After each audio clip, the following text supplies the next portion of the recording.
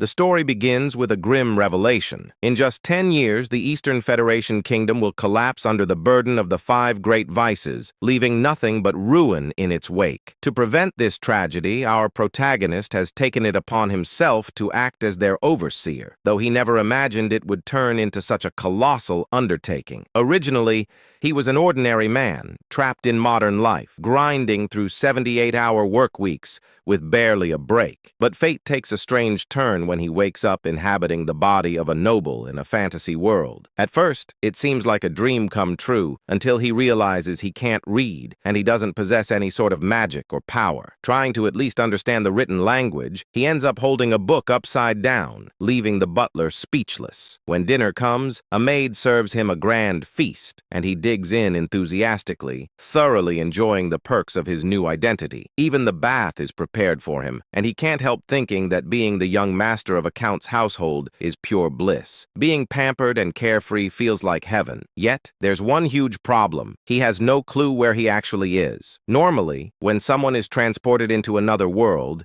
it's from a novel or game they're familiar with. So when one of the maids casually mentions that his older brothers, Leo and Tonio, will be returning tomorrow, he's baffled. The maid, in turn, is surprised that he seems to have forgotten his own family. As he mulls over their names, something clicks. They sound painfully familiar. Then it hits him like lightning. He's in the world of Psychedelia, a turn-based RPG he used to play during his rare moments of free time. But there's a catch. In every possible storyline of Psychedelia, once the 5 great vices, wrath, greed, sloth, pride, and obsession, emerge, the kingdom's nobility and cities fall into madness and destruction, and the Palacio family, where he now finds himself, is infamous in one of the game's early side quests. The eldest son, Leo Palacio, is dubbed the King of Lust, while the second son, Tonio, is known as the King of Vice. When he realizes this, he drops to his knees. He remembers this place vividly. It's the very first sub-quest of the game. Looking around, he sees that the mansion is exactly how it appeared in Psychedelia. The Palacio household is destined to be among the first noble families wiped out by the 5 great vices. And his current identity? The third son, Alan Palacio, a minor villain who meets a terrible end. His face remains blank as this truth sinks in. Even though he's just discovered that his death is certain, the only thing that crosses his mind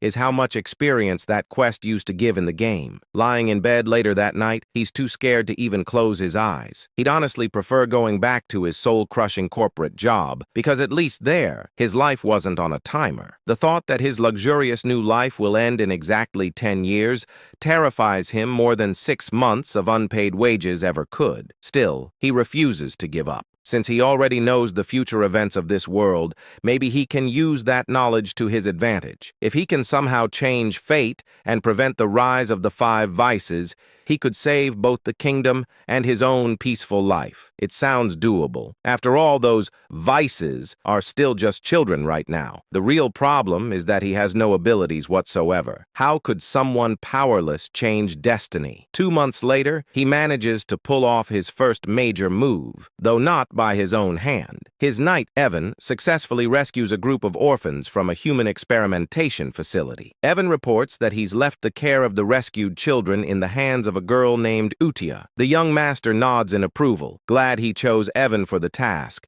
as the knight proves to be capable and trustworthy. However, because his face rarely shows emotion anymore, Evan can't tell whether that nod was a compliment or just indifference. Trying to clarify, the young master forces an awkward smile, which only makes Evan think he'll never get used to his lord's new demeanor. He recalls how Alan used to be easy to read, cheerful or gloomy. His emotions were always visible, but now he seems eerily expressionless. Even the protagonist suspects that possessing Alan's body may have left his facial expressions frozen. Evan, still uncertain, decides to accept the gesture as praise. The protagonist reflects that Evan is one of the rare honest souls in the corrupt world of Psychedelia, a loyal knight who never betrays those he serves. That's why he recruited him right away upon meeting him. Finally, Evan reminds him that the main reason he was sent to the testing facility was to save Altia, and the young master confirms that's correct. Evan remarks that he can understand why his master went out of his way to save the girl.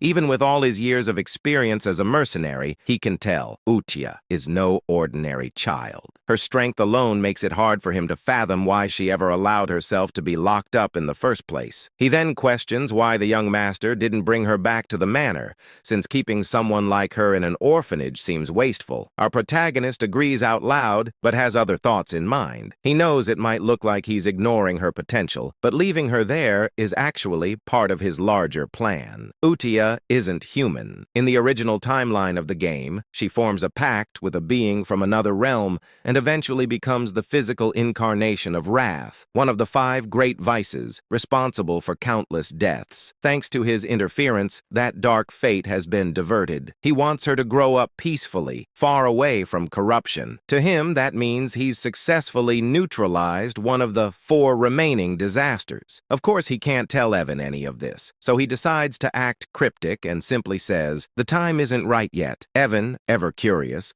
wonders what his master means, but doesn't pry. Every supporting character has their own story, after all. He promises to respect his master's wishes. The young noble instructs Evan to keep the matter quiet and to ensure the orphanage receives enough funding for a comfortable life. Then he hands him a letter, asking him to deliver it personally to Altia. When Evan asks what the letter is about, his master brushes it off, claiming it's just a note to check on her well-being. He says he wants to reassure the girl after everything she's been through. Evan nods, vows to deliver it promptly, and rides off on horseback. Once alone, the young master wonders whether his letter will actually bring her comfort. In truth, it contains something entirely different, a few lines he remembers from the game. Back then, when Altia had already become the embodiment of wrath and was laying waste to the kingdom, the archbishop mentioned a strange phrase about a spell capable of reaching a non-human like her. The line went something like, "Cast agony from the shadows with the light of the fallen's grace." He never quite understood its meaning, but in the game, those words momentarily resonated with her before she killed the archbishop anyway. It wasn't that the spell failed, it had simply come too late, and her rage consumed her before peace could take root. Now,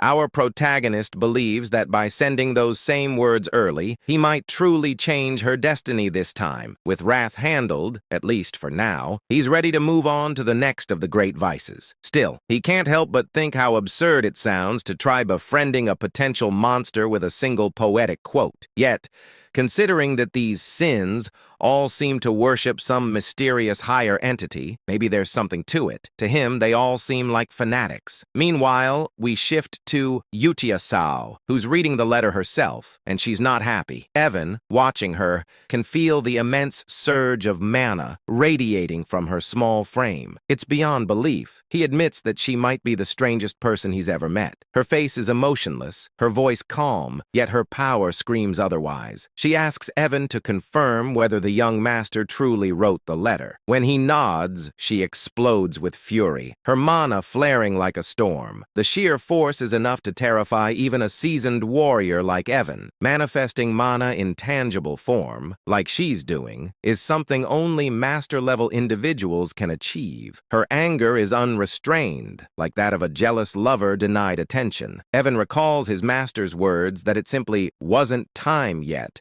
and blurts them out in desperation. Miraculously, that line works. Altia stills, interpreting the phrase in the letter as a hidden message meant only for her, a secret promise she believes only her master could have made. Evan stands there speechless, completely lost as to what's happening. Altia, still wrapped in her eerie devotion, declares that she understands him perfectly. Her demeanor is chillingly similar to a certain vampire-like guardian from another story. She is, after all, the daughter of monsters, the Scarlet Queen Altia, destined to embody wrath. Back at the manor, our main character feels confident that he's bought himself more time to enjoy his comfortable life. As he drifts off to sleep, he imagines the bright moon smiling down at him in silent encouragement. Before lying down, he places a primrose flower on his bed, thinking it's just a cute decoration. All he really wants is to live peacefully and luxuriously. Is that really too much to ask? Unbeknownst to him, in the Astria kingdom, primrose flowers are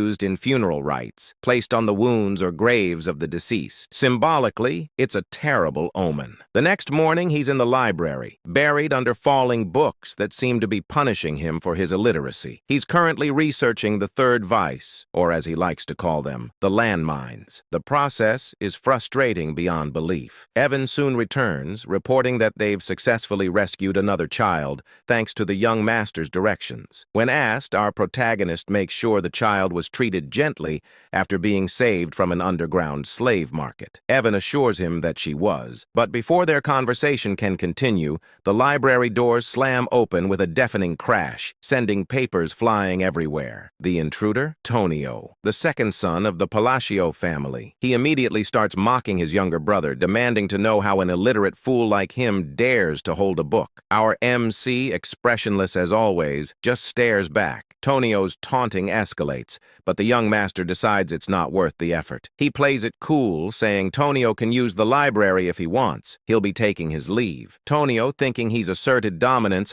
grinds his heel onto his brother's head with a smirk. Before things can go further, a knife suddenly whistles through the air, lodging itself into the wall beside them. A new voice cuts through the tension, scolding them for being too loud. The newcomer is Leo, the eldest son of the family. As Leo and Tonio start bickering, our protagonist takes the chance to quietly crawl away, completely unbothered. He remembers that in the game, the Palacio family was wiped out early on, but seeing them in person, he realizes how powerful and dangerous they truly are. The two brothers are constantly at each other's throats, fighting over who will become head of the household. Leo controls the city's underground pleasure network, earning the title of King of Desire, while Tonio runs the region's largest drug ring, known as the King of Vice. Watching them fight, the young master decides there's absolutely no point getting tangled in their mess if he wants to preserve his comfortable lifestyle. And so, with his usual deadpan look, he literally crawls away from the chaos while Evan calmly follows, as if this absurd escape were the most normal thing in the world.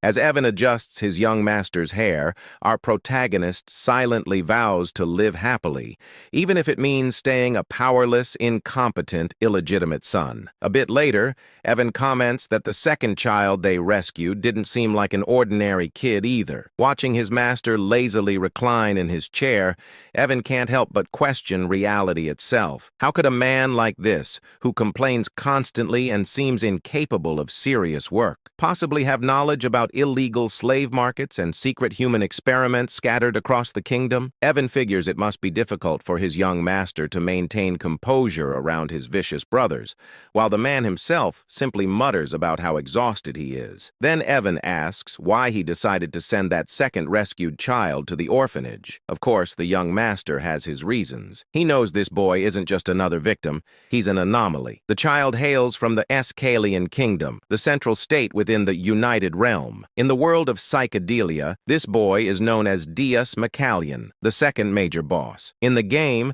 after enduring slavery and brutal abuse, he eventually becomes the living embodiment of the sin of Sloth, wreaking unspeakable havoc across the land. Many players were shocked by the cruelty of his story. Despite being associated with Sloth, Deus was anything but lazy. He was known for relentless determination and an unshakable sense of justice, repaying both kindness and vengeance many times over. That's exactly why our protagonist told Evan to treat Deus with utmost care and gentleness. Even now, he still shudders remembering the nightmarish difficulty of Deus's battle scenes in the game. Trying to maintain his mysterious, wise, noble persona, he tells Evan the same cryptic line he always does. It's not the right time yet. Evan nods, unfazed, having grown used to his master's strange riddles. He then asks if the letter sent to Utia this time was related to the second child. The young master confirms, but the reality is more ridiculous. Inside the letter, he's simply venting to Utia about how his older brothers keep bullying him. It's both pitiful and hilarious. Still, he claims that he asked her to look after the second child who isn't feeling well. Technically, that's true. Deus really does need time to heal. Meanwhile, at the orphanage, Deus sits alone, trying to hide his injuries and scars. Utia approaches him, studying him with cold curiosity. She asks if he's broken. Then, in a chilling tone,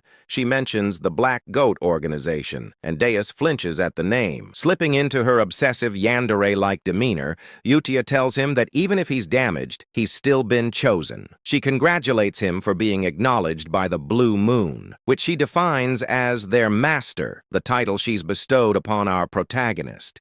It's clear she's forming an organization centered around him, and she promises Deus that if he remains loyal, he'll have his chance at revenge. Hearing this ignites something deep within him, and his latent magic, or perhaps the authority of Sloth, begins to awaken. Satisfied, Utia happily decides to write her first reply letter to their master, grinning far too brightly for someone covered in mana scars. Back at the manor, the young master is buried in books, still researching clues about the third child. That's when Evan bursts into the room with alarming news. The second son of the Palacio family is dead. Even though our protagonist knew this event was destined to happen, the suddenness of it still rattles him. The funeral is held immediately, and to everyone's disgust, their father arrives with 2 escorts on his arms. Watching the scene, the young master can only think, even for this messed-up family, that's too far. He muses that Psychedelia truly is the definition of a dark fantasy.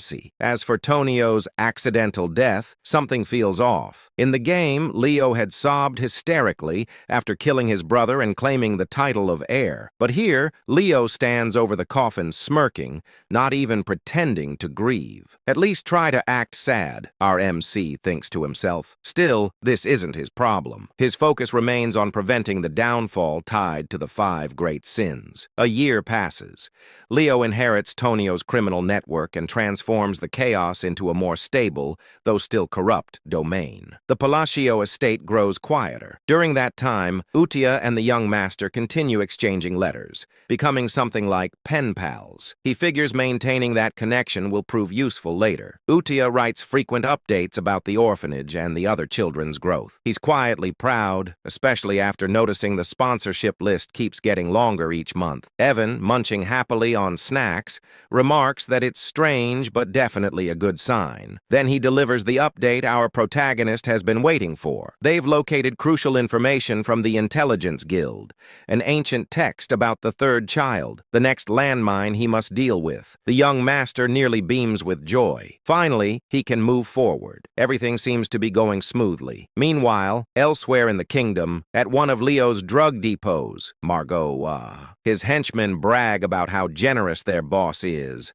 boasting that his operations now number in the hundreds. Their laughter dies quickly when chaos erupts. One by one, the men turn on themselves, screaming as if something invisible is forcing their bodies to move against their will. The perpetrators are none other than Utia and Deus. Deus manipulates deadly threads of magic, effortlessly erasing the entire group. He then turns to Utia, asking if slaughtering these people is truly necessary. She replies coldly, asking if he pities them. He answers that he doesn't. After all, these scum used human lives to produce drugs. Utia explains that this is purification, necessary to prepare for their master's rise. With a serene, almost divine smile, she says they can't let the place remain filthy when he returns. Dees nods in understanding, or at least he thinks he understands. Together they etch a glowing sigil into the ground. A surge of mana explodes outward, leaving behind a crescent-shaped mark.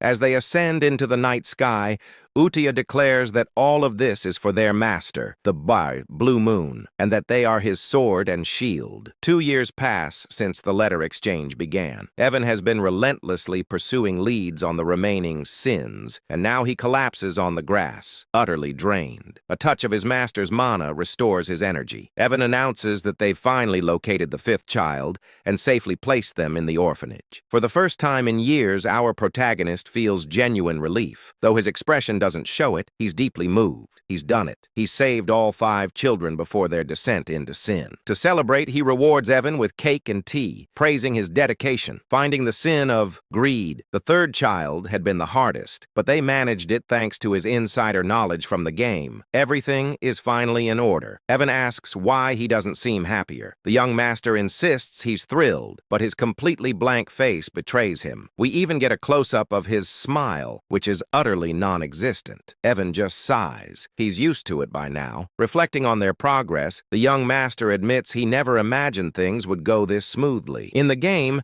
the 5 bosses became the great vices because of unbearable suffering. Saving them before that transformation seemed nearly impossible, but somehow he's managed it. When he asks about the orphanage's current state, Evan hands him a letter reporting that everything is running smoothly and the children seem happier every day. The young master remarks that if that's true, they might not even need a new caretaker. He's surprised Altia has handled things so well, though it makes sense, considering her deep attachment to the orphanage in the game's story. Reading Utia's letter, he finds that she's written warmly about each child's progress, especially Dias, reassuring him that everyone is doing fine. For the first time, a faint smile appears on his lips. He's genuinely glad they're growing up well. Evan asks when he plans to finally meet them in person. As always, the young master replies vaguely that the right time will come. In truth, he has no intention of meeting them anytime soon. He's terrified of the power they'll eventually wield. For now, distance feels safest. Still, he's aware that if he wants to survive in this grim world, he needs to get stronger. The answer lies in magic, and luckily, this body has the potential for it. While training, Evan mentions a new group rising across the continent called the Blue Moon. The young master feigns ignorance,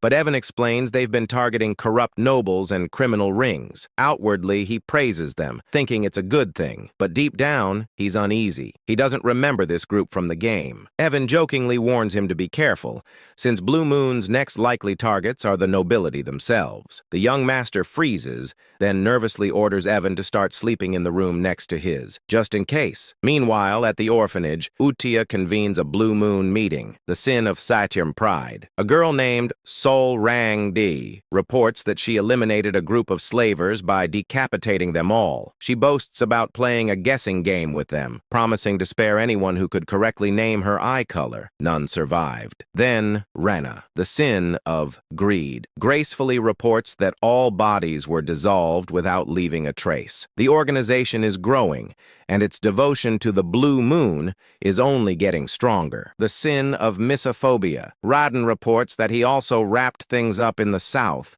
taking care of the illegal human testing grounds and turning those Avalon bastards who were causing trouble into minced meat. These kids are seriously scary, I tell you. Anyway, the scariest of them all, Altia praises them for a job well done. Talking about how everything will go according to his will, she emphasizes that they all exist for the sake of the Great Moon. This secret organization worships the Great Moon, the Blue Moon, who just so happens to be our main character. Suddenly, Deus reports a problem which makes Altia question what could possibly be wrong when everything seems perfect under his command. These fools are treating our MC like some kind of deity. Deus explains that the head of Avalon is the eldest son of the Palatio Count family, where their lord resides. He claims to have found a dangerous written order while cleaning up the south. It turns out that the eldest son, Leo, is targeting our MC. Naturally, Altia can't let this slide. She unleashes an intense, murderous aura that sends the other kids cowering in fear. The letter reveals that Leo's plan is to slowly poison our boy after eliminating their father, which sends Altia into a furious rage. Fast forward 2 years, RMC's father, Count Palid, has passed away, and just like before, his funeral is held almost immediately. RMC explains that while the official cause of death is heart failure, it's clear he died from an overdose. Meanwhile, at the funeral, Leo gets news that the Blue Moon has struck one of his facilities. Seriously, couldn't they have waited until after the funeral? Leo keeps asking if everyone was wiped out again. Our main character, who's just casually eavesdropping, realizes that his brother is becoming increasingly cautious about the Blue Moon. As the Count's funeral wraps up without a single tear shed, our MC decides he doesn't want to get tangled up in all this drama and quietly slips away just as his brother shoots him a planning glare. When Evan asks what our MC plans to do next, since it looks like that jerk of a brother is on track to become the new Count, our MC is already one step ahead. He's been packing his bags and tells Evan to do the same. the plan to run away from this mess. Evan questions whether he really intends to flee, and our MC clarifies that it's not a complete getaway. They're just heading downtown to lay low for a bit. When Evan asks if he means the town of Rodmill, our guy confirms it. He's been eyeing Rodmill for a while now, and it's a small town in the south of Paleo, making it the perfect hideout. Plus, he's timed it well since Leo has been giving him some seriously unsettling looks. Once they arrive in Rodmill, our MC actually starts enjoying life, whipping up some delicious-looking toast while Evan just goes along with everything like it's the most normal thing ever. But 3 days later, their peaceful existence is shattered when our MC is forced to return home for his brother's funeral. He can't believe he's back so soon. According to the game, Leo wasn't supposed to die yet. The cause of the death is a stab through the heart, which leaves our MC wondering who could have done such a thing. He tries to ask one of the servants about the details, but they scream in horror as if they're about to meet their end. It's not just that. All the servants are acting strangely, overly apologetic, and treating him like he's some kind of mafia boss. He can't help but wonder what's going on with these people. As he's making his way out, Evan catches up to him, and he asks him if he found out why the servants are acting so weird. Evan claims he did, and playfully wonders if our MC was the one who made the Avalon drug organization disappear overnight. Turns out Leo was the head of that organization, and now that he's gone, it seems like the whole thing vanished without a trace. We then flash back to the day our main character set off for Rodmill. Inside the carriage, Evan was curious, asking why he's heading to a small town like Rodmill instead of a bustling city. Our MC explains that a city is simply not an option for him. Rodmill is his ultimate destination, the end game in all his plans. He shares that his mission is straightforward: save the 5 great sins from their misfortunes to prevent the world from crumbling. Plus, since Rodmill isn't part of the original story and has a villa, it's the ideal spot for him. A villa is a separate estate, making it the perfect hideaway for a laid-back noble like him, where he can relax and do absolutely nothing. Honestly, I share that dream. If you like this video, it would really help me out with my bills and give me some much-needed downtime. Anyway, our MC gets serious when answering Evan's question, insisting that everything he does has a purpose. But after hearing the same old responses for a while, Evan calls him out, pointing out that he always uses those same lines when he wants to dodge a question. He tells our MC that he can't fool him anymore. Our MC is taken aback by how Evan has seen through his little lies. As their banter continues, Leo, who's been watching our MC drive away, contemplates whether he should kill him or not. According to Leo, it doesn't really matter if our MC lives or dies. He had already planned to poison him, but now that our MC has decided to leave for the border, Leo feels he has no reason to go through with it. Yet for some inexplicable reason, he still feels the urge to eliminate him. He instructs one of his henchmen, Alman, to follow the carriage. Alman, however, asks if that means he's supposed to kill the MC. This question leaves Leo baffled. Alman has never questioned him before, no matter what orders he received. He usually just follows them without a word, so for him to speak up like this feels a bit odd. Leo reminds Alman that his job is to obey him, but before he can finish, Alman lunges at him, stabbing him right through the heart. Leo, in shock, shouts out why Alman would betray him like this, but Alman simply replies that he enjoys playing war. We soon discover that Alman is actually part of the Blue Moon organization, and his real name is Hidden. He explains that they've been taught a creed by Blue Moon. Since the Blue Moon is essentially RMC's sword, it makes sense for them to act according to his wishes. However, if anyone dares to threaten the Great Blue Moon, RMC, they're allowed to take matters into their own hands, meaning they can eliminate the threat. Hidden reveals he's been waiting for Leo to give the order to kill their lord, and he can't believe it took 2 years for that to happen. Leo tries to argue that his subordinates won't let Hidden live, but Hidden counters that with Leo's death, the entire organization will be wiped off the continent forever. Looking at Leo's lifeless body, Hidden can't help but comment on how unfortunate this all is. If Leo hadn't tried to kill their great master, he might have lived a few more months or even years. Meanwhile, Meanwhile, in the present, our MC is enjoying his dream life in the small town of Rodmill. He wakes up whenever he wants and shares delicious meals with Evan, living the life of a true noble. But his fate would have it, his peaceful existence is shattered when he receives a letter. The letter requested that he step up as the next head of the family. Just like that, his carefree life came to an end a mere 4 days after it began, forcing him to return to the palatial state. However, things felt off. The maids and other staff were acting strangely around him. He couldn't help but wonder what was behind their odd behavior. Then Evan teasingly asked him when he had become the shadow leader, leaving him completely baffled. It dawned on him that all this fuss was due to the bizarre circumstances surrounding his brother's death, which had led to his current predicament. In his usual dramatic fashion,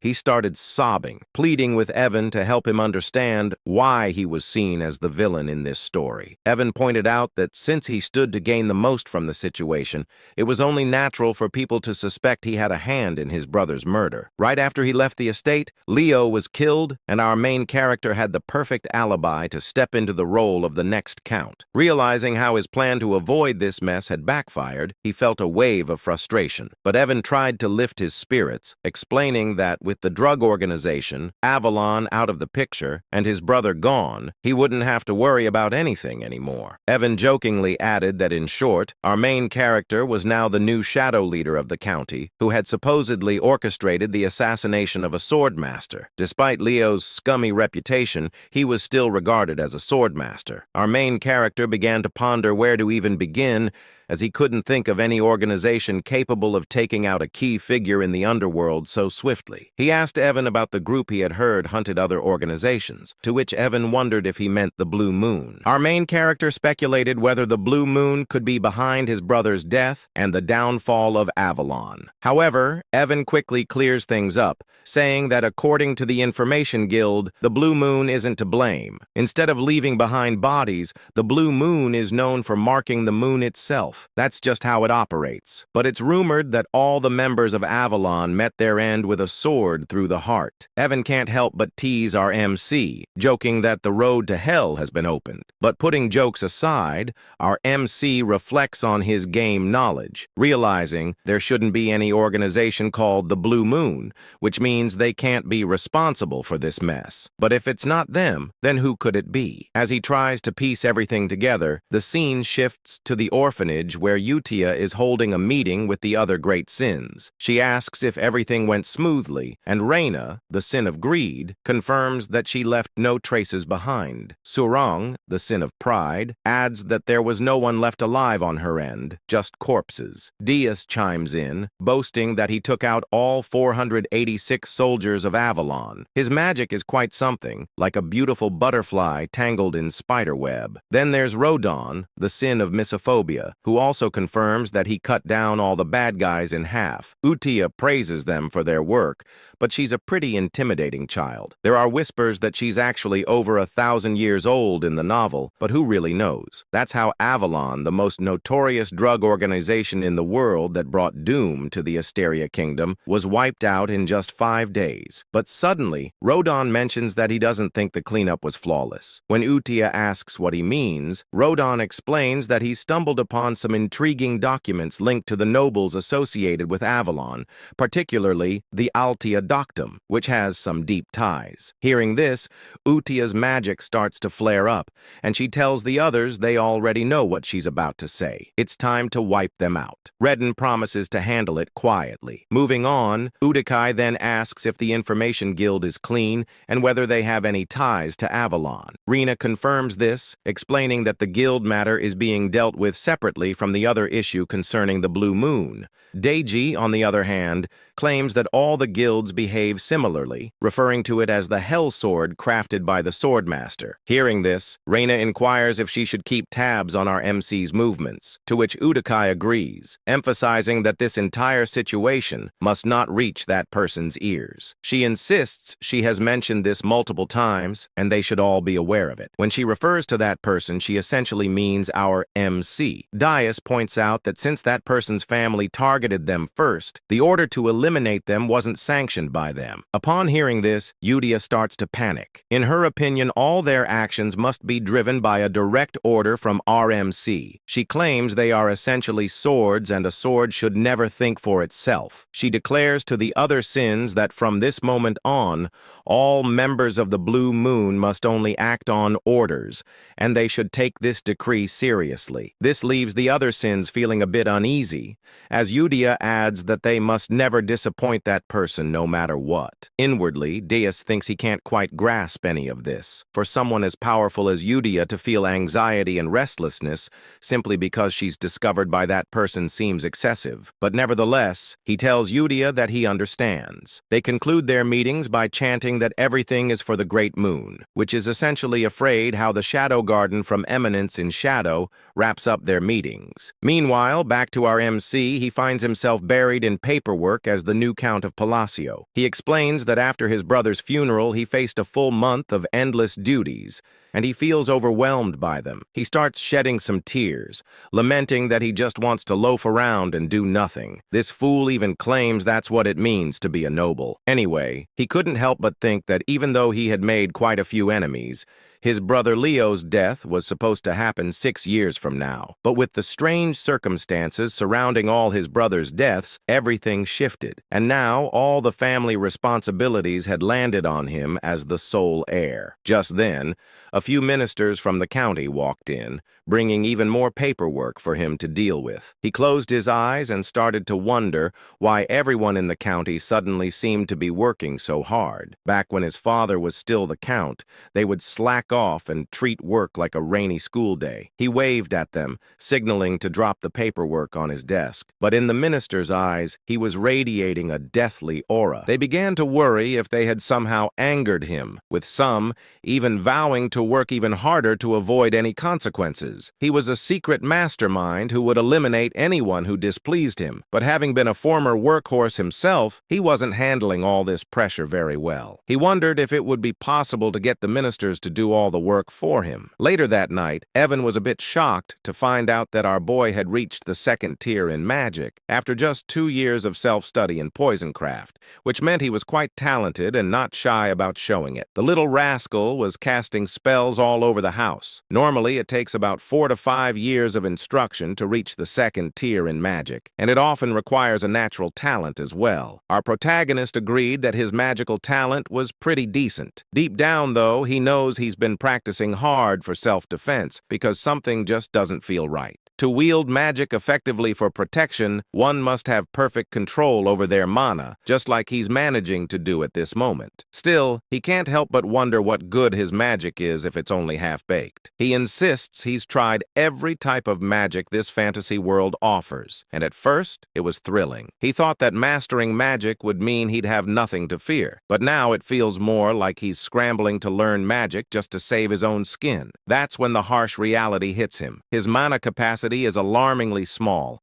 Without enough mana, there's no magic, and that spells trouble, possibly even death. As he wallows in his predicament, we discover that innate mana capacity is akin to an athlete's natural weight class. While some are born with extraordinary talent, our main character is stuck with a minuscule mana pool, and no amount of training will change that. Yet he clings to a glimmer of hope. If all else fails, there's a way to fix it. Just then, Evan interrupts his thoughts, announcing that his invitation to the ball has finally arrived, leaving our present puzzled about what he's talking about. The scene shifts a few days later to the grand ball, where our main character makes his entrance in some truly majestic attire. The fit is impressive, but being the introverted guy he is, he claims to be already worn out, even though he just got there. This party, let's call it what it is your typical aristocratic gathering in the southern part of the Asteria kingdom. It's basically a meet and greet for nobles, and since our MC is about to be sworn in as a count soon, he really has to show up. He gets into serious mode, thinking this is his golden opportunity to network with the nobility, which is crucial for his ultimate goal of living a peaceful life. But soon enough, he realizes that making those connections is going to be a lot tougher than he thought, as everyone seems to be fleeing from him in sheer terror. He even tries waving at them, but they literally just run away. Evan, his friend, tries to lift his spirits, telling him not to be down, But our guy insists he's not upset at all, even if his expression says otherwise. He tells Evan he expected this reaction and vows to try harder as he heads out on his own. However, our protagonist seems a bit clueless about what's really happening. He thinks the other nobles are looking down on him for being a low-class noble without any backing, and he's not entirely wrong. The current Palacio household is indeed filled with troublemakers, like his two older brothers. Picking up a wine glass, he assistants himself that he didn't come to the ball without a plan and is determined to unlock the social skills he's been secretly honing. He starts talking aloud about the wine's unique aroma in an attempt to spark a conversation, but due to a mysterious condition that makes it hard for him to show emotions on his face, he ends up looking quite villainous, especially when he tries to smile. He tells a lady he'd love to have some bottles at home, all the while thinking his smile is perfect. But in her eyes, he resembles a demon king, and she bolts,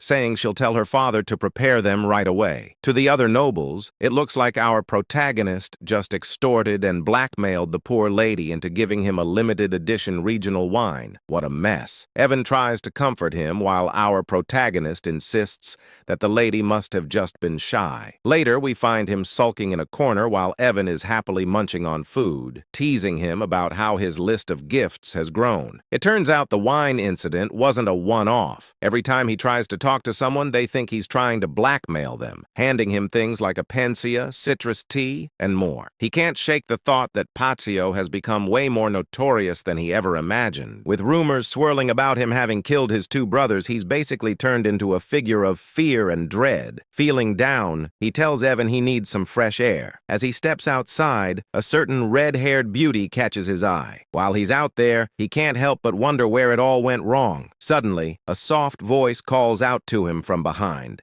asking if he has a moment. He turns around, puzzled about where the voice came from since he doesn't see anyone. Looking down, he finally spots a cute young girl who introduces herself as Loria, the third daughter of Duke Altia. Hearing the name Altia, our MC recognizes it from the game, and he explains that the Altia family was one of the three major shadow players in the Psychedelia game known as the Northern Troublemakers. This realization stung a bit, as he had hoped someone normal had actually spoken to him. He also wondered why he couldn't recall this girl at all had she not appeared in the game. Loria, however, was straightforward, asking him to lend her his strength for protection, as she will be facing an assassination attempt soon. Loria explains that she's in serious trouble and needs our protagonist's help, but when he looks at her, it's clear he's unsure. You see, Loria has been living under the protection of her father's mistress, but now that her father's health has taken a turn for the worse, she fears her older sisters might try to eliminate her. Our main character can't help but think this situation mirrors his own past with his brothers. As he gazes at her, it dawns on him that the reason he didn't recognize Loria from the game is that she must have already been dead and never made an appearance. Loria, looking as adorable as ever, pleads for his assistance, claiming that with his abilities he could really make a difference. But our protagonist firmly turns her down. She insists she's not coming to him empty-handed. If he saves her, she promises to share half of the Altia family fortune. Still, he walks away feeling a twinge of sympathy for her. Deep down, he knows he can barely manage his own magic, so it's best not to give her any false hope. Despite wanting to help, he's not the all-powerful figure everyone thinks he is. As he heads into the party room, he can't shake the image of Loria's sad face, which makes him feel guilty. He wishes her luck before stepping inside. Meanwhile, Dees and Ren, who have been observing from a distance, start to wonder what their next move should be since one of the Altia family members has approached their master. Deus ponders whether he should report this to the Red Moon, a code name for Utia, but Ren reassures him that everything's okay, because according to their intel, Loria is the only member of Altia not tangled up with Avalon. This means she's pretty much safe since Ronan, the one with the sin of meophobia, has gone off to deal with the rest of her family. They've decided that the rest of the Altia household is going to be wiped out, all under the orders of the Red Moon. Ren adds that their main mission right now is to ensure their master doesn't catch wind of anything related to the Avalon situation. Meanwhile, our clueless main character is left wondering why everyone seems to be avoiding him. Does he have some sort of invisible barrier keeping people at bay? Just then, the red-haired woman from earlier approaches him, and it genuinely brings a smile smile to his face. Well, more of an inward smile since he can't believe someone actually acknowledged him. He thinks maybe this time he'll actually manage to socialize. But as he turns around, he realizes she's not just any ordinary woman. She's another shadow player. Looking at her, he recalls seeing her face in the game, and it hits him that no normal person would approach him first unless they were trouble. He greets her, calling her Lady Zenonia, which surprises her. How does he know her name? Our protagonist explains that she's quite famous in her own right. In the Asteria Kingdom, there are 3 prominent shadow player families: the Altia in the north, the Patio in the east, and the Zenonia in the west. This stunning, curvy lady is introduced as the eldest daughter of Count Zenonia, Clea. She asks him if she's really that well known, and he explains that while Clea Patio runs a gang, the Zenonia family operates more like a clever criminal syndicate. Just thinking about it makes him shudder. He insists that what he really needs are some solid connections to help him maintain his peaceful, noble life. For the sake of that easy life he's always dreamed of, he believes he must steer clear of this curvy, stunning woman who seems like trouble. With a respectful bow, he compliments her beauty, almost as if he's trying to say goodbye. But she stops him, saying she wants to have a word with him about something. He replies that he'd love to, but there are too many eyes on them right now. Deep down, he wishes she would just leave him alone. With a smile, she tells him he's just as the rumors say, and adds that she looks forward to seeing him again, leaving him completely dumbfounded. As she walks away, he wonders what that could mean, sensing it's some kind of code, but he shakes it off. Meanwhile, Renee and Diaz, who have been watching from a distance, are pleased that their mission to keep our protagonist in the dark is going smoothly. However, Diaz points out a problem. Looking out the window where our protagonist is standing, they spot someone who has been tailing him for a while, and they quickly rush out to deal with the threat. The next day, our protagonist and Evan find themselves in a forest, with Evan asking if he's really sure this is the canyon he's been searching for. Evan notes that it's midday, the sun is shining, but the canyon is oddly dark. Our boy, however, isn't paying much attention. He's ecstatic that he's finally found his true objective. As they venture inside,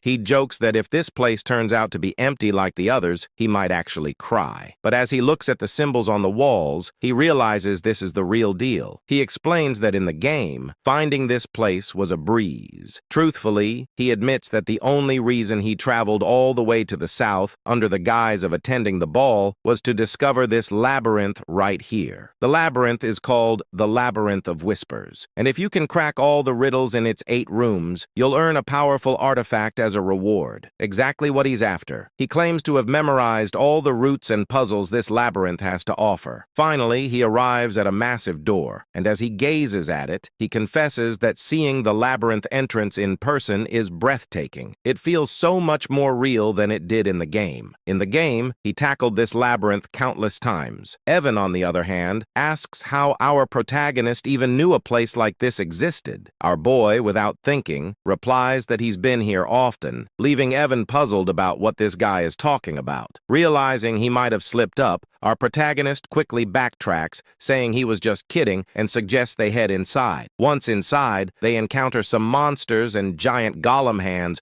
that could easily crush them like twigs. Evan wonders if these creatures are tied to the riddle, and if our boy gets the answer wrong, those giant hands will show no mercy. But our boy, unfazed, starts solving the riddle, leaving Evan to wonder how he can remain so calm in such a dire situation. Evan reflects that they've been together for 4 years now, yet he still doesn't understand him at all. Things like saving orphans, repaying random debts, helping free slaves, and even delivering seemingly pointless messages. Yeah, in Evan's eyes, our boy is a total weirdo. Still, watching him solve the riddles with ease makes Evan question how this is even possible. This guy has barely left the estate, yet he seems to know everything about this labyrinth. Regardless, Evan admits that the reason he keeps following this mysterious master of his is simple. Everything he does somehow leads to a good outcome. They finally make it inside, but our main character can't shake off the gruesome visuals of the game. He's feeling queasy, but as they step into a lavish room brimming with treasures and gold, his attention is immediately drawn to a hand statue adorned with multiple rings. He declares that their goal is the black ring and insists they should grab it and get out fast. Meanwhile, Evan, who's busy stuffing his pockets with gold, questions why our protagonist is so fixated on the black ring, which looks like the least valuable of the bunch. Our hero explains that taking anything else could lead to trouble down the line. Deep down, he realizes he's finally got his hands on the ring that holds the oath of restraint. As they start to head back, our MC feels pretty pleased with himself, thinking that snagging the ring was a breeze thanks to his gaming knowledge. But Evan suddenly gets a bad vibe and points out that the rock piles they passed while entering the canyon are actually golems, and they seem to be stirring. Evan quickly gets into battle mode, feeling anxious about their situation. To him, these golems are total unknowns, making this a nightmare scenario. He thinks that if he can just get his young master out safely,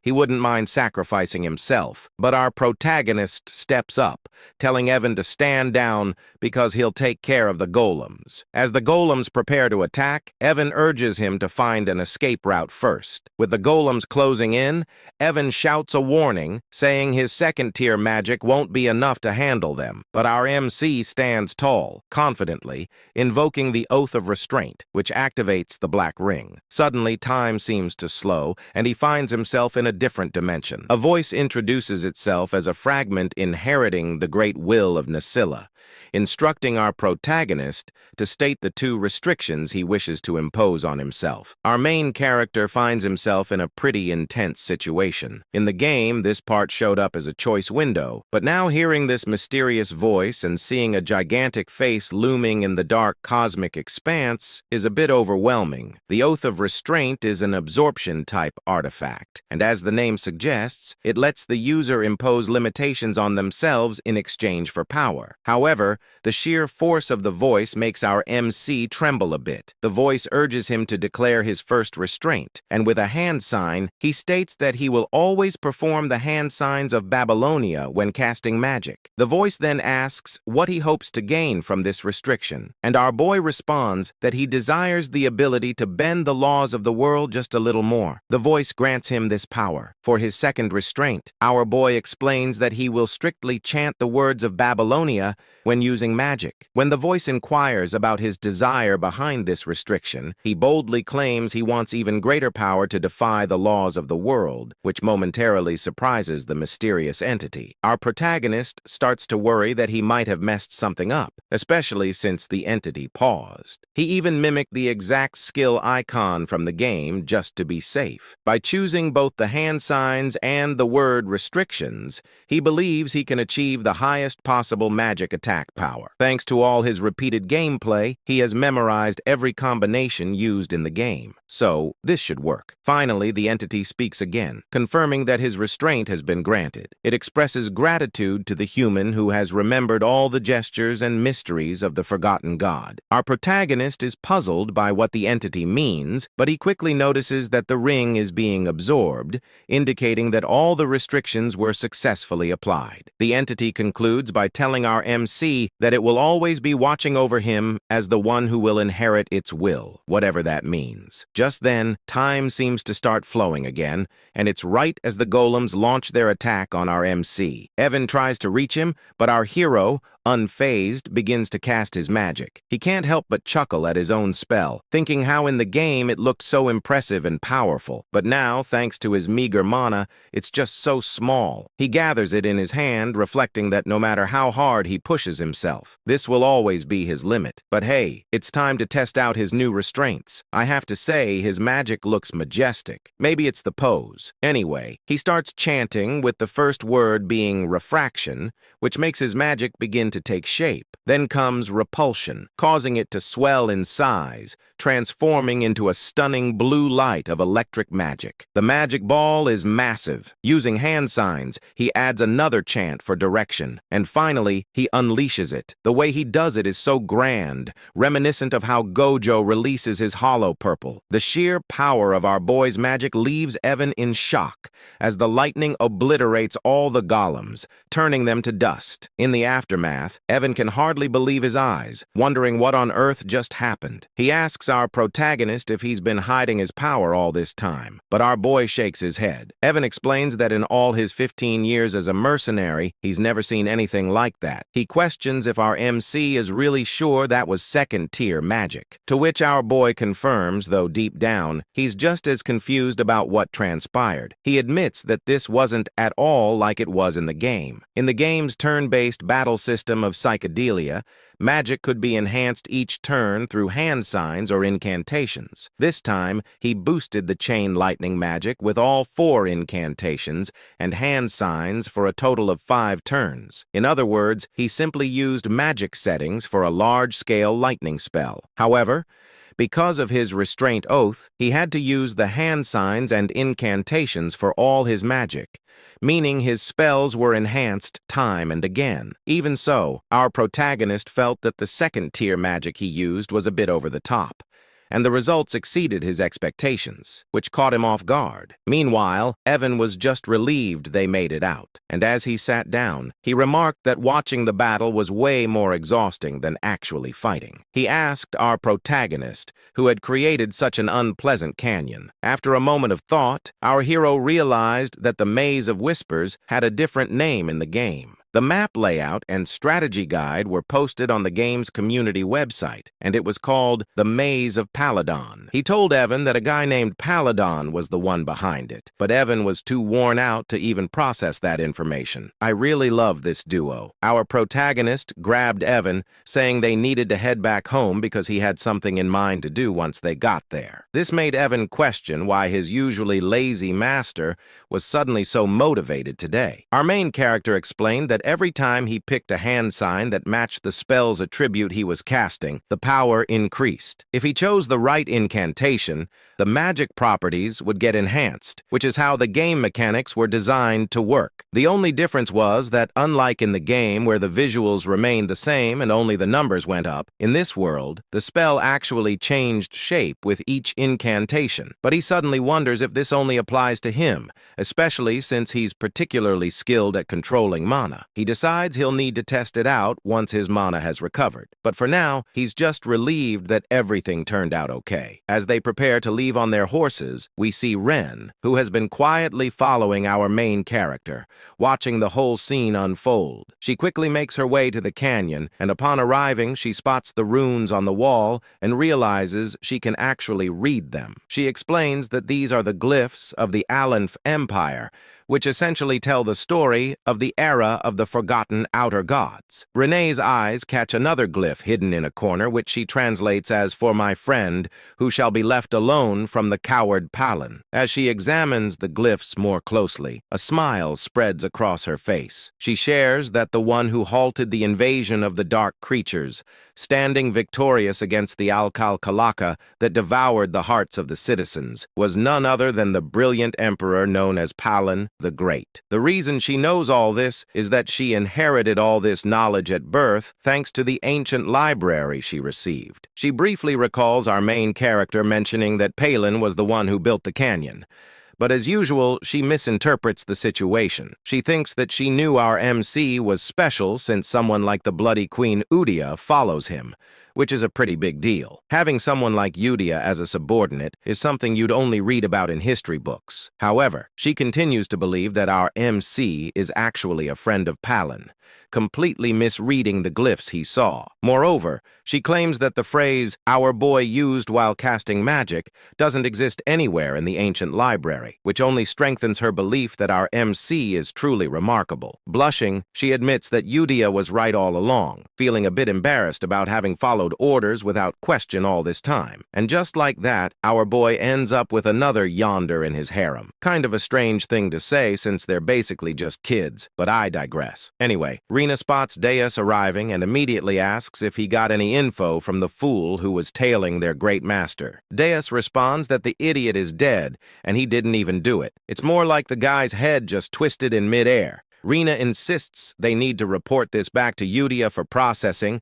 and disagrees. So they head out. Meanwhile, in Zenonia County, Lady Kalia is sipping her tea, pondering how our main character is, just as the rumors say. She notes his chilling, emotionless expression and those abyss-like eyes. It bothers her that he called her famous. Count Zenonia is indeed strong and well-known, but for our boy to label her as famous despite not being involved in social activities is quite intriguing. What's really going on here is that Kalia is the true mastermind, using black magic to control her father, the Count, making her the real head of the family. The fact that our boy called her famous makes her think he might know something about her secret, which terrifies her since no one is aware that she's turned her father into a puppet. She recalls how our boy mentioned there are too many eyes on them, which she misinterprets as him having discovered the person she had following him. Now, that's a classic case of misunderstanding, like something out of an Eminence and Shadow scenario. Suddenly, Klaya gets a call from one of her servants who says there's a problem. Well, she asks what's going on, and the servant insists that it's better for her to see it for herself. When she heads to her room, she discovers that the person she had following our boy is dead. The servant explains that since the seal on the body didn't activate, it means he didn't spill any secrets. But Klaya quickly points out that the person who killed her man must have intentionally brought him to her room. Frustrated, she starts questioning how our boy figured out she was the one who sent this guy to tail him. And just like that, our boy gets misunderstood once again. At the grand halls of the Alta Ducal estate, the scene unfolds as Loria walks through the quiet corridors, her face heavy with disappointment and fatigue. Her mind drifts with thoughts of regret and realization. As expected, she knew he was not someone to underestimate. The distinguished one of the underworld, a man who possessed cold eyes, much like her father's. He was the kind of person she must never make an enemy of. Once he had been her last lifeline, but she knew he would never accept a deal that could bring him significant losses. All her assets and power had been stripped away by her sly siblings.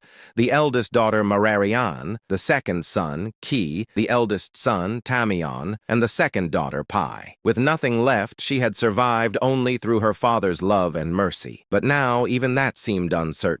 As she walked deeper into the estate, lost in despair, she whispered to herself that she no longer knew what to do. The moment she entered the estate, the maids rushed toward her in panic, their voices trembling. They cried out, calling for Lady Loria, their faces pale with fear. They told her that Lady Pine and Key had taken their own lives. Shock spread across Loria's face, her body frozen in disbelief. Her thoughts raced. Those people would rather stab their own family, and yet they took their own lives. It didn't make any sense. Fear gripped her heart as she asked about Tamalian and Marianne. Soon after, she was shown a horrifying sight. Both Talon and Mararian lying lifeless, their swords buried into each other's chests. Gloria's body trembled as terror consumed her. Her mind screamed with confusion, wondering why and how such a tragedy had occurred. Meanwhile, outside the Altia estate, Radon was seen leaving swiftly, a faint smirk curling on his lips as he muttered to himself, "Successfully eliminated." Gloria's mind flashed back to Alon's earlier words, the ones that had hinted that good things would soon happen. Remembering that, she felt an icy dread run through her veins. A realization struck her. The true mastermind of the Count's household, the one who had hidden his claws and waited for the right moment to seize power, had finally made his move. This was exactly what he meant. Now she had become the only successor in the ducal family overnight. A bitter laugh escaped her lips as she wondered what kind of monstrous devil she had made a pact with. But she knew there was no going back now. Those who betrayed him had already met terrible fates. There were too many precedents. She told herself that she must walk the path she had chosen, no matter how dark it became. A sudden determination lit up her eyes. 2 months later, a grand gift arrived at Duke Alia's estate, addressed to Elon. Upon seeing it, Evan's eyes widened in surprise. It was a bottle of Cernant's wine, a rare and luxurious drink that cost thousands of gold per bottle. He was amazed, saying he had never expected to see such a treasure. When Elon read the letter accompanying it, he realized that the gift had not been sent by Duke Altia himself, but by Loria Alia. It seemed that the youngest daughter had prepared it personally. He was confused, wondering why she would send it to him. The thought stung his conscience.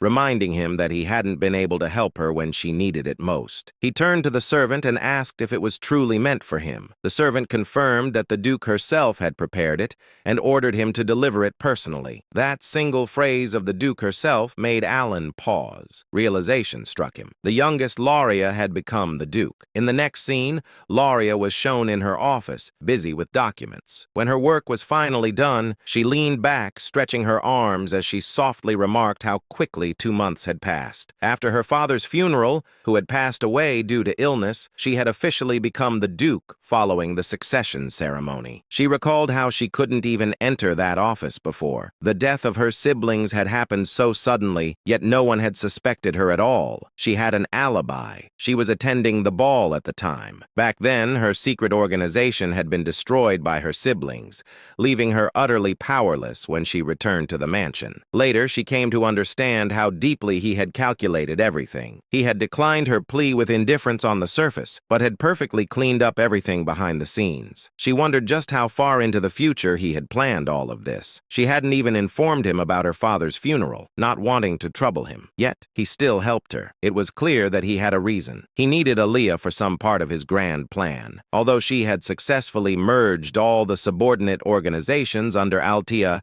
it still wasn't enough to match the immense power he hid behind his calm facade. That only meant one thing. He wanted something from her. Palatio, the distinguished figure of the underworld who had risen through sheer business prowess. If there was one thing she possessed that he didn't, it was her ability to manipulate the political stage from the shadows. He needed the Altia name for now. She decided to focus on what she must do, believing that the distinguished one would contact her soon. She hoped he would appreciate her gift of gratitude. The scene shifted once more, showing Alon in his quarters as Lauria's servant bowed before him, saying that he would take his lead. Alan stood still, lost in thought, still unable to process the news. The fact that Lauria, who had once been threatened with death, was now the Duke, didn't sit right with him. Evan noticed his troubled expression and wondered silently what was wrong with him now. A few months passed. The narration marked that this was 5 years before the original story began. Evan entered with excitement, calling out to Alan and addressing him as the young master before quickly correcting himself to call him the Count. Alan replied calmly that the succession ceremony hadn't taken place yet, but since a year had already passed, he supposed it was fine to be called that. Despite his words, he sighed quietly, thinking that he had never planned on becoming the Count. Still,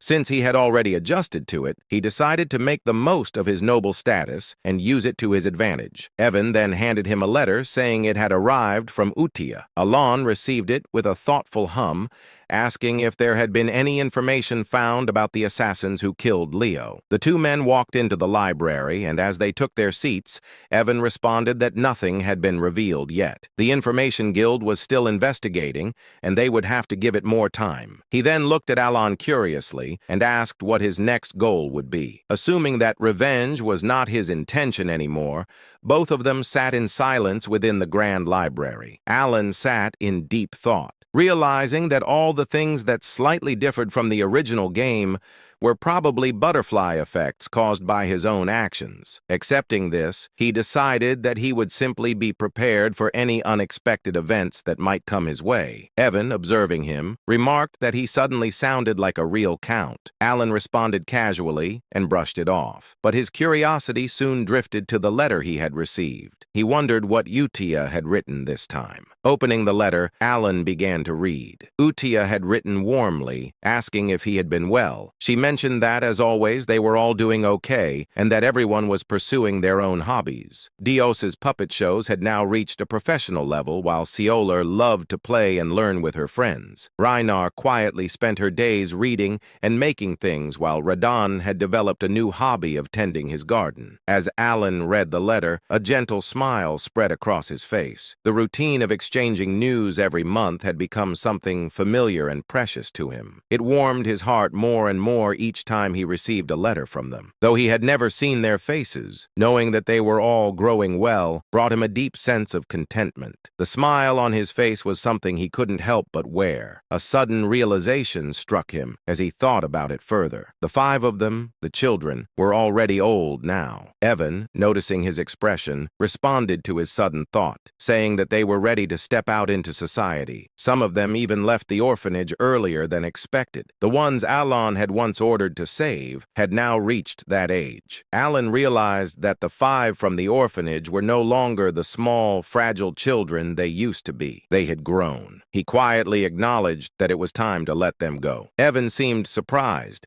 reminding him that he had placed them all in one place because they had been wounded. But Alan calmly reasoned that there was no need to do that anymore. The time had come to let them go. He thought to himself that he had cared for them enough to ensure they would not awaken as deadly sins, and because of that, they should be fine now. Evan agreed, noting that since they were all in good health, it was time to move forward. Alan's mind drifted toward his knowledge of the original game. Each boss battle had a rough outline of its setting revealed through narration. Utia possessed the talent of faith. Dios had the talent of the sword. Rina had the talent of studying. Seorang had the talent of a fighter. Roden had the talent of an apostle. If they used their talents in the right fields, they would surely thrive. The thought filled him with satisfaction as he mentally declared it a perfect plan. Feeling determined, he decided that while he was at it, he should also prepare a gift for each of them. He had planned on giving them gifts anyway, and now seemed like the right time. As evening arrived, his work for the day finally came to an end. Evan stretched and exclaimed with relief,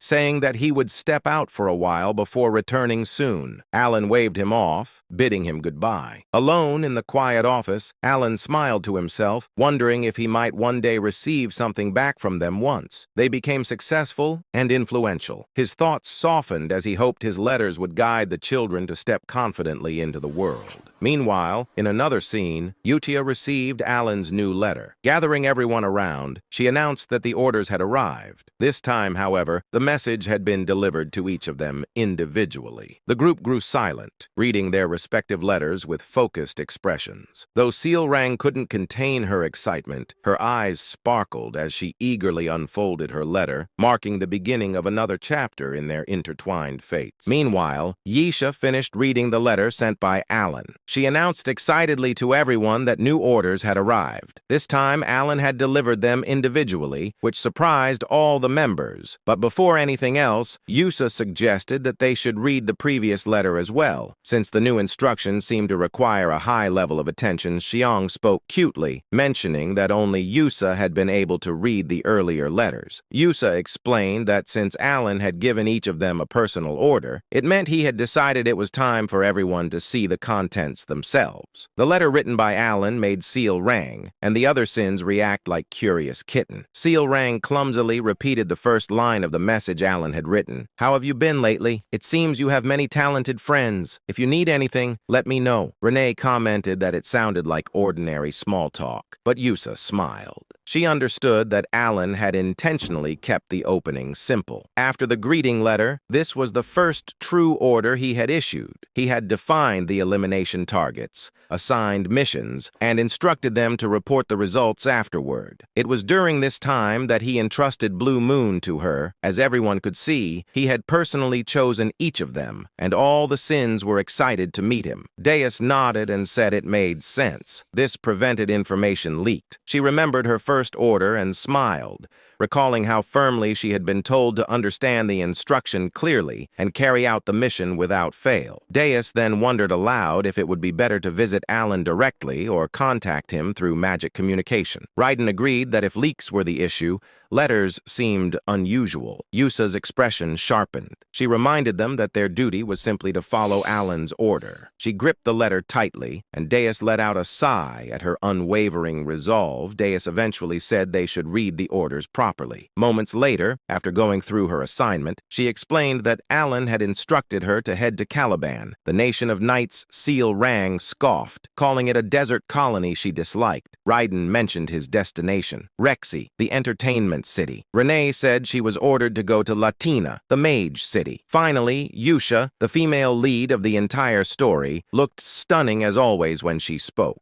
She said she was assigned to the Holy Kingdom of Ryza. Everything they needed to do was clearly written in their letters. Dea said she didn't understand the reason, but Alan had ordered her to become a knight. It felt unusual even for her. Xiang added that Alan had also told her not to worry since the patronage would continue. Reina mentioned that he had revealed the locations of their gifts as well. Raiden responded calmly, saying they would understand everything once they reached their destination. Yusa gathered everyone and repeated the final rule Alan had given. They must never mention the name Blue Moon. Everyone agreed and prepared to leave. Next day, all the members assembled and departed to carry out Alan's orders. 3 months later, inside his office, Alan sighed. As expected, there was no noticeable change in the field of magic. He continued reading advanced magical texts to increase his capabilities and muttered that he would have to experiment on his own, ridiculous as it felt. Suddenly, he looked at his knight, Yuan, and asked what he was doing. Alan then remembered something and questioned him about the investigation into the killing of Leo. Yuan replied that the Information Guild still hadn't found anything. Alan seemed surprised for a moment and asked if there was anything else to report. Then he whispered under his breath that the butterfly effect caused by saving the 5 deadly sins had already gone out of control. Even Lyra, who was never supposed to appear in the storyline, had become the Duke of Ayla. The thought distressed him. She was expanding her power and influence at a terrifying pace within the underworld. Alan let out a tired chuckle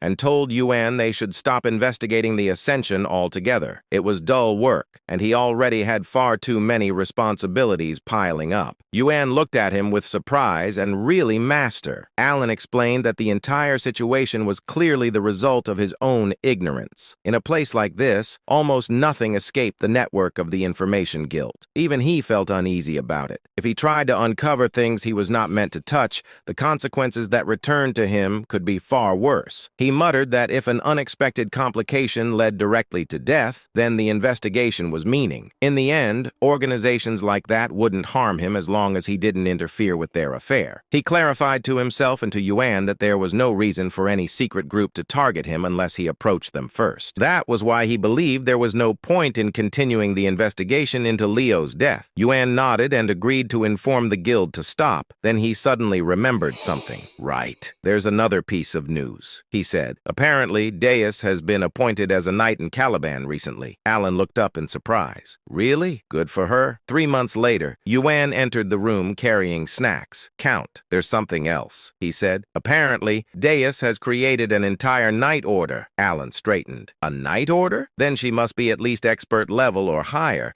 Could she already be at the level of a sword master? Yuan replied that Deus had indeed reached the level of sword expert. Alan thought quietly, noting that it hadn't been long since she was first appointed. Students across the continent were now talking about it, claiming the world would see a 5th Master Knight within 10 years. Alan raised an eyebrow. Deus, the future Master Knight. You mean the one they call the Sword of Caliban? Yuan chuckled. Yes. She's incredibly talented. Caliban must be in an uproar because of her. She keeps gaining more recognition and followers with her swordsmanship. Alan silently admired her progress. 6 months later, almost a full year had passed since the 5 deadly sins left the orphanage. Alan had slowly grown accustomed to the responsibilities of a count when Yuan rushed in again with news. Count. Something very recent just came in. Alan asked what it was. Yuan replied, Deus officially become the Sword of Caliban. Alan froze in place. That meant one thing. She had become the 5th Master Knight. In the next moment, Alan said calmly that only a sword master could become a Master Knight. He explained that the sword master of Psychedelia was a superhuman who had surpassed the aura blade and unlocked a unique ability known as deviation. He looked at Yuan and asked if he was really saying that Deus had become a sword master. Yuan interrupted and clarified that she was about to reach that level. She hadn't created her deviation yet, but the nation had granted her the title of Master Knight regardless. Not only had she defeated the 4th sword in a duel, but Caliban had also lost one of their Master Knights to the Northern Barbarians. Alan thought for a moment and acknowledged that the two sides had been at war for more than a decade. Yuan continued, realizing mana and learning to control it took around 5 years, while creating a deviation usually required decades. The first sword, Reharnet, had been 32 when he became the youngest Master Knight in history. He had wielded a sword since the age of 5 and was unmatched in strength. Even with that talent, it had taken Reharnet over 20 years to reach that level. Yet now, a child who once knew nothing about swords, Deus, was becoming a Master Knight. Alan's eyes widened. So, if she's only waiting for her deviation, does that mean she has already surpassed Reharnet? She might reach Swordmaster status soon. A small smile appeared on his face. Maybe I can benefit from her sooner than I thought. Yuan quietly took note of his reaction. Alan looked at the letter with surprise and murmured that perhaps he couldn't do anything more. But Yuan immediately insisted that he should not blame himself. Alan held the letter again and explained that he only ever received letters from Yusha. Even after she left for the Holy Kingdom, she continued to send them regularly. Every letter contained news about the 5 deadly sins she grew up with. It seemed they stayed in close contact. He sighed, saying that even though none of them had ever seen his face, they could have at least thanked him for the gifts. He paused, then slapped his cheeks lightly and corrected himself. He was already grateful that they hadn't destroyed the entire kingdom. After awakening as the 5 deadly sins, Alan whispered that as long as they were living well, he was genuinely happy. Then scene shift to Caliban, central area of Kritham. Caliban, the central district where high-ranked nobles resided, held the grand mansion of the illustrious Sor Scapliff Knight Order inside.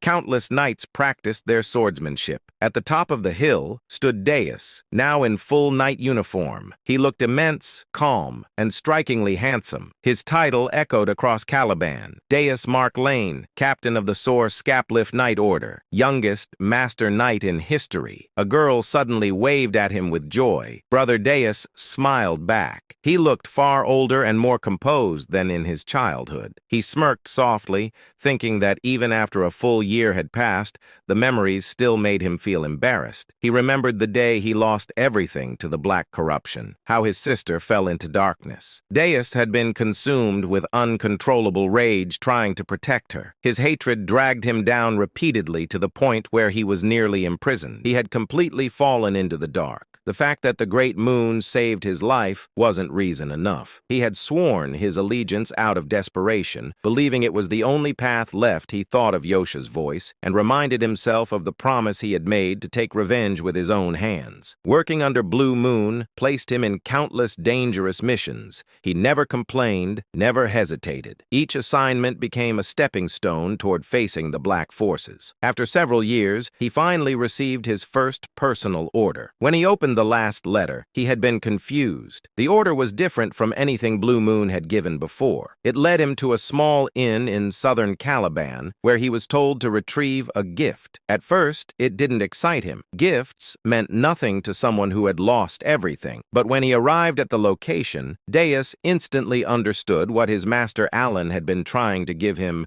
The gift was his sister, alive, safe, and waiting for him. His eyes trembled with disbelief as he read the final line of the letter. The gift from the great moon is your family, the one you thought you lost forever. Deus broke down. Tears streamed uncontrollably as he ran forward and embraced her with shaking arms. His sister stared at him in shock, unable to believe what she was seeing. To Deus, she was more precious than his own life. The brother embraced his sister tightly. His voice trembled as he tried to speak through the tears. He said that the sister he had believed to be dead was still alive. Overwhelmed by pain and relief, he looked at her and asked what had happened after he lost her. Styla also cried while holding her brother's arm, offering a faint smile of comfort. A little later, they sat together with cups of tea. When she had calmed, she began to explain. After those people dragged her away, she had been trapped in darkness for a long time. The memories returned vividly as she spoke. She described being locked inside a pitch-black cage,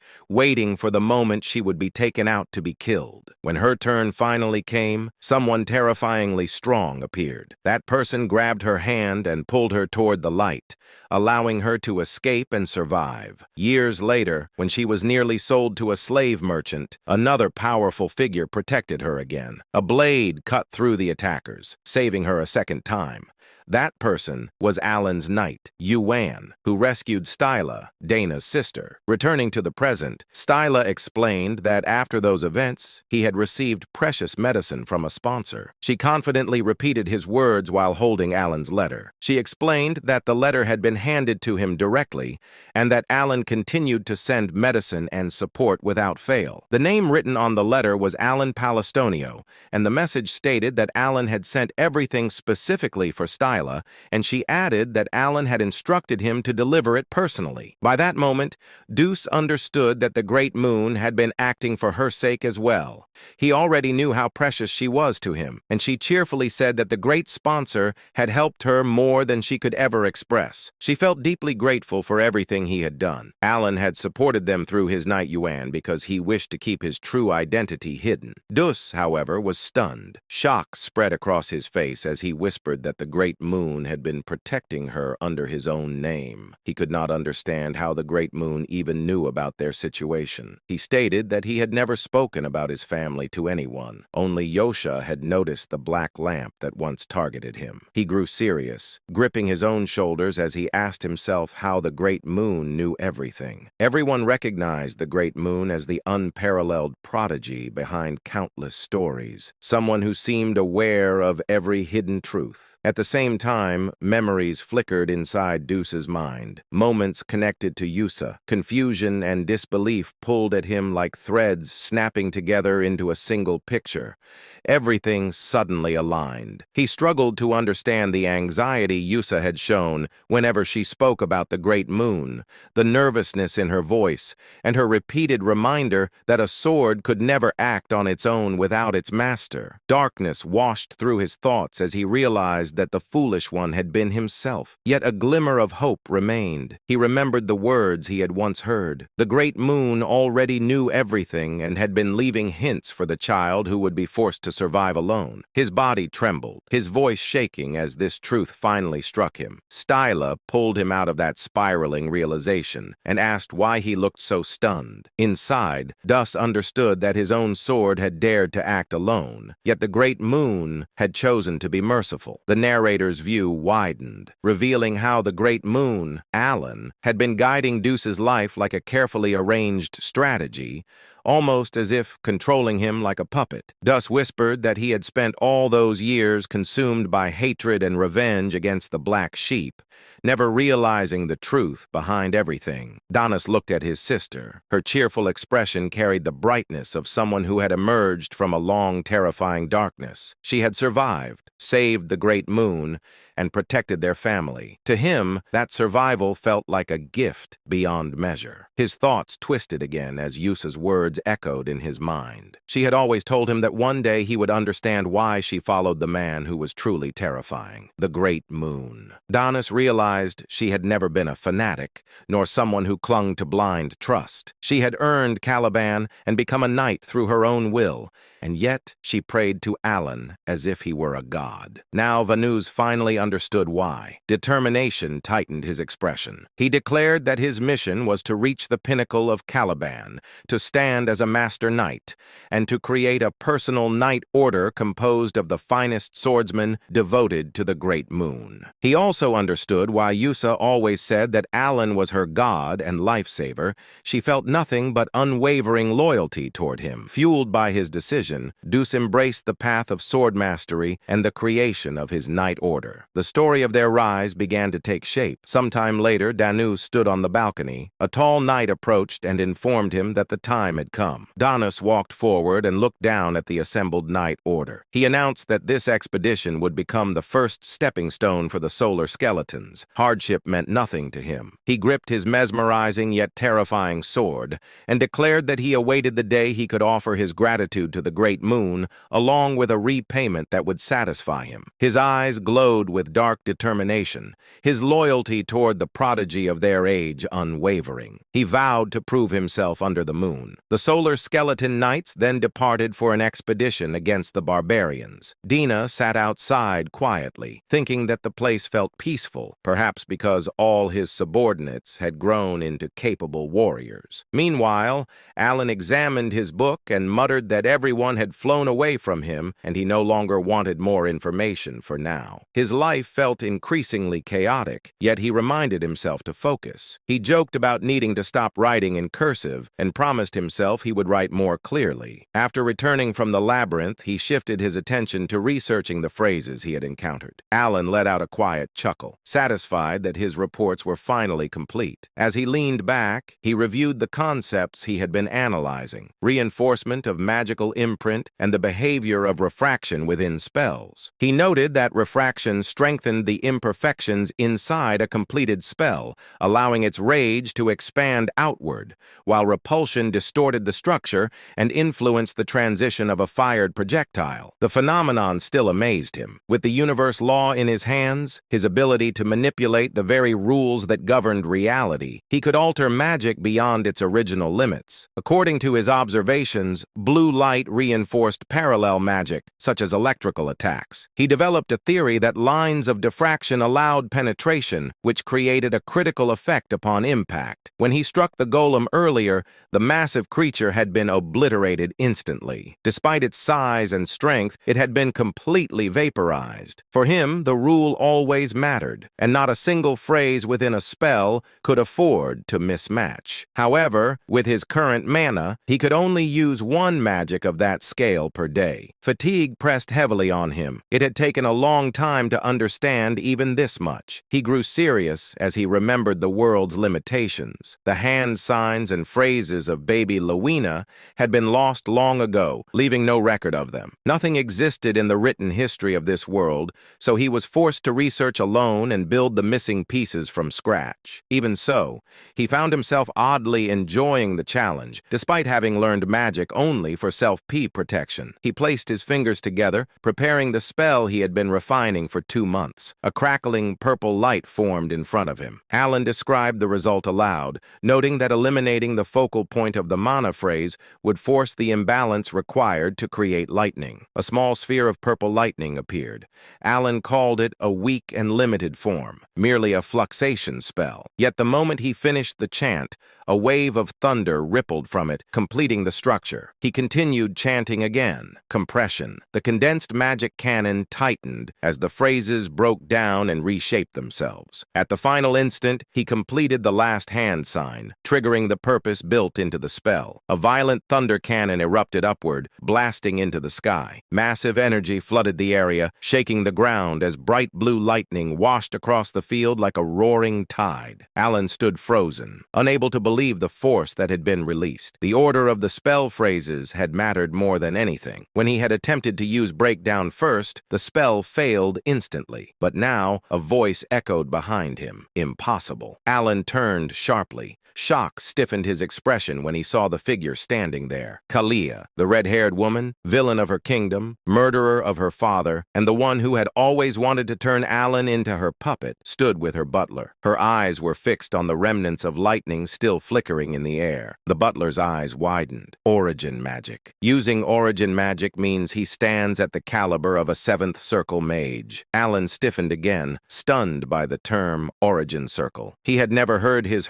abilities described like that. Yet the truth was clear. Someone had just named what he had become. Alan's expression twisted with disbelief as he watched the two of them stare at him with those ridiculous, exaggerated faces. He wondered how they could look so foolish at such a moment. Their reactions reminded him of his days at the academy, and his thoughts drifted back to a memory of his professor. During his time in Clyburn, the nation of knights, he had once received advice from that professor. The man had explained that one could establish an order only after gaining recognition from the king, and Alan had originally intended to become a mage, simply to defend himself. He wanted strength only for protection, both for himself and for those he cared about. Yet his professor had never taken him seriously. Instead, The man had treated him like a pet, constantly praising him and patting his head with the flat of his sword. He would call Alan talented, claiming him as his own student,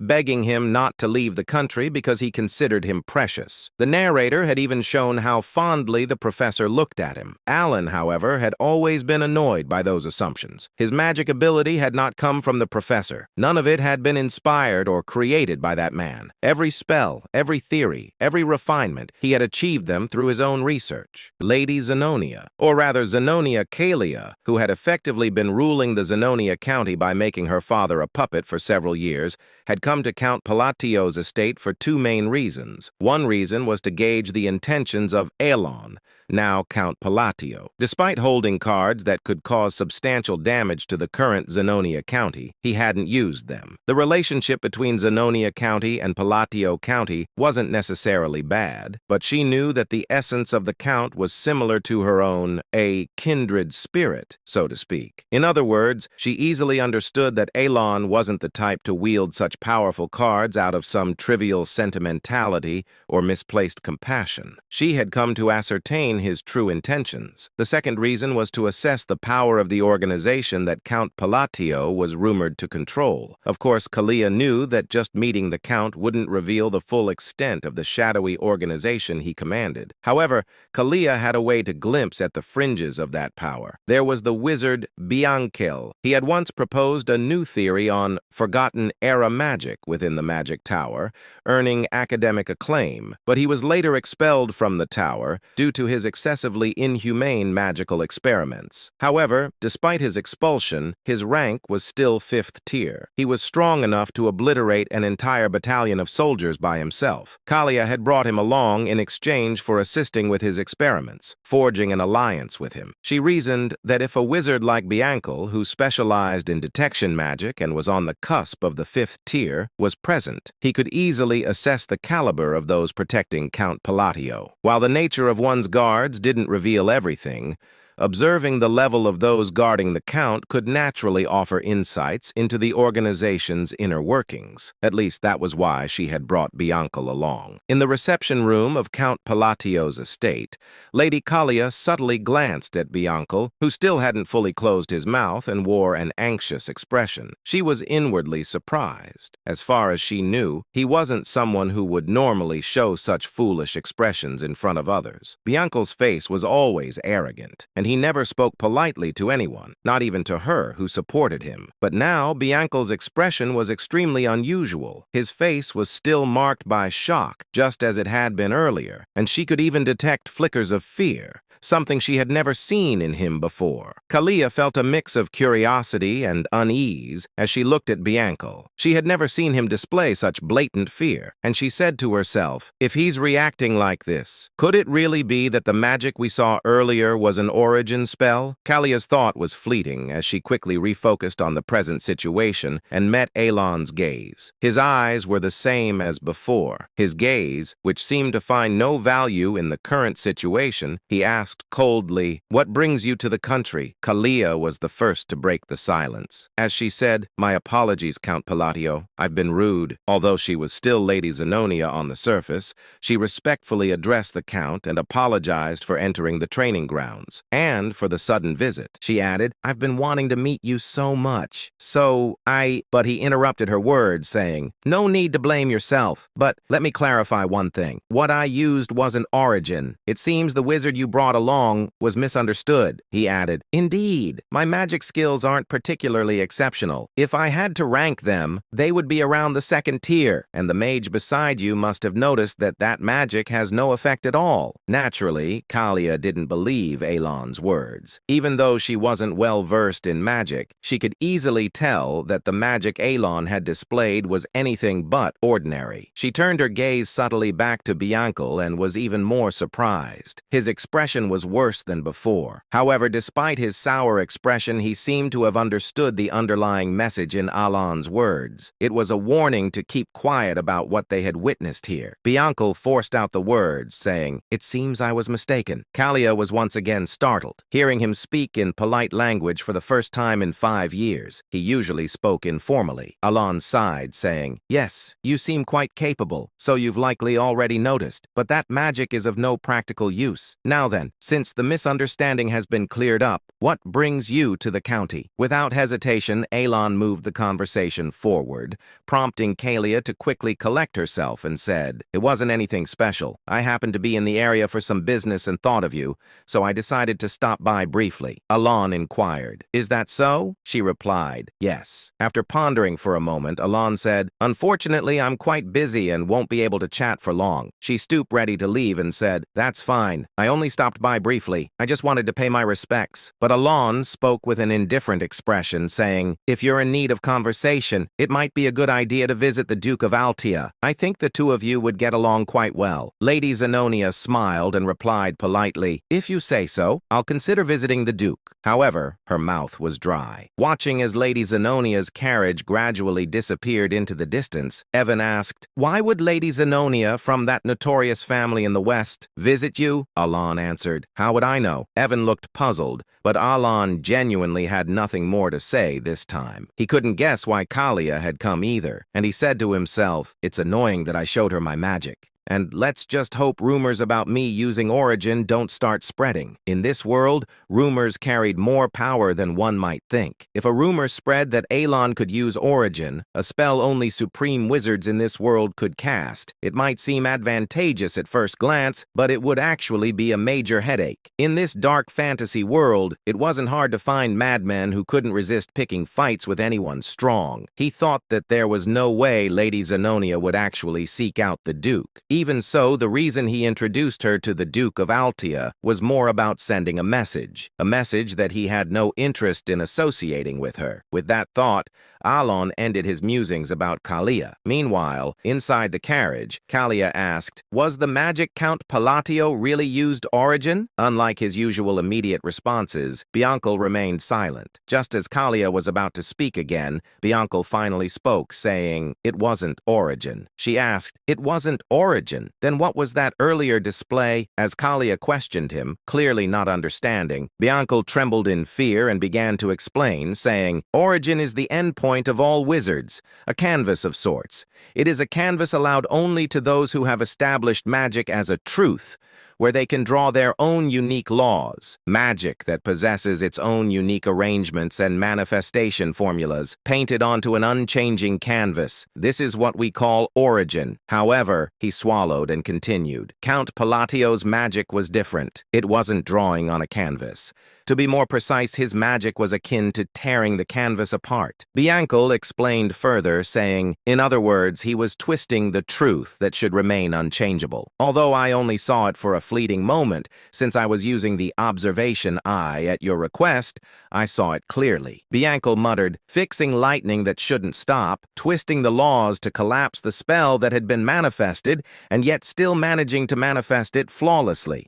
It was an unbelievable miracle, and behind it," he stopped speaking abruptly. The image of Count Palladio from earlier flashed in his mind. At the moment when he displayed that incredible magic, his eyes had revealed a talent that could only be attained upon reaching the 6th tier, even if acquired later in life. A talent that Bianca had only barely glimpsed after reaching the peak of the 5th tier due to his own latent talent. Eyes that could perceive the world itself. It was an eye, a pair of jet black and red eyes, with 2 crimson rings encircling the pupils. Those eyes had appeared when the Count used his magic. Recalling this, Bianca could not hide the fear that filled his own eyes. If it was what he thought it was, the Count had accessed the power of a forgotten ancient god when he used that magic. But Bianca cut off his own thoughts, even using magic to force himself to stop thinking. Having delved into ancient knowledge, he was well aware of how dangerous it was to try to infer the truth behind such things through further thought, and he he added, "Let me give you one piece of advice. Never make an enemy of him. Do not oppose Count Palatio. That's all the advice I can give." Having said that much, Bianca fell silent. Lady Zenonia also kept her silence. At the same time, Kalia naturally recalled Alon's expressionless face and his calm gaze as he had looked at her. Without realizing it, she let out a self-deprecating smile, because through Bianca's words, she had realized something. There was no point in trying to understand Count Palatio's intentions from the start, and she had also realized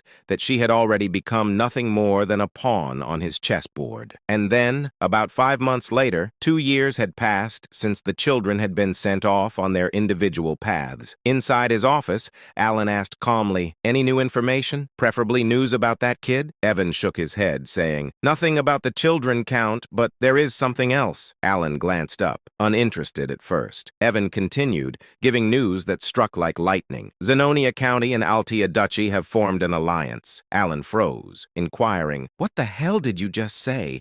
The two pillars of the underworld have united," Evan confirmed, saying, "On the surface, it appears harmless, but in the underworld, the alliance is confirmed." Alan dragged a hand down his face in pure frustration, saying to himself, "I went through all that effort, raising those little sinners, and now the world gives me a shadow alliance instead. Is the Astria Kingdom going to collapse next?" Exhaustion washed over him. A creeping fear followed, and he said, "No way she didn't. Kalia didn't actually take my words seriously that day, right?" He remembered his cold suggestion. Visit Duke Altia.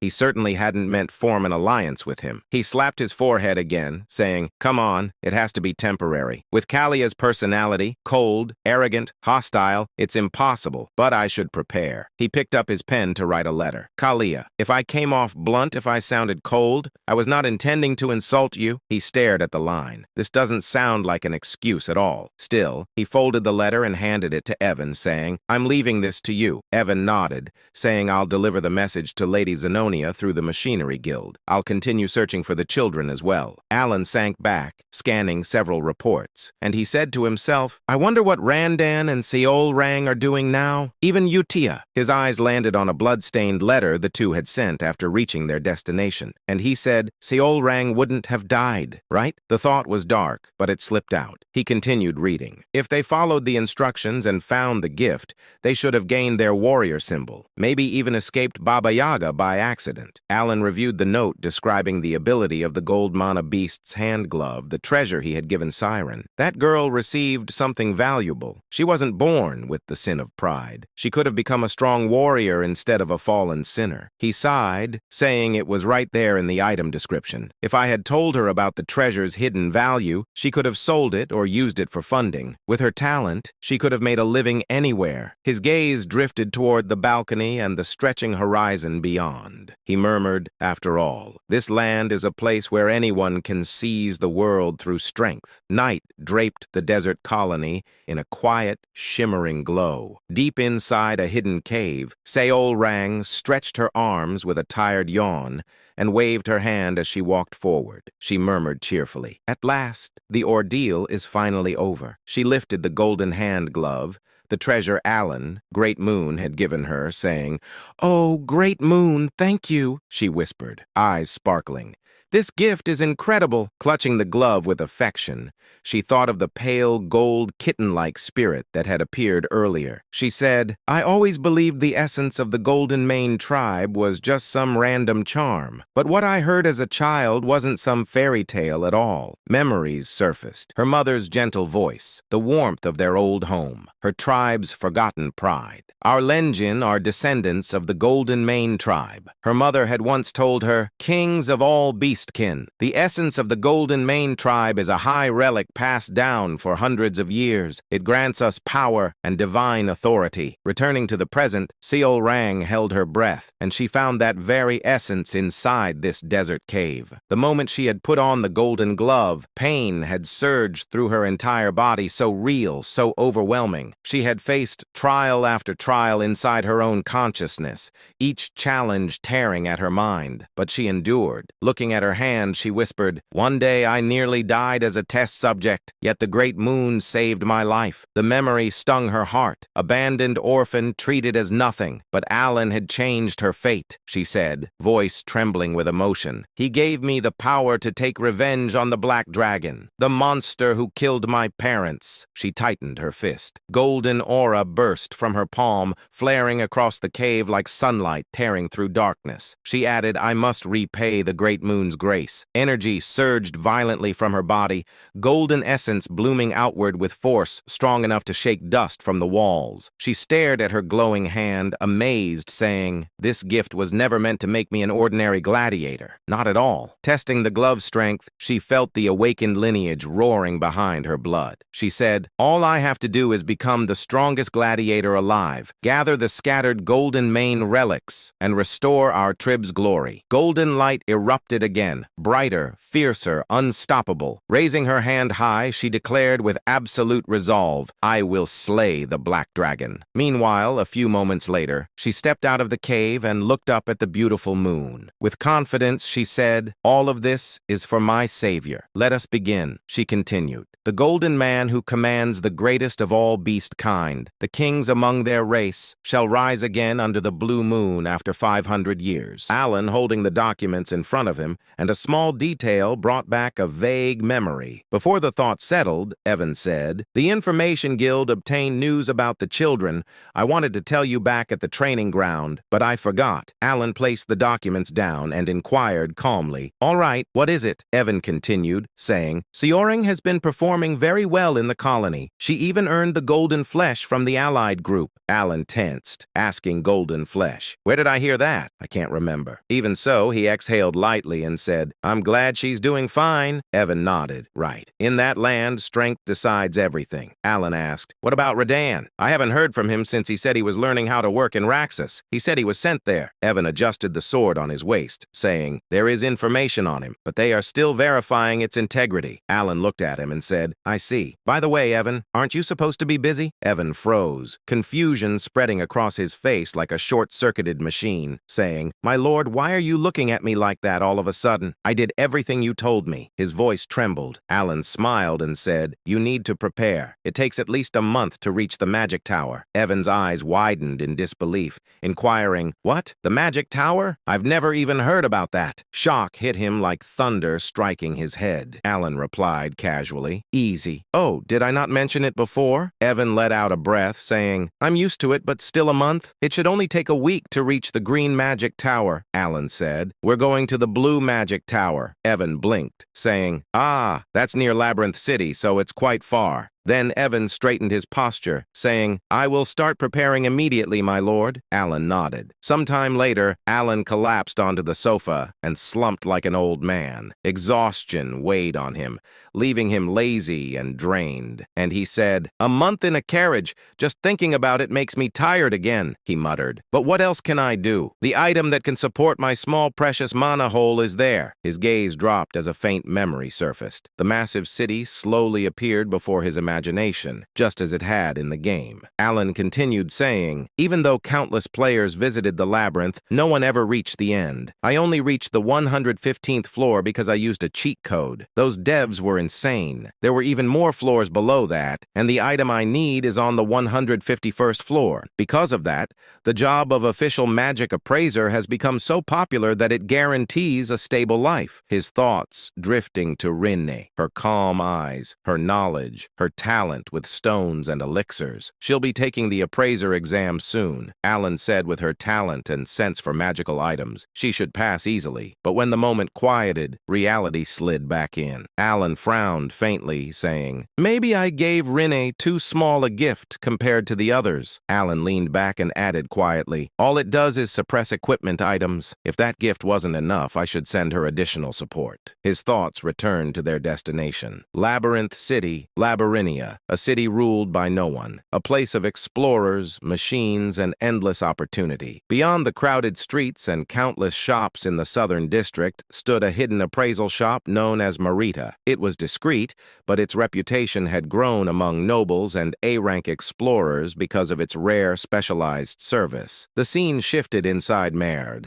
A man stood frozen, stunned by what he had just witnessed. An echoing voice reached him from deeper inside the shop. The voice reported, "The appraisal is over, my lord." The man gasped. Only then did the truth settle. The masked girl standing before the man was Rinne. She had concealed her identity flawlessly. She held an object between her hands. She explained, "This device ignites flame with mana," demonstrating it with quiet confidence. The lord nodded. "Thank you as always. Let me see." The lord carefully examined the lamp in his hand. He murmured, "It's a relic that can be imprinted." "What is the imprinted ability?" Rin answered with calm confidence, saying, "A small amount of mana will keep the flame burning for at least an hour." The lord smiled and said, "Its efficiency has improved drastically." "Very good." He genuinely appreciated Rena's precision and intelligence. She replied, "Thank you as always." Silence settled inside the shop. Rana removed her mask, her expression softening for a moment until her gaze shifted to another item on the table.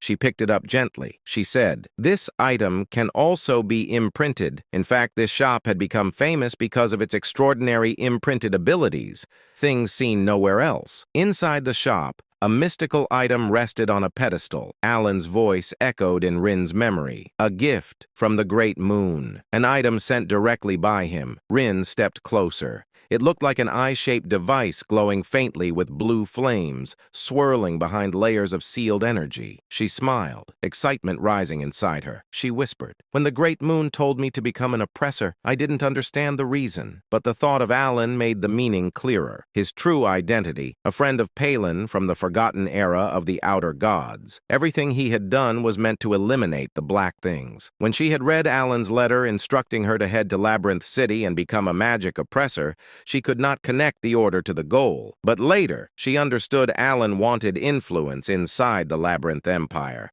a foundation strong enough to reach the magic tower. Even so, in the present moment, she wondered aloud, what does becoming an oppressor have to do with killing the black things? She entered the appraisal room fully. She whispered, "The eye of the stalker repeatedly identifies items below a certain mana threshold to assist with oppression. It was dangerous, deadly even. Red demonic chains wrapped around it, and a dark presence seeped from the relic. It was nothing like normal magical wisdom." Reen reached forward and touched the chains. She said, "This substance, it doesn't exist in any library." The device trembled. Energy surged violently and the seals shattered open. A burst of blue light filled the room as the eye of the stalker awakened completely. Mana swirled around her like a living storm. Rin leaned closer, determination settling in her eyes, saying, "To gain the strength to fight the black things, I must awaken this item myself." "For the great moon," she said, "I have 252 more sacrifices left before it fully awakens." And, she said, in exchange for raising the relic's stats, it absorbs something from each sacrifice, instantly changing the eye. It only reacts to specific high-tier relics. If the wrong item is sacrificed, the entire stack disappears. She understood clearly. The relic demanded high-tier offerings, many of them, to ascend fully, and when it finally awakened, it would become a weapon entrusted by Alan, the Great Moon. Rin felt a determined thrill. She wanted to awaken it completely. She murmured, accurately appraising all relics and selecting the proper high-tier sacrifices for imprinting. "This is something only I can do." She lifted the divine eye-shaped relic in her hands, saying, "I was born with the Library of Eternity. Everything is for killing the Black Wolf." Her voice deepened with resolve, saying, "All is according to the will of the Great Moon." 3 weeks later, Blue Magic Tower. The master of the tower was absent. A small young girl stood in the entry hall, her expression cute, but her tone impatient, saying, "State your business and leave. The tower master isn't here." She was Fina, the wise tower master of the Blue Magic Tower, a sixth circle mage, despite her childlike appearance. She glanced up at Alan and waved her hand, saying, "I'm very busy. Say it quickly." Alan stood there, puzzled by her attitude. Her words left him silent for a moment as he looked at the tiny mage in disbelief. Alan stared at the woman, and a memory from the game surfaced. He said to himself, I know her. I've seen her in the main story. Right now, she was still only the wise tower master because the main storyline had not begun yet. But in the game, she was remembered as a once-in-a-lifetime genius, a prodigy who reached the 8th circle at the age of 20, eventually becoming the tower master. He straightened his posture and introduced himself, saying, I am Count Palatio. As I relayed earlier, I came to discuss the matter of the time gate. The girl froze in the middle of her scattered documents. Papers slid across the desk as she frantically searched between stacks. She muttered, shuffling everything around. All right, I need the right document for that. Where is it? So, what did you say? You can eliminate the time gate? Wait, where is that file? I really need to find it. Alan kept his composure and explained the time gate, saying, It's cracking. It connects to a mysterious subspace that appears in areas where magic is frequently used. It creates a monolith that causes significant damage. Demons and disasters appear because of it. The girl activated her detection spell. Her eyes glimmered as she scanned him. She scoffed. With such a low-level talent? What are you planning to do? She waved her hand dismissively, saying, Whatever, just leave. Alan froze and said to himself, This is not how it's supposed to go. He needed her cooperation. He said, trying to remain steady, I need an answer. But she squeezed her eyes shut in irritation, saying, You want to eliminate the time gate and take the treasure? Of course you do. Everyone says that. She slammed her hand on the desk, her voice rising, inquiring, Do you have any idea how many people come here every single day with the same story? Alan felt wronged. He forced his frustration down and said, I am speaking the truth. Guide me to the time gate, and I will prove it. And he asked himself, why won't she believe me? Why is she so? His thought cut off as he watched her glare back at him, clearly unconvinced. The Vice Tower leader clicked her tongue. She said sharply, Listen, I get that you need something huge to change the public's opinion. People are starting to discover that the only reason you became Count was because you got lucky when your siblings died. A violent wave of mana burst from her, chaotic, oppressive, swirling through the tower like a storm. She continued, However, that doesn't mean you can storm in here and cause trouble for us. She had no idea who she was provoking. She didn't know she was talking to the Great Moon. Alan froze, stunned. He swallowed, saying, There's a rumor like that? Well, it fits the truth, but still, she's insane. Despite her small size and frantic behavior, she clearly kept up with every piece of information from the outside world. Alan stared at her, realizing how terrifying she really was. And he said, This Vice Tower leader, she's scary. Evan leaned toward his ear and whispered, tense and pale, saying, Not going to lie, she scared me too. When I got annoyed earlier, she put me back in my place immediately. He lowered his voice even more, saying, And that wasn't even her full mana. If we try anything stupid, we'll drown in it. Alan sighed and said, I'm honestly depressed now, but then something shifted inside him. He squared his shoulders, stepped forward, and faced the Vice Tower leader directly. He declared, If I cannot eliminate the time gate, I will surrender my entire property to the magic tower. She stared at him, still babbling, saying, Nonsense, I see. Alan released his energy. His voice turned cold, saying, If you want, I will swear an oath. Not a bad deal for a little of your time, don't you think? For the first time, she gasped. Her eyes widened as she looked at Alan properly. Moments later, the two stood inside the tower's restricted zone. The Vice Tower leader said, The time gate is in here. As promised, your entire wealth becomes mine the moment you fail. Alan stepped forward without hesitation, saying, That won't happen. Just watch what I do inside. The Vice Tower leader looked at Alan with sharp, narrowed eyes. She said, Perfect timing. I was wondering whether you were the true mastermind of your country, or just an incompetent man who got lucky. Now I really want to see what you came here to do, and what kind of mess you're planning to create. If you fail this task, all your wealth becomes mine. She let out a low, evil chuckle. She said to himself, After listening to him for a while, I'm convinced he's closer to the latter. Her gaze swept over Alan from head to toe, analyzing every detail with cold precision. She said, Unlike that inhuman atmosphere around you, you only have a small mana hole and barely above average sensing ability. You're stuck at the very edge of the second circle. And she inquired, What exactly are you going to do with such pathetic magic? You're completely useless. A box appeared before them containing the distorted fragment of the time gate. The truth was simple. There was barely any need to close close it. In 3 months, the gate would naturally collapse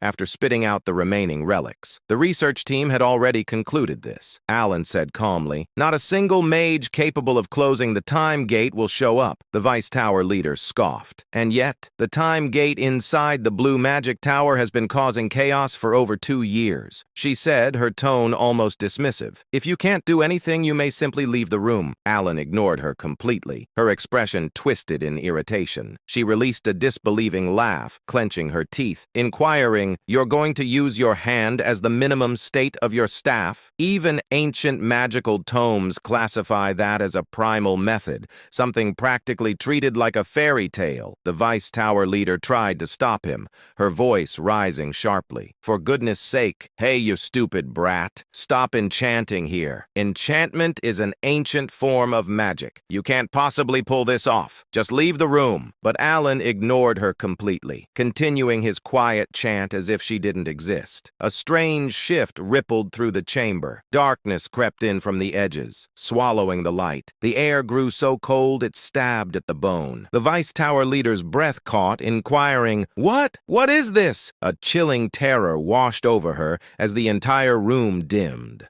Her body froze in place and she said, I can't move." Everything stopped. Time itself had paused. Desperate, she activated the divine eye, wanting to see exactly what Alan was doing. The moment her vision shifted, her expression collapsed. Particles cracked apart in midair like reality itself was splintering, and behind them, a gigantic red eye appeared. A demon's eye, ancient, violent, insane. She trembled, saying, "To that thing, it's insane." Then Alan's body erupted with a deep red aura. The monstrous eye snapped fully open, glaring directly at her. The killing intent it radiated was overwhelming enough to freeze her soul in place. She couldn't breathe. She couldn't look away, and she inquired, "What is he trying to accomplish inside the time gate? How is this possible for someone barely at the second circle? And what is the connection between that demon's eye, the great moon, and Reyna forging the divine eye to slay the black entity?" The room shook as if it would collapse beneath the pressure. When she raised her head again, she saw that dark demon god's eye lingering behind Alan. Her ability stopped entirely, overwhelmed by its pressure. She froze where she stood. A chilling voice echoed from behind Alan, an absolute command. "Stop your thoughts. Cut them off." The Voice Tower Mage Master went pale. Sweat covered her face as she stuttered, saying, I understand. I understand the demand." The demon god's eyes shut at once. Time, which had seemed halted, slowly began to move again. The room sank into complete silence. At that moment, the red demon moved to close the gate of time. When Alan turned and looked back, he said, "Finally, the gate is closed." His expression remained calm, as if he hadn't done anything. The ancient demon god's presence faded, leaving the mage girl stunned. Alan let out a small breath, saying, "That was easier than I expected. All I needed were special items and the correct meth." Alan showed the relic and said, "I'll take the item Sharon crafted. I need to use it a few more times, so I used a convincing spell." Did she fall for it? But the mage girl trembled even more. She struggled to steady herself, still trapped in the fear she had felt moments ago. She whispered, I won't tell anyone." Alan frowned, asking himself, why does she look like that? Did my buff fail? He sighed and said, "I appreciate the concern, but it's not necessary." When he took a step toward her, she stumbled backward, nearly falling. Her voice shook as she added, "I'll keep silent. I won't say a word. I can keep a secret." Honestly, seriously. Alan stared at her, confused, and he asked himself, why is she suddenly acting like this? Outside, the scene shifted. Alan walked toward Evan and said, "Let's return." Before he could leave, the mage girl called out, "Wait one moment." She held out a small vial and said, "This is a mana recovery potion I made." Alan accepted it and examined the content. A potion half-crafted by the Voice Tower Lord, and it was a top-raid one at that. The Voice Tower hesitated before asking, "Do you really like it?" Alan looked surprised and said to himself, "2 bottles cost as much as several lower-ranked treasures. When I checked the price, I almost fainted." He glanced toward the Tower Master's safe and wondered, is she really this grateful that I closed the gate of time? But the mage girl trembled as she replied, "That's what the Count requested. I will absolutely remain silent. Seriously, if you want, I can even make a mana oath for certainty and loyalty." Alan blinked, asking himself, an oath for something like like this? What is she even talking about? He paused, saying, wait, she's clearly misunderstanding something. Before he could explain, the air rumbled. Magical chains formed above them. The Tower Master raised her staff toward the sky and began chanting, taking the mana oath for the prom. She glanced at the Count's direction and proudly declared, see, I keep my word perfect. Alan felt the tension rise in his chest, saying to himself, I see. She showed no intention of clearing the misunderstanding, and he had no way to stop her. The Blue Magic Tower officially acquired the relic. Alan considered what he had gained. 5 bottles of potion and an oath. For him, it was more than enough. The journey had been worth it. Dean shifted to outside the tower. Alan stepped into Evan's carriage. Evan examined the treasure in Alan's hand, and he said, Lord Alan, is that the item from the gate? It was difficult to obtain, but it looks more primitive than I expected. Does its performance match its reputation? Alan fastened the treasure to his wrist and said, either way, this is something I absolutely needed. He focused on the bracelet seal of the Unholy One, and he said to himself, I'm glad I secured it. The chain embedded in the bracelet absorbed mana from the air, and the stone embedded within it glowed faint. Alan murmured, it's working. Its storage capacity wasn't large, but it was more than enough for him. His mana hollowed out quickly, and he slumped back with a quiet sigh, saying, a body with less mana than a support tool. He reminded himself softly. My goal is magical research and self-preservation, not fighting. That's enough. Evan tilted his head, unsure why Alan looked so exhausted. Alan breathed out and muttered, by the way, what exactly did she misunderstand? He thought of the Voice Tower Master. Her sudden politeness felt unnatural. When he left, she had even said, I know you're exactly like a second circle wizard, which left him stunned.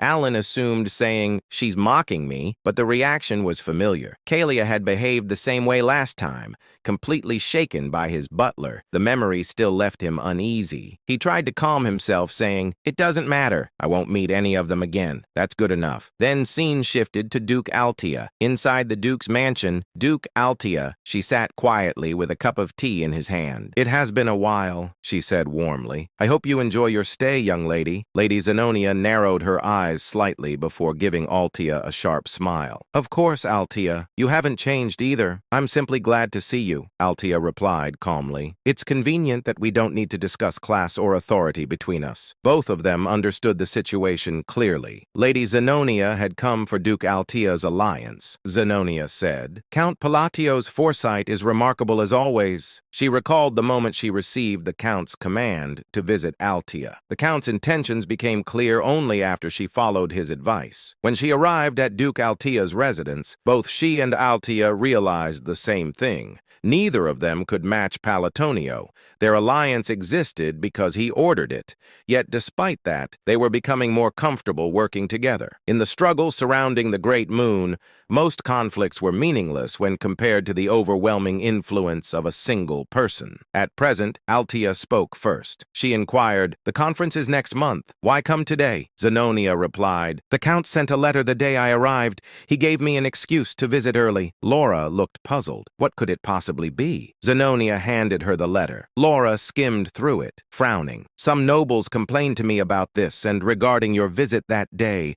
This command. The topic shifted to the conversation involving several noble family. Many nobles don't suit me, Laura muttered. There must be some misunderstanding. Zenonia nodded. It doesn't feel like a normal apology letter. Something about it is different. Laura leaned back sharply, saying, there must be a scheme hidden inside. Zenonia smiled and said, yes, that's why we need to discuss it. And Baron Kenya belongs to the noble faction. Marcus Martonio is a key figure in the royal faction. Viscount Bland is also tied to the royal faction. And you, Duke Altia, are an important figure among the nobles. Laura summarized in short, saying, he doesn't seem to side with either faction. Zenonia finished the thought, saying, which means he wants to push out the nobles heading toward extinction. Both women shivered at the idea. The thought that Alan, whom they believed to be dangerous, had sent that apology letter felt unsettling. Laura looked up, saying to herself, this must be the reason Altia needed my reputation and named me a duke. And the hangman of the West stands with him. That certainty certainty explains everything. Zenobia nodded calmly. Then we should discuss a new plan. What plan? A plan to deal with their misunderstanding of Alan, whose letter was simply a normal apology, yet they believed he intended to erase noble factions entirely. Zenobia found the confusion useful and began weaving new schemes. Seeing change to blue magic tower inside the tower, Fina collapsed onto the desk. The tower lord approached, saying, "Tell me in detail, Fina. Why were you so nervous?" She looked up, still shaken,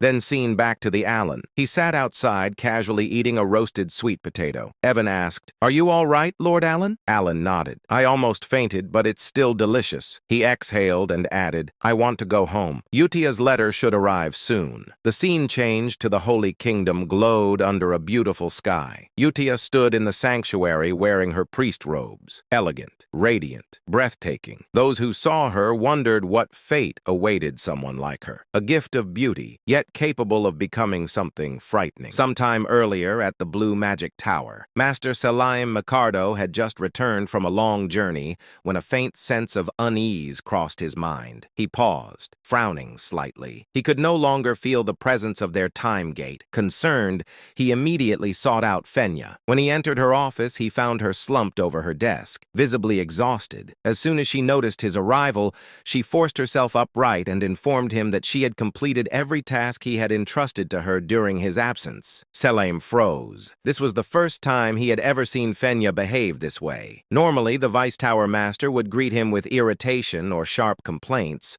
often bragging about how she had reduced yet another arrogant newcomer to tears. Seeing her so subdued unsettled him. He asked calmly whether something had happened. Instead of answering immediately, Fenya collapsed forward again, resting her forehead against the desk. Selim observed her quietly. Fenya had become Vice Tower Master at an exceptionally young age, blessed with overwhelming magical talent. Her arrogance had once been sky-high, almost unbearable, yet he had never bothered correcting her personality. As far as he was concerned, geniuses like her inevitably reached a point where they realized how insignificant their achievements truly were. Once she reached the seventh circle, humility would come naturally. That was why her current state felt so strange. Letting out an awkward laugh, Selim mentioned that his business trip to the north had taken longer than expected. He casually asked whether she had been overwhelmed with work while he was away. At that point, Fenya finally spoke. With a drained expression, she explained everything she could, carefully avoiding certain details. She revealed that the time gate had been closed and that the one responsible was Count Alan Palladio. However, she could not explain how it had been done. She stated plainly that she was bound by an oath and could say no more. Besides, she added,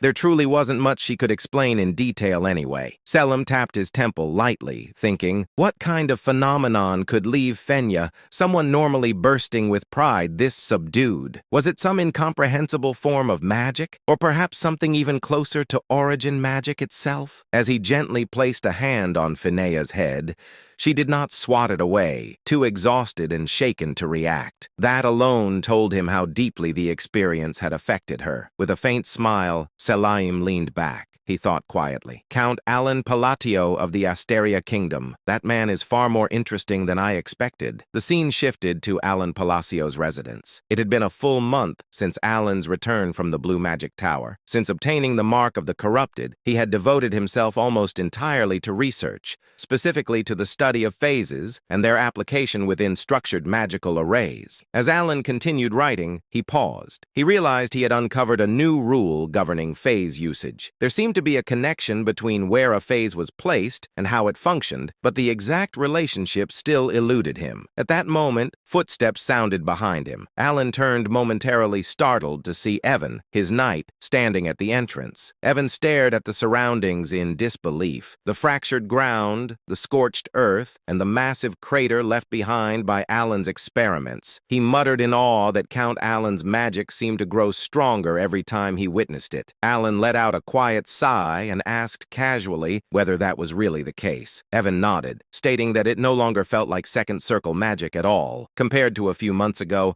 Alan's spells operated on an entirely different level. Alan glanced toward the crater in front of him and remarked that an ordinary gravity spell should never be capable of causing such destruction. Even at maximum output, a second circle gravity mage should not be able to crush something to death so thoroughly. Inwardly, Alan acknowledged the truth of that statement. He thought, I really am getting stronger, and this doesn't feel like an illusion. In the end, the only improvement he had achieved was greater stability, not increased destructive power. That made the current situation illogical. Aloud, Alan told Evan that there was no clear reason for his magic's firepower to increase suddenly. Perhaps he suggested he was simply in better physical condition these days. Evan accepted the explanation, though he remained unconvinced. Changing subject, Evan informed Alan that Utia's letter had arrived. Alan thanked him and said he would return to his room to read it at leisure. When Evan asked whether he intended to continue practicing magic, Alan replied that he had already exhausted his daily limit, 3 full uses. As Evan departed, Alan's thoughts drifted once more. If there is a reason my magic has grown stronger, could it be a reward tied to a curse? In certain Eastern rituals, a curse functioned as a sacrifice. The caster lost something, health, lifespan, or fate, but received a proportional compensation in return. Yet Alan quickly dismissed the idea. There was no one from the east anywhere near him. As he was walking and Evan was behind him, he thought, could it be receiving faith? He scoffed inwardly. He was merely the count of a small, insignificant kingdom that Underworld has ignored. That made even less sense. In the end, Alan shook his head. Some mysteries did not yield answers easily. For now, it was enough to move forward. Whatever the reason, the power had not brought him harm, and so he decided to stop overthinking it. Sometimes the only choice was to live on and see where the path led. The scene then shifted to the Holy Kingdom of Rosario within its capital city, Ryanel. Ryanel was a city of pure white stone,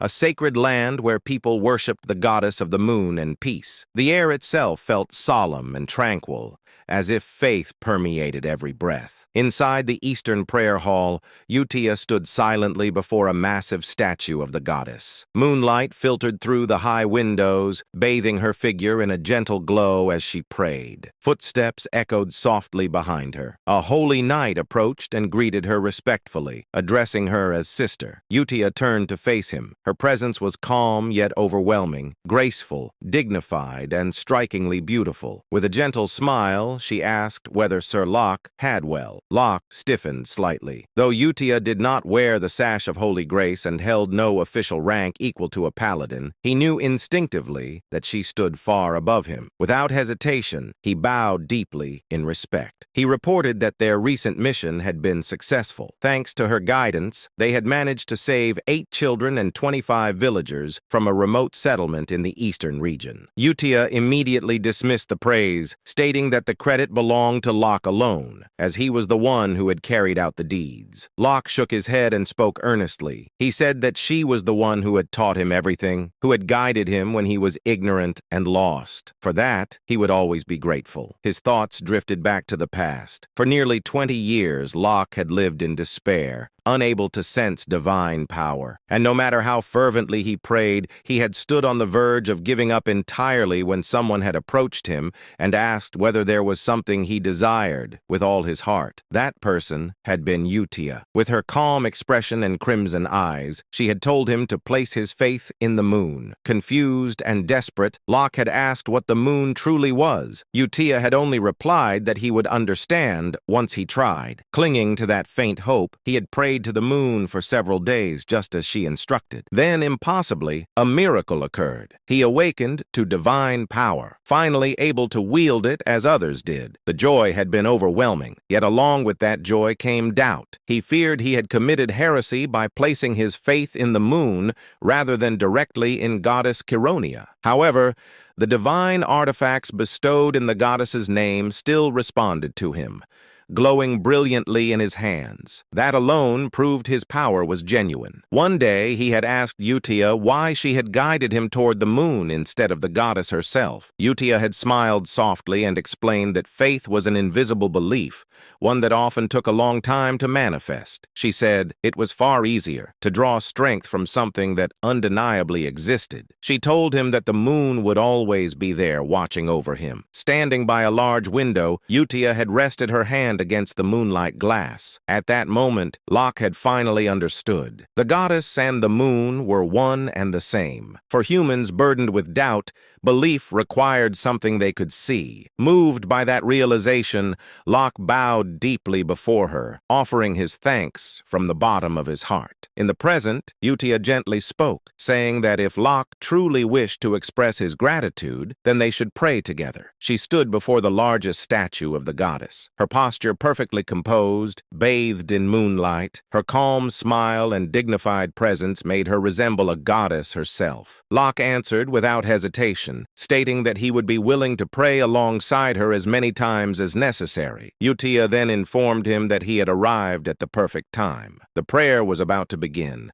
and many believers had already gathered inside. As the massive doors of the prayer hall were opened, a vast crowd came into view. Countless worshippers filled the hall, their heads bowed in reverence as a solemn atmosphere settled over the space.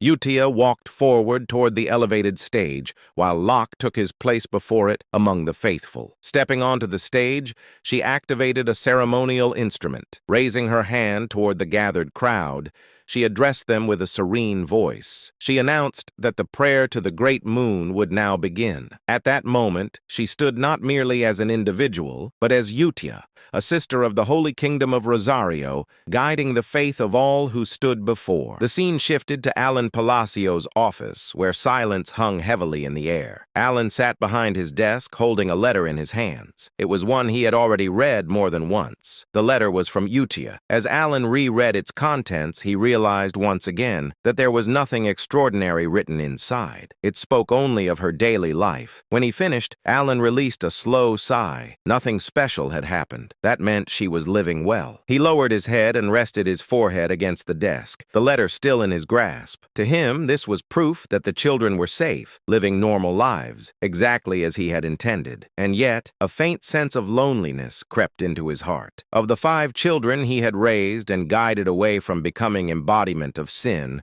only Utia continued to send him letters. The others remained silent. From their perspective, it was understandable. To them, Alan was merely someone from the past, a man they had barely known, someone who had intervened briefly and then disappeared. He reasoned that this was fine. His purpose had never been to be remembered or thanked. His goal had been fulfilled the moment they chose paths that would not lead to the world's destruction. There was no reason for him to feel sad. Ellen repeated that thought to himself, trying to accept it. Still, exhaustion showed on his face. Despite her own busy life, Utia continued to write regularly. Half of him felt comforted by that fact. The other half felt a quiet ache he refused to acknowledge. At that moment, a voice spoke from within the room. Evan asked whether Alan was busy. Startled, Alan lifted his head abruptly, having failed to notice Evan's presence. He remarked that Evan had frightened him and questioned whether he was still there. Evan responded calmly, explaining that he had remained because new intelligence had arrived from the Information Guild. That immediately drew Alan's attention. He asked Evan to report. Evan informed him that the information concerned one of the children. Alan told him to continue. Evan then stated that the report was about Radan, the child Alan had asked about previously. Evan reported that, according to confirmed intelligence, Radan had become a pirate. Alan was visibly taken back. He repeated the word internally, disbelief filling his thoughts. Piracy was synonymous with lawlessness, bloodshed, and cruelty, far removed from the life Alan had envisioned for the child. Suppressing his reaction, Alan demanded a full explanation. Evan continued his report without pause, clearly prepared for the weight of what he was about to reveal. He informed Alan that among all the circulating rumors, the most prominent ones concerned Seolang and Deus. At the mention of Seolang's name, Alan's attention sharpened. Evan explained that Seolang had already achieved a 32 consecutive win streak in official combat matches. Out of the 100 victories required for qualification, She had reached nearly 1/3 of the threshold needed to earn the title of Baba Yaga. The moment Alan processed the number, his expression changed. 32. He stopped Evan mid-sentence and asked who currently held the longest win streak. Before Evan could fully answer, Alan himself recalled the name and spoke it aloud. The Lion King, the warrior known for holding a 41 win streak. Evan confirmed that Alan was correct. Ellen leaned back slightly. In the game, the Lion King had been an overwhelmingly powerful character, someone who had briefly joined the player's party and dominated battlefields with brute force alone. He was not merely strong, he was a symbol of supremacy. The colony's military balance depended on individuals like him, and yet Seolang was approaching that level. Alan felt disbelief creep in internally. He muttered that Seolang was on the verge of surpassing even the strongest pillar of the colony. The realization carried both pride and unease. Kid guided her so she would not become a calamity, but her growth was now brushing against the realm of monsters. Evan then shifted to the next report. He informed Alan about Deus. According to the intelligence, Deus had personally executed one of the 8 barbarian chiefs, Kurga of the Snowfield. At that name, Alan's expression stiffened. Evan added that Kurga had been the leader of a barbarian faction that practiced grotesque rituals, transforming themselves into monsters through blood sacrifices. He cautiously asked whether Alan was familiar with them. Alan did not answer aloud. Instead, his thoughts returned to the past. He knew them all too well. In the game, the barbarian tribes had been recurring threats. Alan had fought them repeatedly, and eventually he had been the one to eliminate their god, Alterus. He reflected silently that Alterus only manifested after the 5 deadly sins gathered together, which meant one thing. As things stood now, Alterus would not appear. Alan finally spoke, stating calmly that this meant there was no longer any reason to worry about Deus. Evan smiled brightly at that confirmation, and added that Deus was now widely acknowledged as standing on the same level as Reinhardt, the first sword. That comparison made Alan pause. Reinhardt was not a title lightly given. Alan considered inwardly that perhaps it was time for him to meet Deus in person. Evan then proceeded to the 4th report. He informed Alan about Renee. Renee had become an appraiser, a rare specialist capable of analyzing artifacts and engraving them with black runes that significantly enhanced their abilities. Hearing this, Alan was genuinely surprised. He muttered under his breath that he had not even known such a profession existed in this world. The concept intrigued him deeply, but he felt a quiet sense of relief. His expression then shifted abruptly as a realization struck him. He asked Evan what truly mattered, the core of the matter. Did Radan really become a pirate? Evan answered without hesitation. He asked whether Alan was familiar with the 7 archipelagos located off the coast of Rexus City. He explained that these archipelagos were infamous, known as the domain where the greatest pirates of the era gathered. Then he delivered the truth. Radan had become the captain of the first archipelago, the largest and most influential of the 7. The moment Evan finished speaking, Alan reacted as if struck by lightning. He sprang up from his seat so suddenly that he looked like a rag doll pulled by invisible strings. He shouted that it was impossible. Internally, a strange sense of déjà vu washed over him. Memories from his past life surfaced. Old internet posts he had once laughed at. One in particular echoed in his mind. A person joking about donating for years so Radan could live a proud yet ordinary life, only for him to become a pirate. That ridiculous joke had now become reality. Alan felt tears well up as he muttered that he had not sent Radan to Raxus to become a pirate. Evan, maintaining his calm, continued his explanation. He stated that Radan possessed an exceptional talent for locating enemies and navigating danger. More importantly, he reminded Alan that Radan was a rare sea godkin, a being naturally attuned to the ocean and capable of moving freely through water without restriction. Evan added that the seas surrounding Rexus were filled with priceless relics from ancient eras. Because of this, he had initially recommended that Radan pursue the path of a treasure hunter,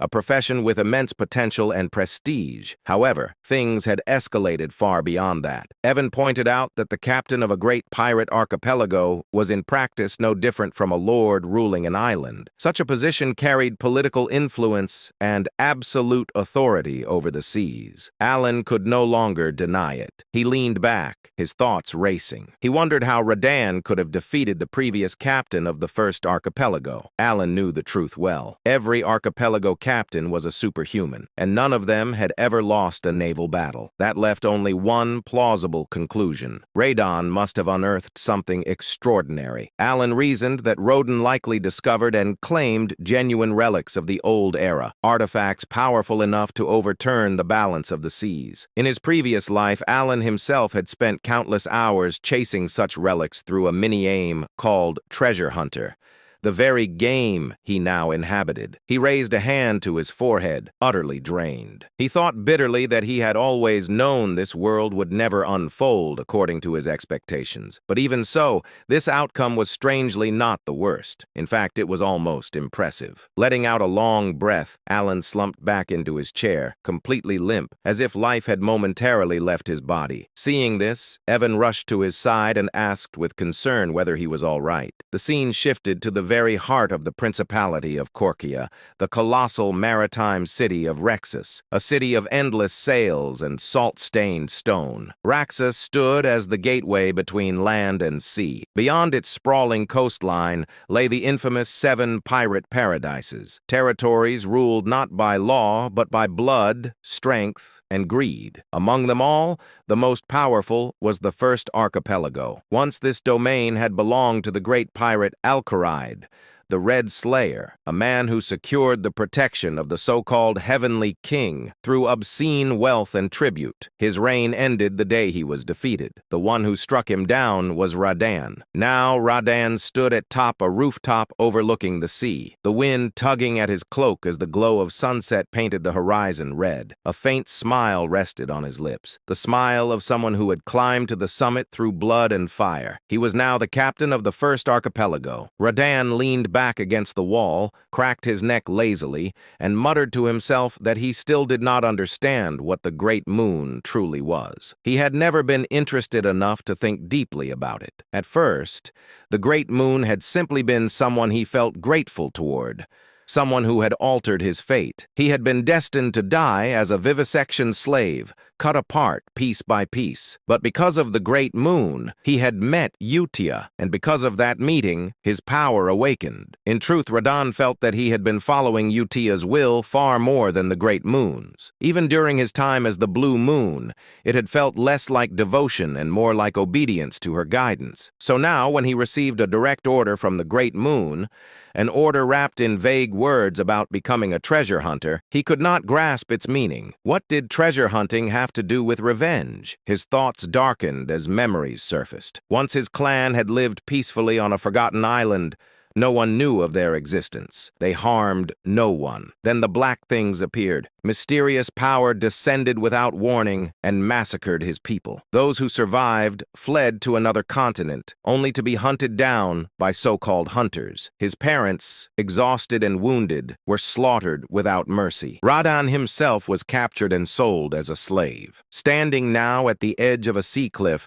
gazing toward a distant city glowing beneath the dying sun, Radan clenched his fists. He did not believe that becoming a treasure hunter or receiving some so-called gift from the Great Moon had anything to do with fulfilling the revenge he had sworn. If anything, he would simply pretend to follow the order, at least for now. As his gaze drifted across the sea, he noticed a large ship in the distance. Laughter echoed from it, fireworks bursting into the sky as celebration filled the air. Radan frowned. Why were they celebrating? Then realization struck him like lightning. That ship belonged to the chosen captain of the 7 archipelagos, the very ones who had once hunted down his parents. One of the voices from the ship rang out proudly, declaring that only those chosen by fate could receive the Heavenly King's protection through wealth. Radahn's smile vanished. His expression turned pitch black. So this was it. He had finally found the bastards who murdered his parents, and now they had risen to power. He muttered coldly that the Heavenly King was spreading lies deliberately. Radahn knew the truth. The power those captains wielded did not come from wealth or divine favor. It came from a secret ritual, one that required the body parts of sea godkin. Only by sacrificing their flesh could one receive the power of the sea god clad.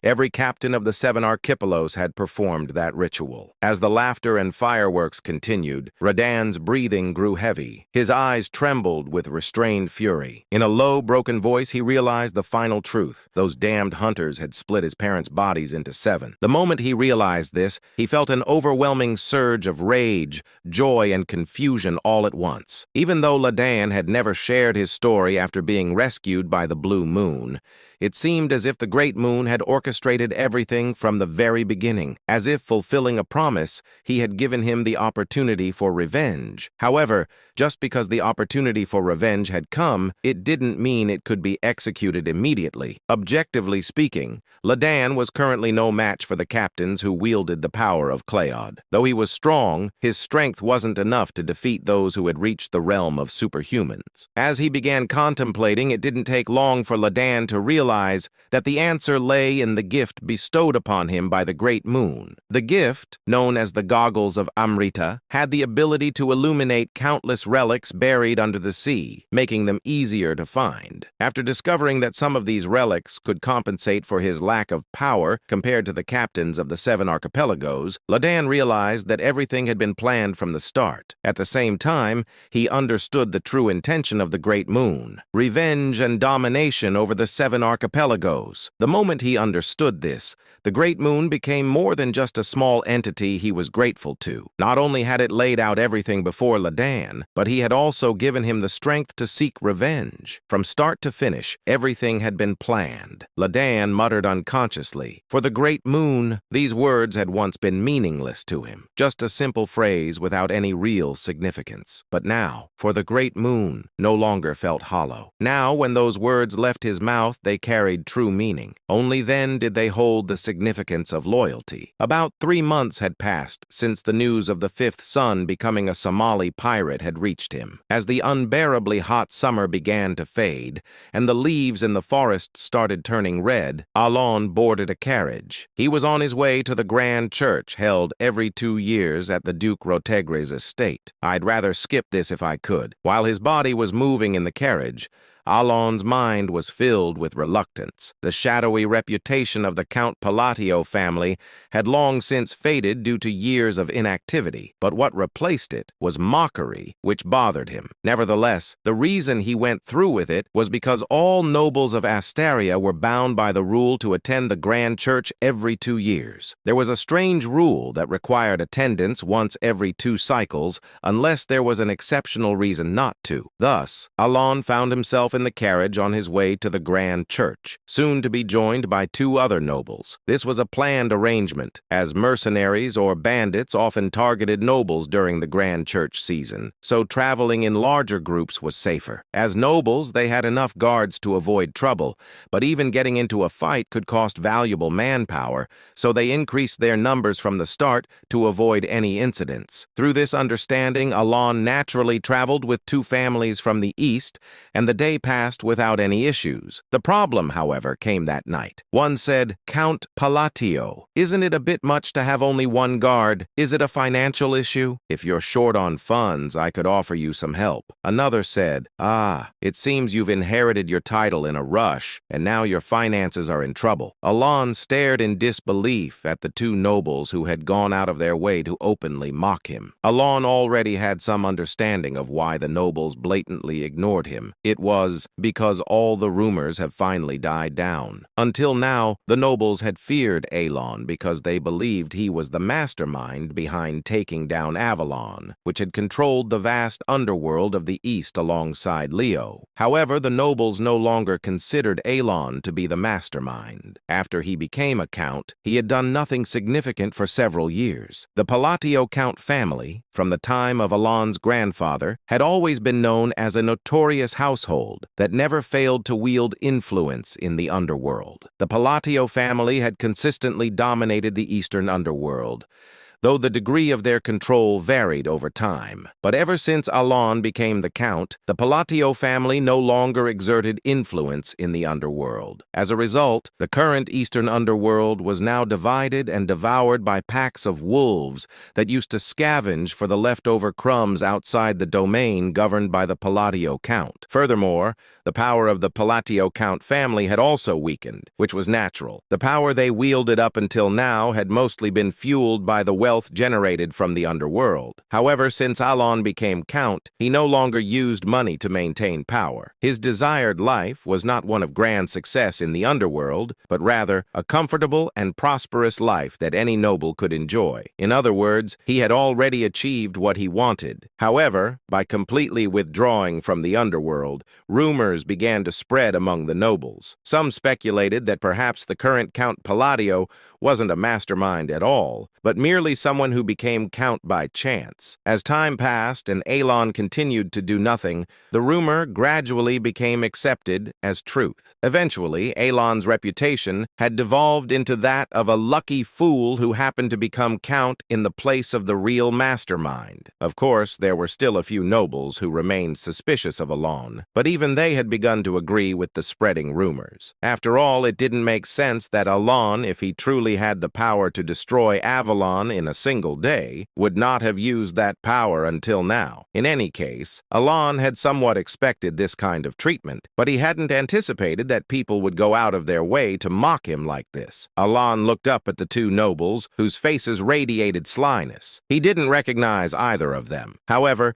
based on the crest engraved on their carriage, it was easy to tell that one was from the Krilda Count family and the other from the Edelon Count family. He said to himself, "They both look old enough, but isn't this too childish?" Alon laughed to himself as he noted how aged their faces were. He quickly understood why the two nobles had come all this way just to mock him. He thought, "I see. This is a gathering of the victims." The Palatio family, notorious as they were, had also been a powerful family in the underworld. As a result, they naturally provided benefits to the surrounding families, but also exploited them beyond necessity. The families that were frequently treated like tools were none other than the Krild Count family and the Edelon Count family. To summarize the current situation, these families, who had suffered under the Palatio family, were now venting their grievances on Alon. Of course, it wasn't Alon, but Leo, the first son of the Count family, who had exploited them. In short, Alon had no real reason to be the target of such mockery. But to the two nobles who were eagerly mocking him,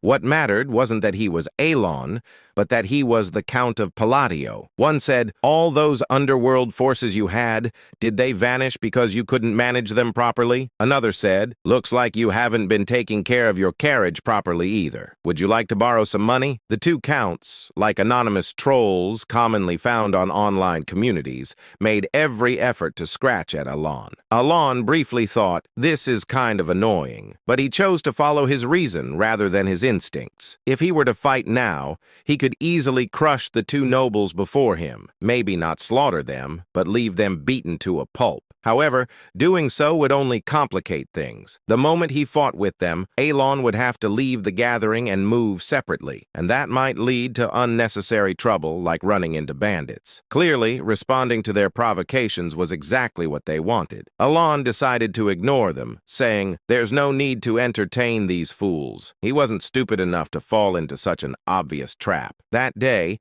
Alon ate 2 ears of corn, using the jeers from the two counts as background background music. He said the roasted corn tasted even better in the slightly chilly weather. It would have been nice to have some butter. Going to the cold northern lands, a place where no living being should be able to survive, was gripped by an unrelenting, life-draining frost. In this bleak, cursed land, painted eternally in shades of gray by the relentless blizzard, a man had fallen. Where his right arm should have been, a crimson stain of blood marked the spot, and his left eye socket lay empty. This man was none other than one of the 8 barbarian chieftains, the great Kulkan, now awaiting death after his defeat at the hands of the cowardly knights of Caliban. Yet even in his final moments, his eyes were filled with rage. He cursed, "Those dishonorable dogs!" His rage wasn't because of his defeat. To the barbarians, death in battle was a glorious end, a noble fate. Kulkan's fury stemmed from the dishonorable way he was struck down,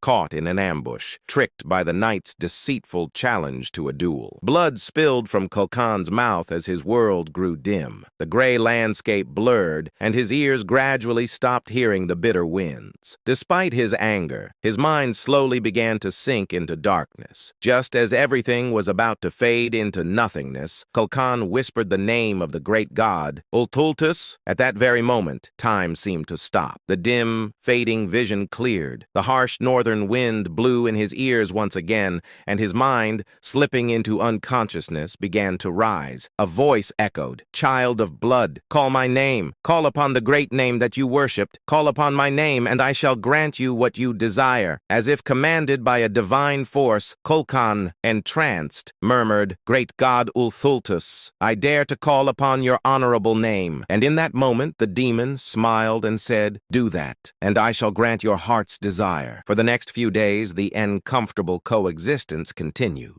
Every evening, Count Krild and Count Edelon would emerge to hurl their mocking remarks, and every time, Alon pretended not to care, brushing off their words as if they were nothing. The one who ignores, and the one who tries desperately not to be ignored. Naturally, the one who ignored always won. Alon had deeply internalized one of the life lessons he had learned from a certain online community. Don't feed the trolls. At least in this place, no one could beat him at that game. Of course, after several days of this, other nobles began to mock Alon as well, whispering that he lacked dignity as a noble or scoffing at him for staying silent under the insults of Krilda and Edelon. But despite this, Count Krilda and Count Edelon, who had been the ones persistently mocking him, were not feeling particularly satisfied. Count Krilda growled, "Damn it, this is absurd." Count Krild frowned as he looked at Alon from a distance. Even though they had been mocking him, they were the ones being ignored, which was naturally infuriating. But after a moment of their sour mood, they exchanged low whispers. "Did you confirm?" "Yes, and it seems like he has no additional guards." In truth, the reason the two counts had openly mocked Alon wasn't just to vent their frustrations, it was also to assess his security. They continued, "Even with an artifact to secretly check, there was nothing. It's just that foolish brat and that rogue knight sitting next to him. So the rumors are true after all. It seems certain. If he had any forces, he wouldn't be moving around alone. Then we can proceed with the plan." The reason the two counts had been investigating Alon was because they were planning to expand into the underworld. They were well aware that Alon had no interest in the underworld, and that as a result it had become overrun by various packs of scavengers. While the rumors about Alon were already widely accepted, the two counts, having been tormented by the Palladio family for so long, wanted to confirm the truth for themselves. They needed to be sure that Alon truly had no power left. After days of checking and confirming that Alon had no personal guards, a smile spread across their faces. They said, "The gods are smiling upon us." Indeed, who would have thought we'd get a chance to step into the underworld? While most nobles hesitated to enter the underworld, these two were different. Having once acted as lackeys for the Palladio Count family, they knew full well just how astronomical the wealth circulating within the underworld was. They were well aware of how sweet the taste of power from that realm could be. Now that it seemed the Palladio family had truly become a hollow shell, the two spoke excitedly, as if they had already conquered the underworld. In truth, it wasn't impossible for them to seize control of the underworld if they joined forces. After all, the reason they hadn't been able to do so before was not due to a lack of power, but because they had feared the Palladio Count family. Just as the two were about to rejoin the camp, where the other nobles were gathered after finishing their private conversation, monsters appeared. The event happened suddenly. Under the cover of darkness, monsters appeared. It was as if they had been lying in ambush, waiting silently, until a soldier spotted them by chance and shouted. At that moment, monstrous cries echoed from within the forest, as if on cue. Immediately, the mercenaries and knights, as if rehearsed, drew their weapons to protect the nobles. They said, "Wizard, give us light!" A wizard, extravagantly brought along by a noble purely for boasting purposes at this grand church event, responded to the knight's command and cast an orb of light into the sky. In an instant, the mercenaries and knights,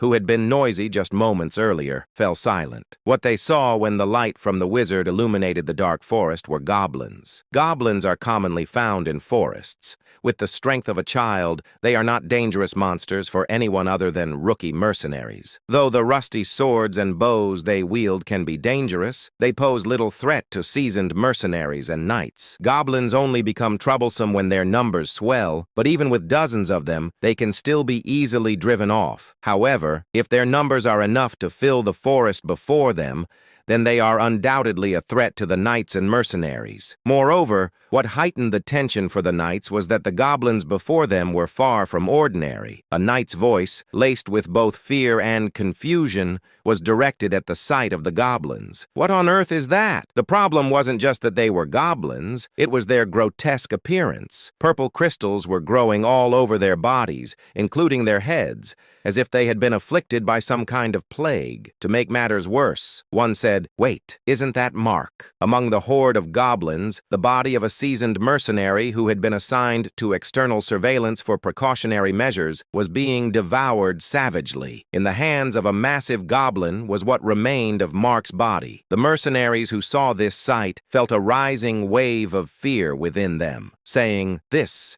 can't be happening." Mark, the mutilated corpse in front of them, was a veteran mercenary who could easily handle dozens of goblins on his own. The fact that he had been killed without even being able to report the approach of this massive goblin horde suggested one thing to the mercenaries. The mutated goblins before them were anything but ordinary. The knights, who were holding their weapons alongside the mercenaries, also recognized that this was a dire situation. Even if there were only hundreds of goblins, this fight would be incredibly unfavorable for the knights. Individually, they might manage, but the knights had nobles to protect now, and goblins were cunning monsters, capable of easily exploiting that vulnerability. While the mercenaries seemed to be paralyzed with fear at the sight of the goblins' strange appearance and Mark's death, the knights who could sense magic were aware of something more. They realized that the goblins before them were imbued with magic power. Even a small amount of magic within a monster significantly enhances its physical abilities, and the knights understood this well. Just as the knights were grimacing at the goblins' bizarre howls and their impending charge, a wall of stones and rubble suddenly rose from the midst of the goblin horde. All eyes were instantly drawn to it. The wizard, who had cast the light spell, recognized that the wall was a rock wall, a third-tier spell. As the translucent barrier of a second-tier shield formed beyond the wall, the knight's expressions shifted from despair to confusion. The goblins' malicious stares were now entirely focused on the wall. A calm voice echoed through the air, "Enhance!" and then, "Compress!" With a loud cracking sound, the translucent sphere rapidly shrank, distorting the stone wall as it collapsed inward. In the ensuing silence, the sound of footsteps drew the attention of the knights and mercenaries to one direction. A man was approaching. Even in this life-threatening situation, he appeared completely unfazed, walking with an indifferent expression. The nobles and knights quickly realized that the man was Count Palladio. As soon as his lips moved again, the round shield transformed into a rough, rock-like shape. about the size of a soccer ball you might find by the roadside. And then, he said, "Return to origin." With Alon's final words, the bracelet on his wrist began to emit a faint gray light. The compressed stones exploded outward like a shotgun blast, tearing dozens of goblins to pieces. It all happened in an instant. The nobles, knights, and mercenaries stood in stunned silence, their mouths agape, as they watched the magic-infused goblins get shredded into mere lumps of flesh. Among them, Count Krylda and Count Edelon's eyes widened as if they were about to tear apart. With all eyes now on Alon, he simply said, "Stop standing there in a daze and get ready." His voice was calm as he looked ahead. The knights and mercenaries, as if mesmerized, raised their swords. The fear that had been spreading in their hearts had, as if by magic, vanished entirely. The battle with the goblins ended in victory. Thanks to the knights and mercenaries responding calmly, the front lines held strong, and Alon's magic once again destroyed a detachment of enemies who were moving to attack the nobles from behind, quickly tilting the battle in their favor. Of course, with hundreds of mutated goblins, there were casualties, but the number was small given the scale of the battle. The final blow came when a knight pierced the head of the last goblin, ending the battle completely. As soon as the soldiers confirmed the battle was over, they sighed in deep relief and turned their gazes toward Alon, who was looking down at the goblin corpses. Despite having just fought a life-or-death struggle, he remained expressionless, as if the battle had left no impact on him,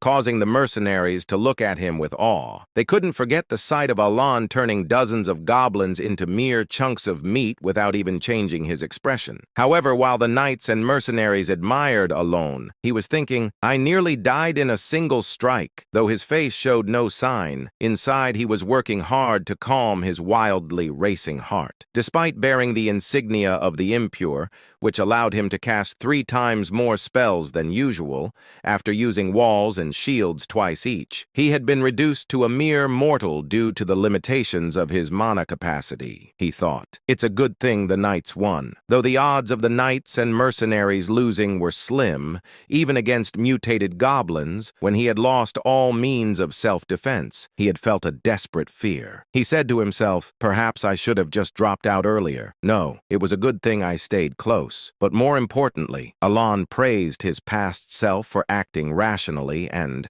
having calmed his heart, turned his gaze to the goblin before him, his expression growing serious. He knew all too well the significance of the purple amethyst emerging from the goblin's body. He inquired, "Why, a divine descent?" This was a strange phenomenon that occurred among the monsters of the continent when an outer god tried to descend upon the world. The monsters affected by divine descent became more ferocious and physically stronger. While the current group of soldiers could handle the monsters they would encounter on their journey to the Duke's territory, Alon was concerned about the fact that the divine descent had occurred at all. The phenomenon meant that an outer god would soon descend upon the land. Typically, such gods could not descend unless one of the 5 great sins manifested, but now even these borderland gods were about to arrive. He said, "This can't be good." The descent of outer gods was a grave matter for Alon. While not as catastrophic as the great sins, if these gods started rampaging, entire kingdoms could vanish easily. There were only 6 kingdoms on the continent excluding the Empire, meaning a 1/3 chance that his future plans would be destroyed. In fact, if he were lucky enough to even be able to think about his future at that point, he would consider it fortunate. Alon's expression grew serious as he stared at the goblin. However, there were others who looked even more serious than Alon. So serious, in fact, that their expressions seemed to suggest they had lost everything. Those individuals were Count Krylda and Count Edelon. The next day they arrived at the Duke's estate. But Alon want only one thing, sleeping. And I'll do the same. The scene opens inside Alon's castle, where a grand party is underway. The hall is filled with churches covered in gold, clearly built to show off wealth. Alon casually remarked remarks that the purpose is to flaunt money and implies that taking one would not even matter, though something about the atmosphere feels off. Nearby, young noble ladies admire the scene and praise Duke Lodiger for his abilities. The Duke responds flirtatiously, enjoying the attention, while others around him express concern for his health. Watching all of this, Alan thinks to himself that nothing good ever comes from joining the ranks of nobles, and he has no desire to be part of their world, even though he still needs to complete the required formalities. At that moment, someone calls out to him. Alan turns around and sees the same two annoying nobles from before. Trembling with fear,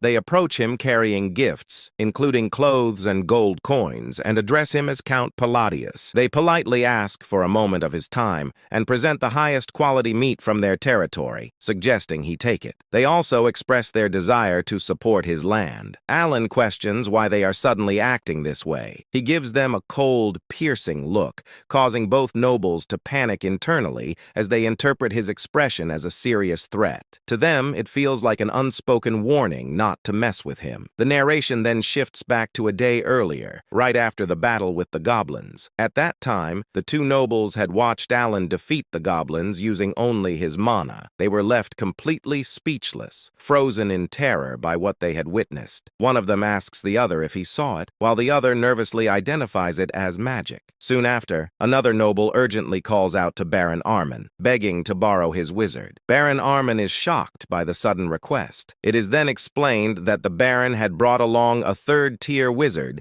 simply to show off his wealth. The two nobles take the wizard aside, claiming they have a question.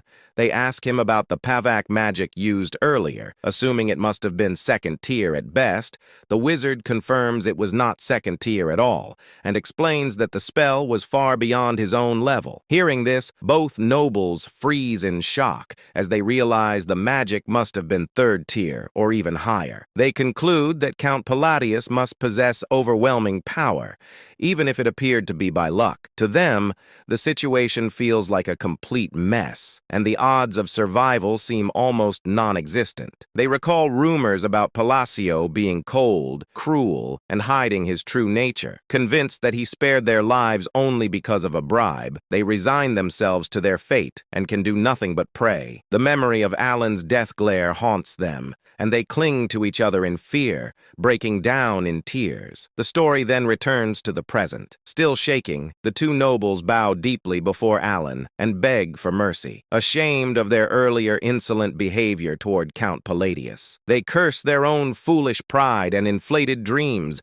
realizing they had completely lost their minds. Overcome with fear and regret, they plead desperately for forgiveness, hoping to escape his wrath alive. Seeing the nobles behave this way, Alan becomes visibly annoyed. Evan quietly whispers to him, pointing out that Alan seems to be using the truth here as well. Alan reflects that he cannot even begin to understand what Evan is thinking. Evan comments on those nobles and casually suggests that maybe they should just kill them. He then adds that making a scene would only make things more exhausting. Alan thinks to himself that no matter how impressive or cool the country might be, the situation has crossed a line that cannot be ignored. Internally, he makes an irritated face and thinks that even though he does not have the strength to act recklessly, they should be as scared as they want. Outwardly, Alan gives the nobles a sharp death glare and tells Evan that he will handle the matter separately. The nobles immediately start crying, convinced they are completely finished. In their minds, this feels like a huge problem,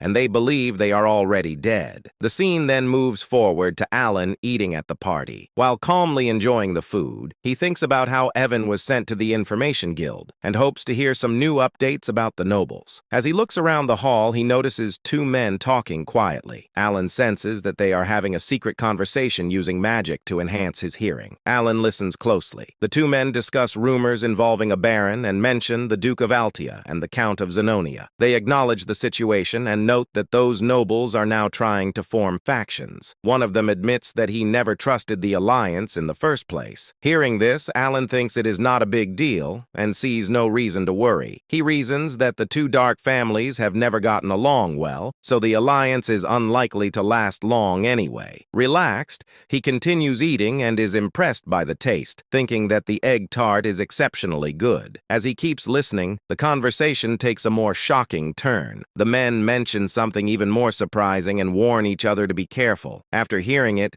they reveal that the head of the faction is neither of the two nobles previously mentioned. When the name Palacio comes up, Alan is stunned. They continue stating clearly that the head of the faction is called Count Palladius. Alan is so shocked that the egg tart slips from his hand. Internally, he questions what they are even talking about. He recalls seeing the Duke of Altia only once when she was young and having met young I of Zenonia only a couple of times. He also remembers that the current Count of Zenonia has never even met him face to face. To him, the spread of such ridiculous rumors makes no sense. He judges the information as exaggerated and largely false at first glance, concluding that this is just how rumors about nobles circulate. Just then, someone approaches him and addresses him as Count Palladius. Alan feels uneasy, wondering why so many people are suddenly talking to him today. The man introduces himself as Carmine, the third son of Duke Comian from the kingdom of Ashtalin,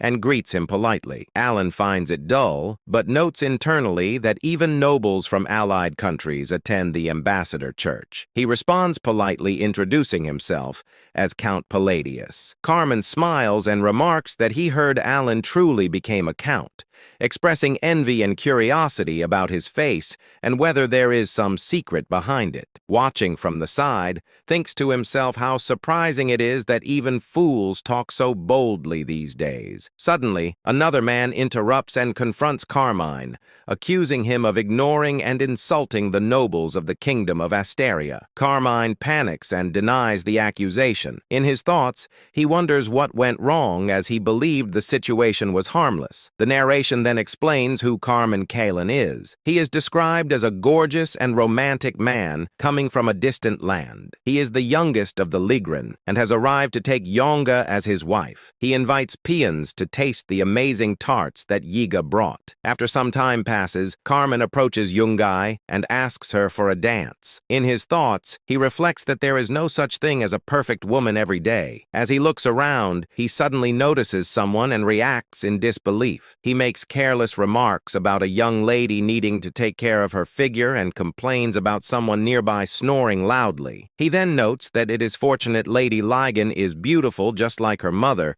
and thinks of it as his moment to appeal. Embarrassed and irritated, Young responds by suggesting they reconsider their marriage proposal. Carmine is shocked and calls out to her, but she leaves without looking back. For reasons unknown, the marriage proposal with the youngest daughter of the Lot family falls apart. Left behind, Carmine fumes internally, thinking about how much he suffered just to come here and how unbearably annoying the entire situation has become. Carmine's gaze slowly shifts toward Alan. He sticks his tongue out slightly and grins, noticing the same hair color and the cold impression. In his thoughts, he connects those features and concludes that the man must be Count Palladius. He recalls hearing rumors that the Count was nothing more than a lucky fool with no real connections. To him, someone like that feels like the perfect and easy stress reliever, and he quietly resolves to act tomorrow. The scene then returns to the present. Several nobles and dukes glare sharply at Carmine and reprimand him for losing his sense of respect. They remind him that the kingdom of Ashtalin has been a long-time ally. Carmine panics and hurriedly denies any disrespect,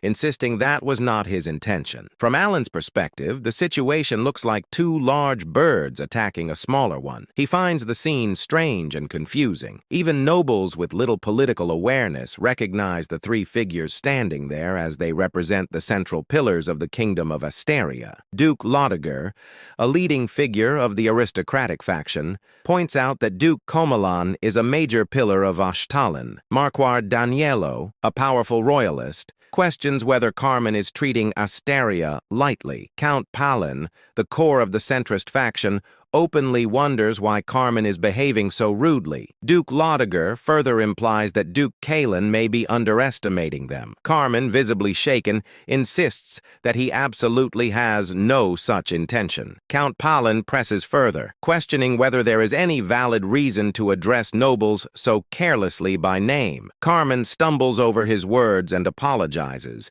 admitting his disrespect. Marque Mardano fixes Carmen with a death glare and criticizes him for forming an attitude based on ignorance. Carmen freezes, unable to figure out what to say next. Alan quietly observes the scene and thinks about how unlucky Carmen is for ending up as a shield in front of him at such a moment. He also realizes why the nobleman's spinning wheel had looked so familiar earlier. Eventually, Carmen bows deeply and apologizes to the three nobles. The Marquis responds coldly, implying that apologies alone do not erase consequences, and sarcastically questioning whether an apology could end military service. Carmen continues apologizing repeatedly while the Marquis presses the point again, reinforcing the severity of the situation. Watching this, Alan thinks about how traumatic the scene is and how it reminds him of unpleasant memories. Tearfully, Carmen leaves the area while muttering that he committed an offense so rude that he nearly lost his life. Duke Loiger then turns to Alan and checks on his condition. Alan assures him that he is fine, though internally he feels unsettled. He wonders why everyone is acting this way toward him today and feels an unfamiliar sense of pressure and fear. Even as things calm down,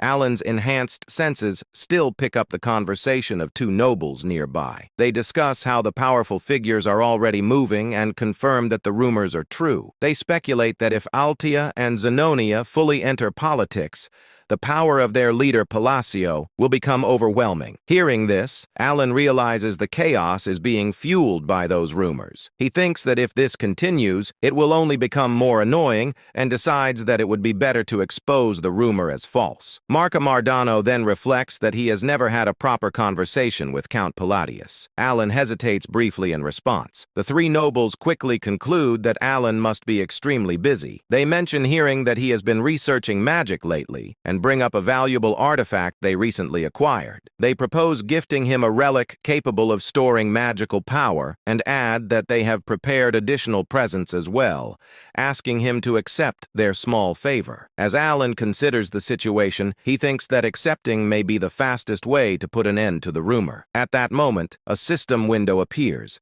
stating that Alan remains silent, unable to resist the flow of events. The notification then confirms the acquisition of 5 magic artifacts identified as magic recovery lines. At dawn, the scene shifts to the annex of the Duke of Liger, where a calm yet meaningful conversation unfolds. The Marquis speaks with Alita, and she seeks to understand what has transpired. He explains that the gift was fortunately well received. Among nobles, exchanging gifts is a common courtesy, but when the item is valuable, such as a relic, it carries deeper significance. Such offerings are not mere formalities. They represent intent. Those who wish to join a faction present precious gifts to the faction's leader as a sign of loyalty and alignment. Alita expresses her relief that permission was granted. The Marquis responds with light-hearted gratitude, attributing the outcome to the Duke of Altia's consideration. Alita then formally welcomes Marque Mardano, acknowledging the mutual understanding behind the exchange. It becomes clear that in essence these formalities all carry the same underlying meaning.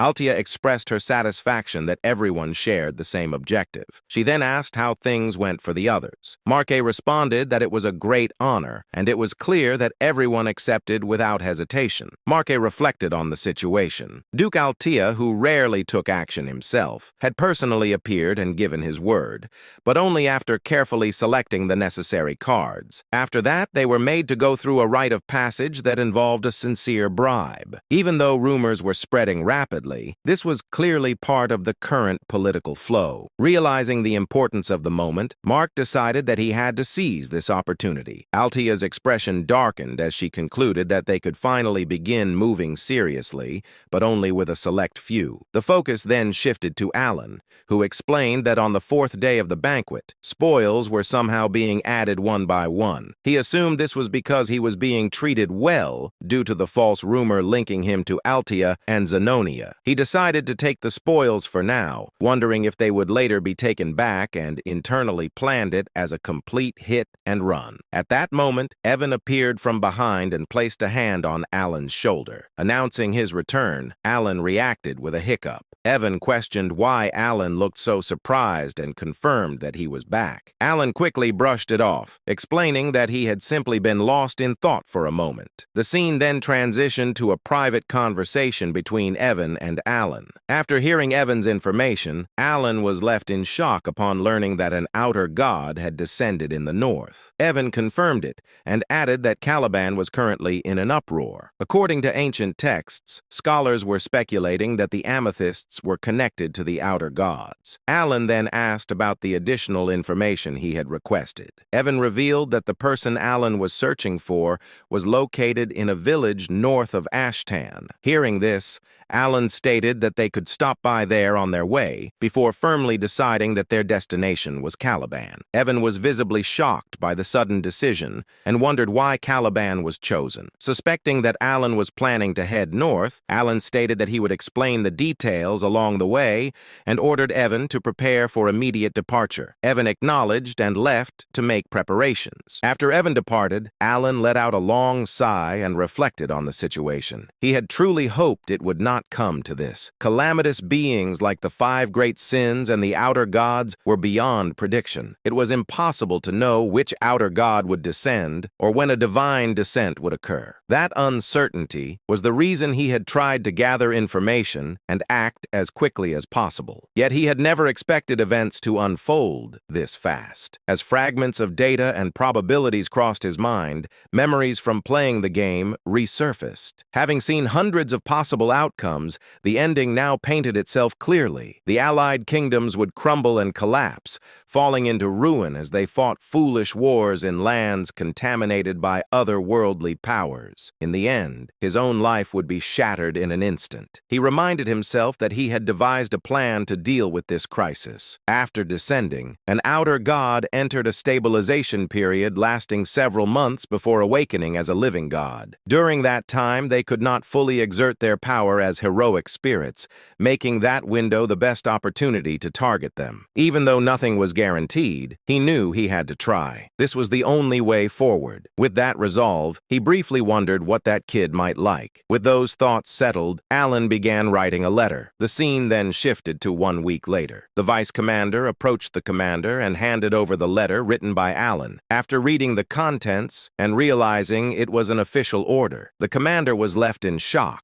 He immediately addressed the vice commander and gave a clear instruction. The vice commander acknowledged and was told to inform everyone that the next northern schedule was being pushed back by 2 weeks. The scene then shifted to Patron, a village located north of the Ashtalan kingdom. As Alan spotted someone ahead, he reflected that he never expected to find him this easily, and the discovery felt unexpected. Standing before them was a bright, ill-looking child who warmly greeted them. Alan observed that the boy truly stood out. He immediately recognized him as the protagonist and playable character of the Liban roguelike turn-based APS Psychedelia. Seeing him in person made Alan quietly acknowledged that a protagonist was indeed a protagonist. The boy looked exactly like the illustration from the game. Alan noted that he was a boy and found him unusually beautiful, almost too striking in appearance. Alan asked whether the boy knew who he was. The child replied that he was simply happy to meet a new person and introduced himself as Eliban. Alan reflected that no matter how much this world differed from the game,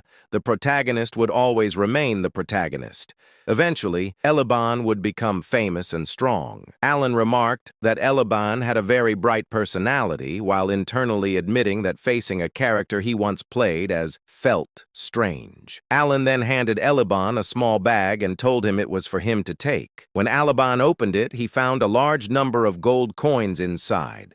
Alan then instructed Evan to bring the other item. Evan stepped forward, opened another box in front of Eliban, and revealed that it was filled with potions, explaining that all of it belonged to him. Eliban reacted with joy, overwhelmed by happiness, and expressed disbelief that everything was really for him, wondering why it was being given so suddenly. Alan explained that it was an investment. Internally, he affirmed that he had brought everything necessary for a protagonist's early growth. Alan explained to Eliban that he was doing this because Eliban was destined to become a big deal in the future. Internally, Alan urged him to grow quickly so that he could one day deal with threats like the outer gods in his place. As more indicators crossed his mind, Alan briefly wondered whether this treatment was generous enough and assumed that he must have won Eliban over. Suddenly, Alan realized he had forgotten something and introduced himself as Count Palatio. This was the name of the patron he should be grateful to when he succeeded. He quickly corrected himself, thanked the Count sincerely, and promised to remember the name. Filled with excitement,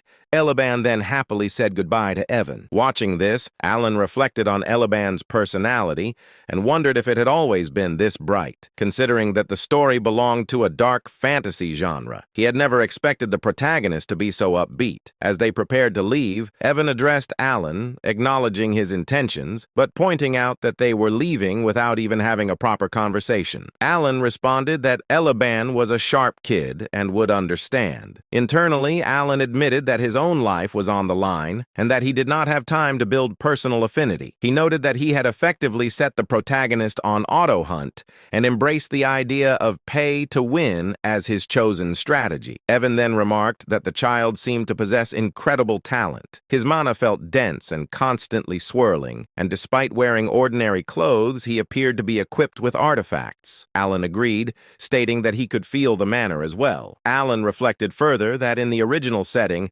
Eliban was supposed to be ordinary before beginning his adventure. This change felt like another unexpected butterfly effect that differed from the game, especially since Eliban was the protagonist. Even so, Alan concluded that what mattered most was preserving his plan for an easy life. Alan addressed them with confidence, explaining that the stronger he became, the better the outcome would be, and that it would all be worth the investment. He reassured them that Eliban was one of the few kind-hearted people in that wretched, dark fantasy world, so there was nothing to worry about. A moment later, doubt crept in, and the idea of Eliban being kind-hearted suddenly felt questionable. Alan then brought up Evan while talking about Deus, stating that Deus would meet him. Internally, Alan reflected that he had never even visited before because he was scared, and he never imagined things would end up like this. Evan, filled with anxiety, wondered whether they would at least let him see them. Alan responded uncertainly, suggesting that it would probably happen, capturing the quiet grief of a young transmigrator. After that exchange,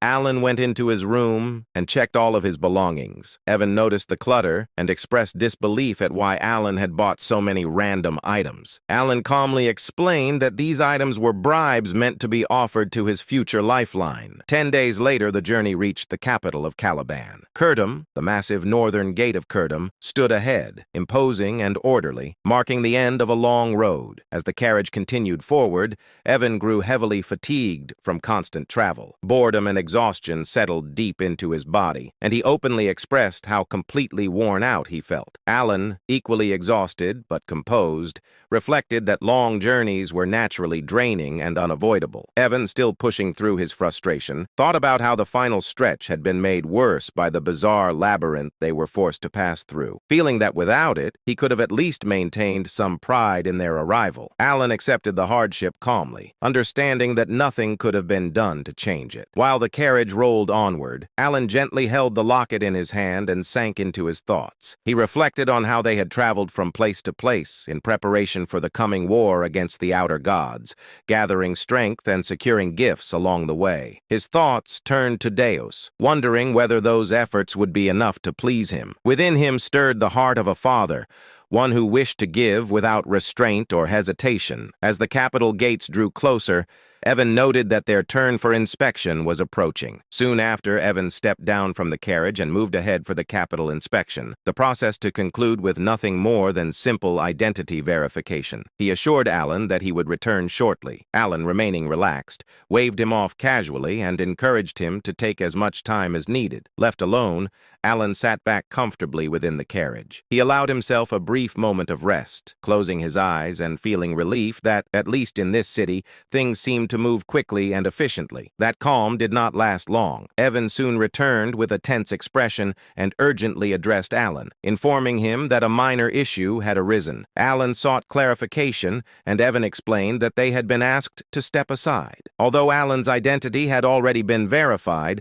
something else appeared to be causing concern. Responding without visible agitation, Alan stepped out of the carriage. At that moment, a knight approached from behind. The man wore a twisted, overconfident smile, raising an eyebrow as he closed the distance. He identified Alan directly, confirming whether he was Count Palladio. The knight introduced himself as Varane, declaring his status as the direct disciple of Master Knight Fiola. Known as the Fourth Sword, with a smug expression, Varane fixed his gaze upon Alan, his smirk heavy with provocation, as the tension at the northern gate quietly intensified. Annoyance flickered through Alan's thoughts as he fixated on the unfamiliar name, Fiola. He found himself questioning what that name even meant to him, realizing he did not know who Fiola was at all. Maintaining a cold and disinterested expression, Alan openly questioned the situation, noting that Varane had even brought knights along and demanding to know the meaning behind such a display. Varane calmly explained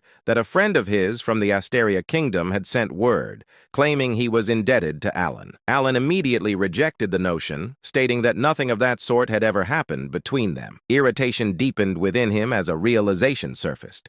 He suspected the so-called friend could only be that excessively dramatic and unstable man, Carmine. With clear boredom in his tone, Alan asked whether Varane's friend was Carmine. Varane responded with a twisted smirk, raising his eyebrows as he confirmed that Alan had indeed thoroughly offended his friend. Inside his own thoughts, Varane recalled his friend's furious words, remembering how Carmine had claimed to be humiliated beyond measure. The scene then shifted into the past, revealing Carmine communicating with Varane through a magically conjured globe. Carmine appeared consumed by rage and exhaustion, seething as he described how Count Palatino had harassed him severely, aided by 3 other men. He branded Alan a bastard and informed Varane that the Count was heading toward Caliban, demanding that Varane cripple him in retaliation. Carmine's expression darkened further as he formed a slow, confident smirk. He tempted Varane by suggesting that if he truly wished to improve his skills, he would need more abyssal bodies to work with. The memory continued as Varane laughed openly, acknowledging that he owed his friend a debt. He resolved that at the very least, he would put on an impressive show to repay it. At that moment,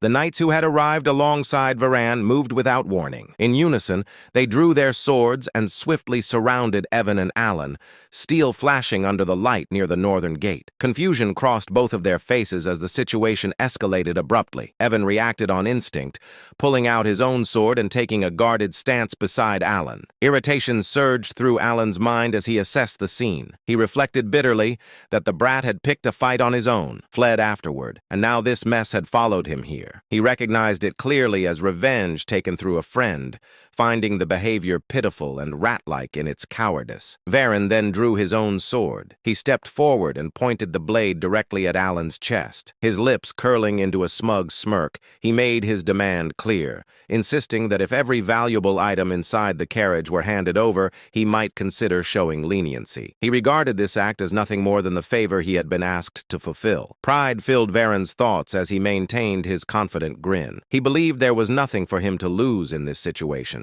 In his mental assessment, everything aligned in his favor. The probability tilted decisively toward success. Alan was, in his view, merely a fringe noble from the Asteria Kingdom, someone with little influence within the Union, and absolutely no connections to Caliban. Varane had investigated the matter thoroughly, and with that certainty, he stood convinced that no consequences would follow his actions. Alan visibly grows angry, angry, annoyed, and irritated by Varen's words, and a thought crosses his mind that birds of a feather truly flock together. He clenches his fist, and a highly powerful, energetic flame-like aura forms in his hand, aimed directly at striking Varen. At the same time, Varen rushes forward with a wild grin, charging toward Alan. Alan remains calm as another thought runs through his head, believing that even if things go slightly awry, his master will smooth it over. Before the clash can happen, someone suddenly appears from behind and forcefully grabs Varen by the neck. Stopping him mid-attack,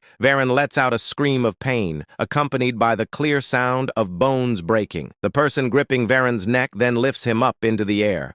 Overwhelmed by pain, Varen groans helplessly as the sword slips from his hand and crashes to the ground below. The pain becomes so intense for Varen that the veins on his face begin to bulge visibly, and he clenches his teeth hard as he endures the agony.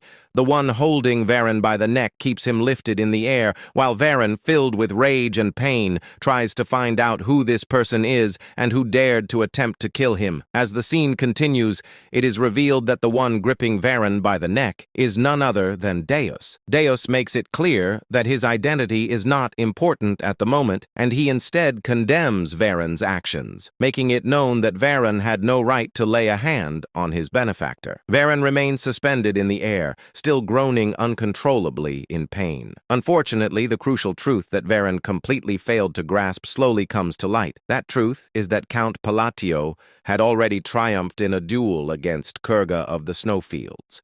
Through that victory, Count Palatio earned the title of Swordless Master Knight and became known as the benefactor of Deus Macallion. Deus suddenly releases Varan and hurls him down onto the ground. Varan groans loudly in pain as Deus relentlessly kicks him again and again without mercy. Deus then grabs Varan's hair with an iron grip, holding him down with overwhelming force, maintaining a cold, deathly glare. Deus shifts his attention toward the surrounding knights and issues a clear warning.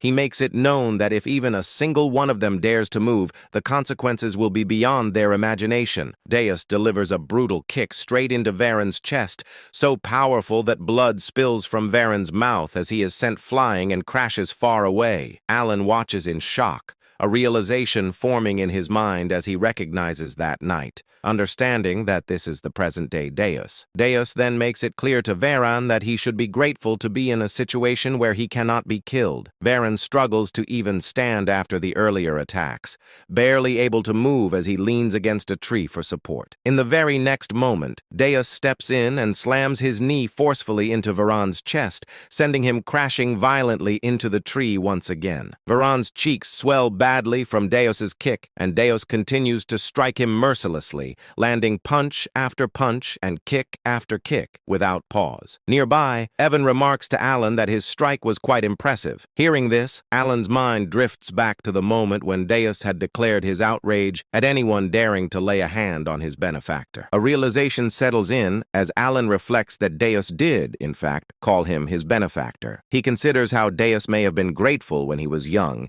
yet now that he has grown, Alan assumed he would not welcome someone he barely knew. He remembers that Deus never even sent a single reply, and it makes him feel as though he has received every possible reward for raising a son. Alan acknowledges to himself that Deus has truly grown, calling him a troublesome rascal in his thoughts, yet admitting his genuine growth. The impression becomes clear, marked as 52% certain, that one can plainly see who sponsored Deus. As he has developed remarkably well, Alan recognizes that Deus has matured into an exceptionally upright young man. With this realization, Alan reflects on how this must be what it feels like to see a well-raised son, and he feels a deep sense of pride as a father. A heavy impact echoes through the scene. Evan then teasingly points out to Alan that he is aware his son is beating someone senseless. Alan responds by making it clear that he cannot hear him. Deep inside, Alan understands that Deus stepped forward like this because his father had been slighted in a foreign land. As this thought settles in, the scene shows Deus continuing to kick Viren mercilessly, showing no restraint at all. Another thought crosses Alan's mind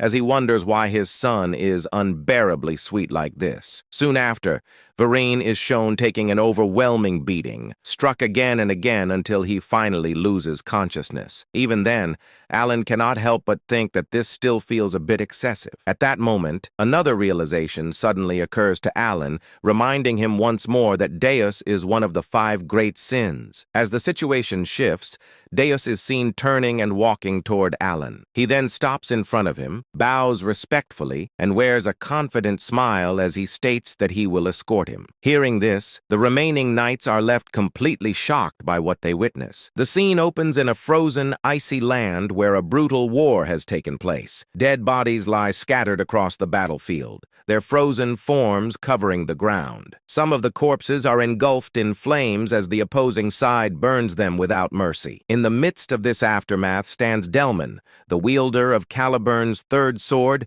and the commander of the Crimson Flame. Overcome with triumph, he raises his sword high, celebrating the outcome of the battle. Delman shouted, "One of the 8 chieftains, the great Khan, along with his entire tribe, has been wiped out. The Red Flame Knights have emerged victorious on the kingdom's land." Hearing this declaration, all the Crimson Flame Knights erupt in joy.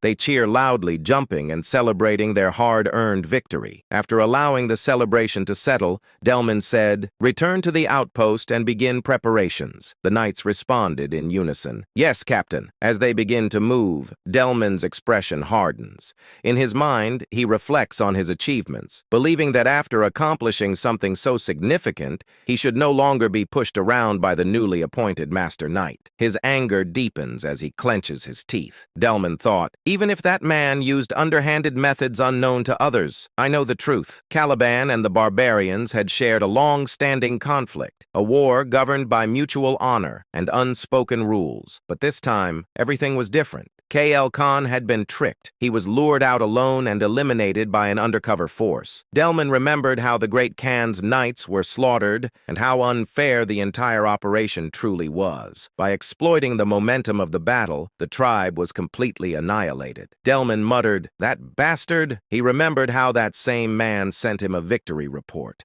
claiming the defeat of the Kurga of the snowfield. It had all happened because Delman demanded a decisive result from the expedition. Khan's body had vanished during the chaos of the battle. Even if he had survived, the poison would have ensured his death. Eventually, Delman convinced himself there was nothing left to do except return to Caliban and report the mission's success. A smirk formed on his face as he stepped forward, but suddenly stopped. In the distance, he noticed a lone man standing still near the forward base. Confusion flashed across Delman's face. The man slowly turned toward him. The man said, "Delman." Filled with rage, Delman gritted his teeth and swung his sword. Flames burst from the blade as fire erupted into the air. A strange unease crawled up Delman's spine. Delman thought, "Clank should already be dead." As he looked closer, an overwhelming aura began to rise from Clank's body. Within Clank's shadow, Delman perceived the shape of a demon forming. Clank said, "You defiled a sacred duel, a duel meant to be fought with honor." Terror radiated from his presence. Even superhumans capable of ending hundreds of lives could be devoured by this being. Cold sweat poured down Delman's face. Delman realized this is not Clank. Driven by desperation, Delman launched another attack. Flames exploded violently from his sword. The man dodged effortlessly. The man said, "Answer me first." Refusing to hesitate, Delman attacked again, unleashing even greater flames. Once again, the man evaded him with ease. Delman thought bitterly, "Believing in duels on a battlefield and was foolish." The flames scorched the land, melting the ice around them. The man stared at him with a deathly glare. The man said, "You are strong. For a human, I will give you one last chance. Duel me." Sensing danger, Delman shouted, "Prepare for battle." The knights surrounded the man from all sides. The man smirked. Demonic mana gathered in both his hands. The man said, "A mortal without honor does not deserve an honorable death. There will be no duel between me and a barbarian like you." From his hands, poisonous mana erupted and spread into the fallen knights' bodies. The toxin infected every corpse. The knights began screaming in unbearable pain. Their eyes turned blood red as their bodies collapsed. Several knights cried, "Kill us! Please, end it!" As their screams faded, the man stepped forward. forward. He slashed Delman's throat with his bare hand. Immediately after, he struck the ice, triggering a massive explosion. The remaining knights were blasted into the air and slammed violently into the ground. Blood spread across the sky like a grim mist. The man then delivered a devastating punch.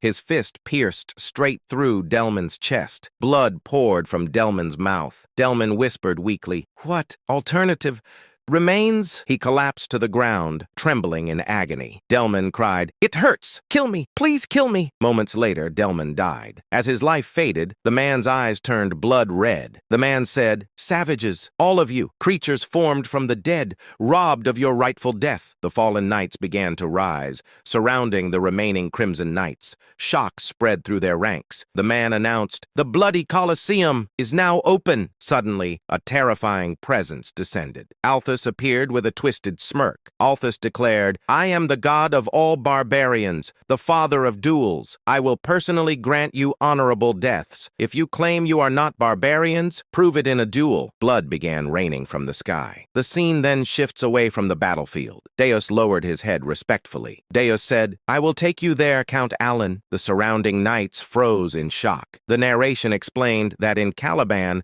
the prestige of the swordless Duke Deus Massilian stood as high as the sky itself. He once defeated the second prince and never showed courtesy to anyone except the king. Alan observed him carefully. The knights thought, "What kind of man is Count Palladius to receive such respect?" The surrounding knights stared at Alan in disbelief. One knight whispered, "Who is he?" Deus summoned a luxurious carriage. Deus said, "Please sit inside." Alan felt burdened by the excessive attention. Evan quietly said, "Go ahead, Alan. I will follow behind." Soon, Alan arrived at Deus's mansion. Stepping out of the carriage, he saw an enormous, brightly lit structure resembling a massive crab-like fortress. Inside, silence filled the mansion. Alan thought, "Coming here is technically a success. I obtained Kim Dong Dong, but something feels wrong." After thinking carefully, Alan decided to be honest. Alan said, "I would like to speak with you for a moment. I came here with a purpose. I have a favor to ask." Deus looked shocked. Deus said, "You came to ask something from me? Please explain." Alan nodded. Alan said, "I will explain everything clearly." Deus responded immediately. Deus said, "Helping you would be my honor." Inside, he realized this was not an order, but a request. Deus then said, "Let us sit and speak properly." They sat at a tea table. Silence filled the room. Alan thought, "Isn't the owner supposed to sit at the head of the table?" Despite the awkwardness, he felt strangely comfortable. After a long pause, Alan spoke again. Alan said, "I have two requests. I know they may not be easy to accept." He continued, "I must travel north, and I would like you to travel with me." Deus smiled slightly. Deus said, "I would gladly accompany you." Alan felt uncertain. Then Deus revealed something unexpected. Deus said, "I was already planning an expedition to the north." Relief appeared on Alan's face. But then Alan spoke again. Alan said, "The second request involves the royal treasury of Caliban." The atmosphere grew heavy. Alan said, "I want to borrow an artifact." He looked directly at Deus. Alan said, "The ring of the madman." Outside the estate,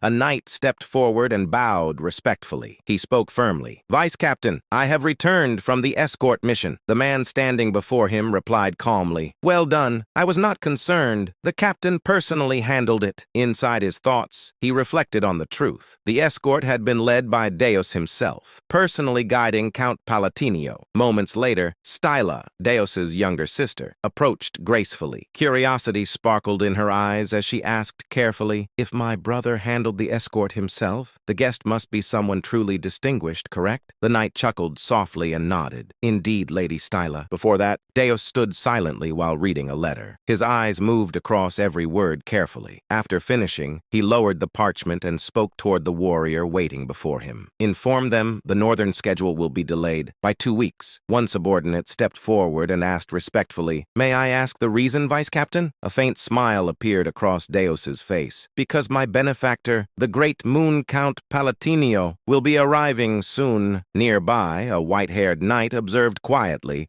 thinking to himself that he had never seen the vice captain display such an expression before. The arrival of the count from the Kingdom of Austria had stirred the entire estate, and even Styla struggled to hide her anticipation. The scene shifted. Alan stood before Deus, his posture calm but heavy with tension. A thin layer of sweat formed along his face as he spoke carefully. Would it be possible for me to borrow the ring of the Maid One from the Caliban treasury? He understood the weight of the request. It was unreasonable, and it could place him in dangerous debt to the royal family. Yet the ring was essential to his plans. He looked directly into Deus's eyes. Without hesitation, Deus lowered his head slightly and replied, "Yes, of course." At that moment, Evan entered the room, bowing politely. "My apologies for arriving late." Alan smiled slightly, thinking his timing was perfect. He said calmly, "You came at the right time. You brought them, correct?" Evan nodded confidently. "I will bring them immediately." He soon returned, carrying several elegant boxes. Light shimmered across their polished surfaces as Alan personally presented them to Deus. Deus looked at them with mild curiosity. "What are these?" Alan opened one carefully. "Gifts, prepared personally. I especially recommend this gemstone string tie. It is quite popular." Inside, Alan steadied his breathing. He had chosen it with great care. The refined design, decorated with delicate gemstones, gave it a noble appearance. He truly hoped Deus would appreciate it. Deus accepted the gift calmly. "Thank you." But he did not open the box. Alan hesitated before asking, "Aren't you going to open it?" Deus turned his face slightly and answered politely, "It would be discourteous to open it in front of you. I will do so when I am alone." Doubt flickered through Alan's mind. Had the gift failed? Was he simply a foreign noble offering something meaningless? Then he noticed the subtle brightness within Deus's eyes and remembered their bond. Clearing his throat, Alan spoke again. "If my request causes inconvenience, I will compensate properly." He paused, adding firmly, "I will retrieve the ring of the Maid One immediately." Then he asked carefully, "Did you not hear what I said about its location?" Deus replied calmly, "It is inside the royal treasury of Kelvin." Alan frowned slightly. "Would retrieving it not be extremely difficult?" Deus answered quietly. "Under normal circumstances, it would take roughly 1 week." Silence followed as he fell into thought. Alan and Evan waited patiently, but when no answer came, Alan sighed and considered the political complications. He even wondered if deploying 50 elite disciples might be necessary. Suddenly, Deus's expression hardened. He asked seriously, "Should I begin immediately?" Alan quickly shook his head. "You don't need to go that far." Deus nodded slightly. "Understood. Then I will retrieve it as quickly as possible." Gratitude surged within Alan. Deus was clearly willing to fulfill the request by any means necessary. Their conversation ended, and they prepared to leave. Suddenly, Stila burst into the room excitedly. "Brother!" At the same time, Evan smiled warmly and greeted her. "Lady Stila, it has been a long time." The two greeted each other like siblings reunited after years apart. Alan watched quietly, surprised by the genuine happiness on their faces. He remembered clearly. Stila was the girl he had ordered Evan to save. In the original timeline, she had died tragically. Seeing her alive made him realize how strongly she resembled Deus, but the warm moment shattered instantly. Deus stepped forward,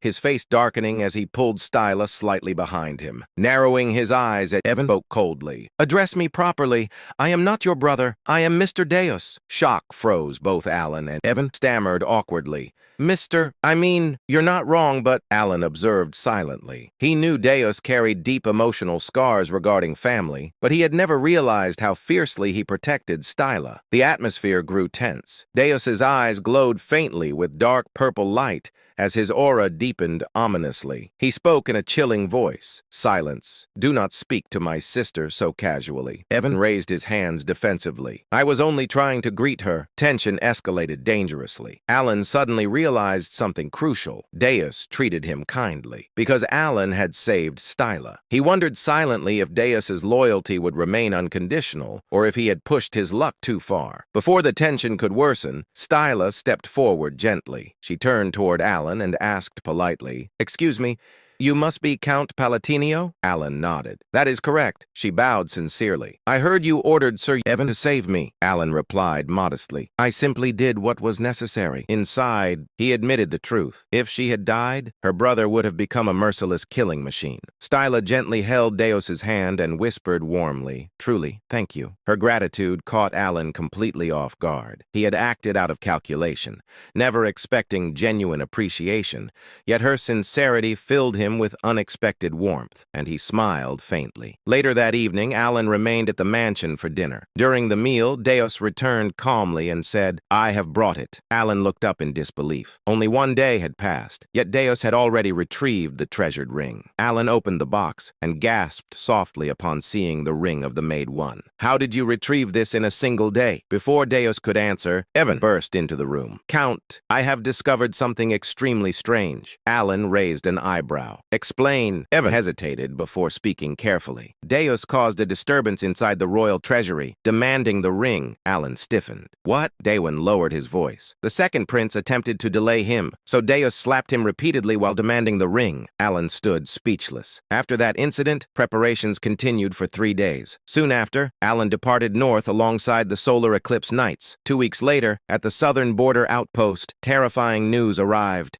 Northern forces were collapsing. Entire units had been slaughtered. Demonic monsters had begun appearing across battlefields. Inside the war tent, chaos erupted. One officer shouted, "Retreat immediately!" Another slammed his fist against the table. "Are you suggesting we abandon the barbarians after witnessing this devastation?" A third officer argued, "The soldiers are barely standing. They cannot continue fighting." Another voice snapped, "The first sword has already fallen. Victory is impossible at this rate." Suddenly, a sharp clap echoed across the tent. Silence swallowed the room. All eyes turned toward Deus. Standing beside him was Folia, the fourth sword of Caliban. Deus spoke calmly. "Every opinion here holds merit. We will decide after calming ourselves." Later, outside the camp, Folia explained grimly, "The outer god is sweeping through our bases using undead armies." He continued heavily, "The third sword, Dalamin, has fallen. The second sword, Chirin, is critically wounded." Deus gazed toward the distant horizon. "I can already sense it." Folia nodded grimly. "The mana is overwhelming,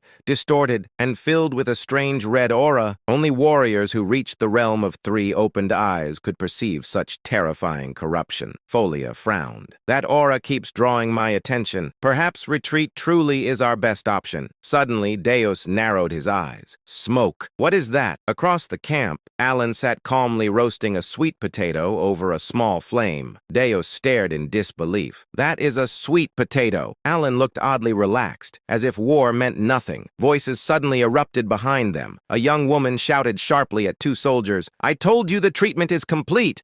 I am here to investigate the barbarian ritual." One soldier pleaded, "Saving lives should come first." She cut him off coldly. "All you can do now is watch over him." Deus looked up suddenly and whispered, "The wise master of the blue magic tower. She has arrived." The woman snapped irritably, but suddenly froze. Her eyes locked onto Alan. Deus raised an eyebrow, confused by her sudden silence, but then he realized she wasn't looking at him. She was staring at someone behind him. Pania's trembling voice broke the tense air, and she whispered, "Why?" Terror flooded her eyes, as if she had seen something that should not exist. Her body subtly shook, and Deus instinctively followed her gaze. Standing there was Alon, the same man who had been casually munching on a sweet potato moments ago. Now he stared back at them. A brief moment passed. Then, Alon greeted calmly, "It's been a while, Deputy Tower Master." Pania stiffened and stammered, Yes, hello." Her head lowered like a frightened kitten, all traces of her earlier hysteria completely gone. Alon tilted his head slightly and asked, "How have you been?" Pania answered nervously, I've been well." Watching her, this woman he had once considered overwhelmingly powerful, cower like a stray cat, Deus felt utterly baffled. Deus wondered silently, was I simply ignorant all this time? Then Alon turned slightly and asked, "Vice Tower Master,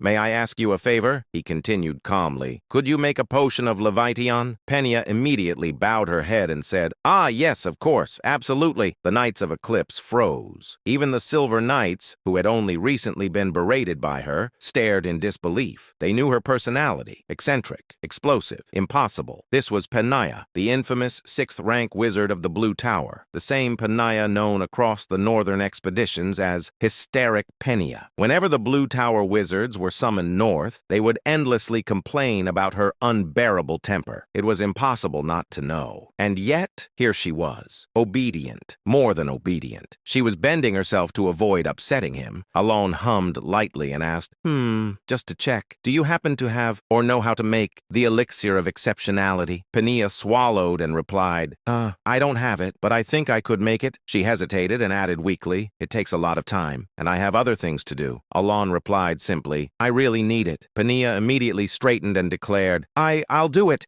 I promise I will. The knights could not believe what they were witnessing. The Vice Tower Master of the Blue Tower. Following orders like this, even the Blue Tower wizard stared as if witnessing the end of the world. One muttered in disbelief, What the hell? Another whispered, What is this? Am I seeing things? Someone added shakily, Has the Vice Tower Master completely lost it? One wizard said in shock, She refused to make that last time because it was too difficult, and spent weeks complaining. Another asked, Am I seeing this wrong? Did someone cast an illusion spell? Then Alon calmly asked, How much payment will you need? He added casually. However, if it's a bit expensive, the payment might be delayed. The finances haven't been great lately. Pania waved her hands rapidly and blurted, Just give me 1 gold coin. Alon blinked and asked, 1 gold coin? Isn't that too cheap? Pania nodded quickly and insisted, No, it's fine. Yes, it's totally fine. Alon smiled faintly and replied, Well then, I won't refuse such a generous offer. The knights and wizards stared blankly. 2 potions that normally cost hundreds of gold coins, for one. They slowly turned their heads toward Alon. Their eyes were filled with admiration. They would have given him a hat if they had the chance. Trying to escape the overwhelming pressure of the situation,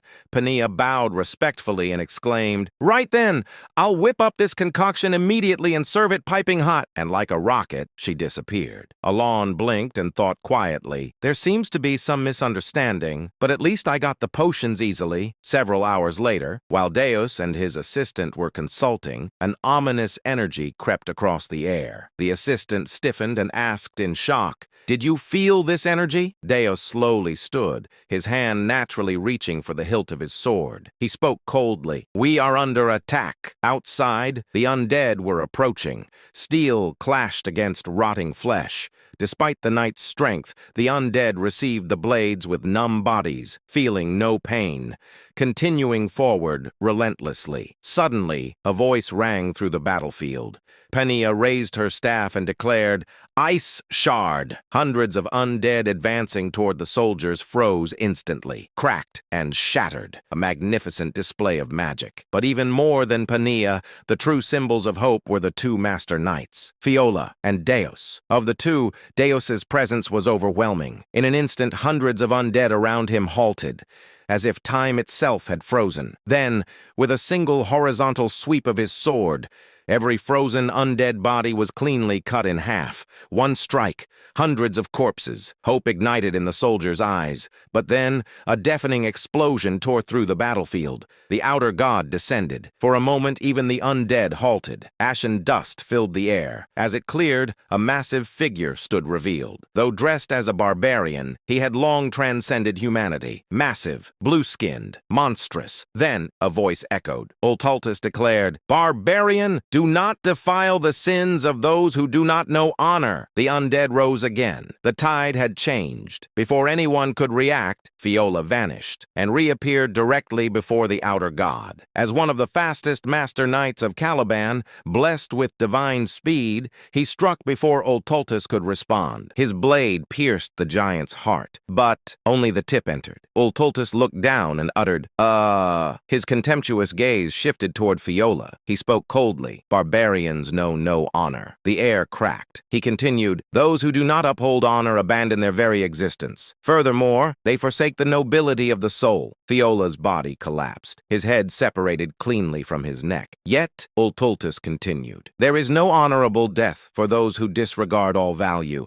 Fiola's headless corpse twitched and rose again. Horror spread. Everyone understood. This battle was lost. Fear consumed the soldiers. Despair gripped the knights and wizards. Even Pania, even Deus. They had sensed it earlier. The being before them was far beyond their expectations. While despair swallowed the battlefield, one man began walking forward, step by step, neither hurried nor slow. He spoke calmly, O mighty god of duels, Ulthultus, in accordance with the great oath of Calgunius. His face remained calm, as if he had seen this scene countless times. Then he declared, I, Alon Palatio, in the name of the great oath. The Count of Palatio stepped forward and finished. Demand a duel of Babylonia. With a smooth swirl of his wrist, Alon raised his arm. A bracelet glowing deep gray illuminated the battlefield, and he stood face to face with a god. The giant's expressionless eyes locked onto Alon.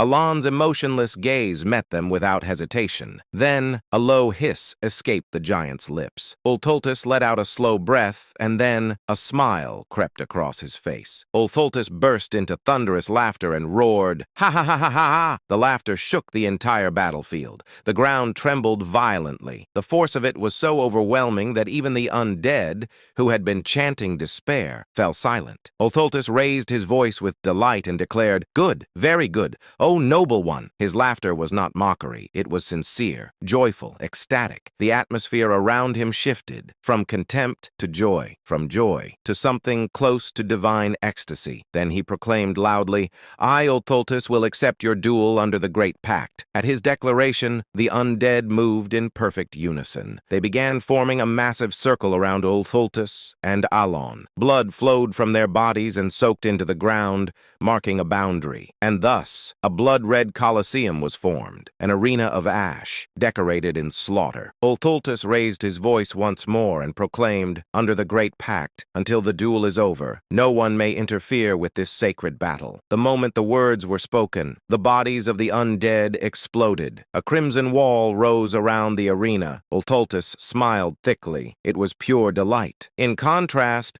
Alon's face remained utterly expressionless, but beneath that mask, he trembled. He whispered under his breath, I want to go home. Behind the calm facade, terror gripped him desperately. No matter how many times he reminded himself, he had come to the north for this, to kill the outer god Ulthultus. He had prepared everything. From the moment he heard of the god's awakening, everything, all that remained, was execution. And yet, the pressure emanating from Ulthultus far exceeded anything he had imagined. Alon steadied himself and muttered inwardly, stay calm. Even after consuming the elixir of exceptionality, meant to stabilize his mental state, his heart pounded violently in his chest. This wasn't just instinctive pressure. Something was wrong, he thought sharply. Why has the manifestation process advanced so much already? All outer gods required time after descending, time to adapt to reality, time to become a wise god. Ulthultus should have been no different, and yet his manifestation had progressed far faster than expected. The closer a god came to becoming a wise god, the stronger it became. Ulthultus tilted his head slightly and asked curiously, but more curious still, O noble one who bloomed amid savagery, why do you know of our pact, though you are not of this era? Alon swallowed dryly. He had no luxury to answer. His thoughts spiraled. Can I do this? Doubt flooded his mind. Ulthultus was far stronger than anticipated. Even with potions stabilizing his mind,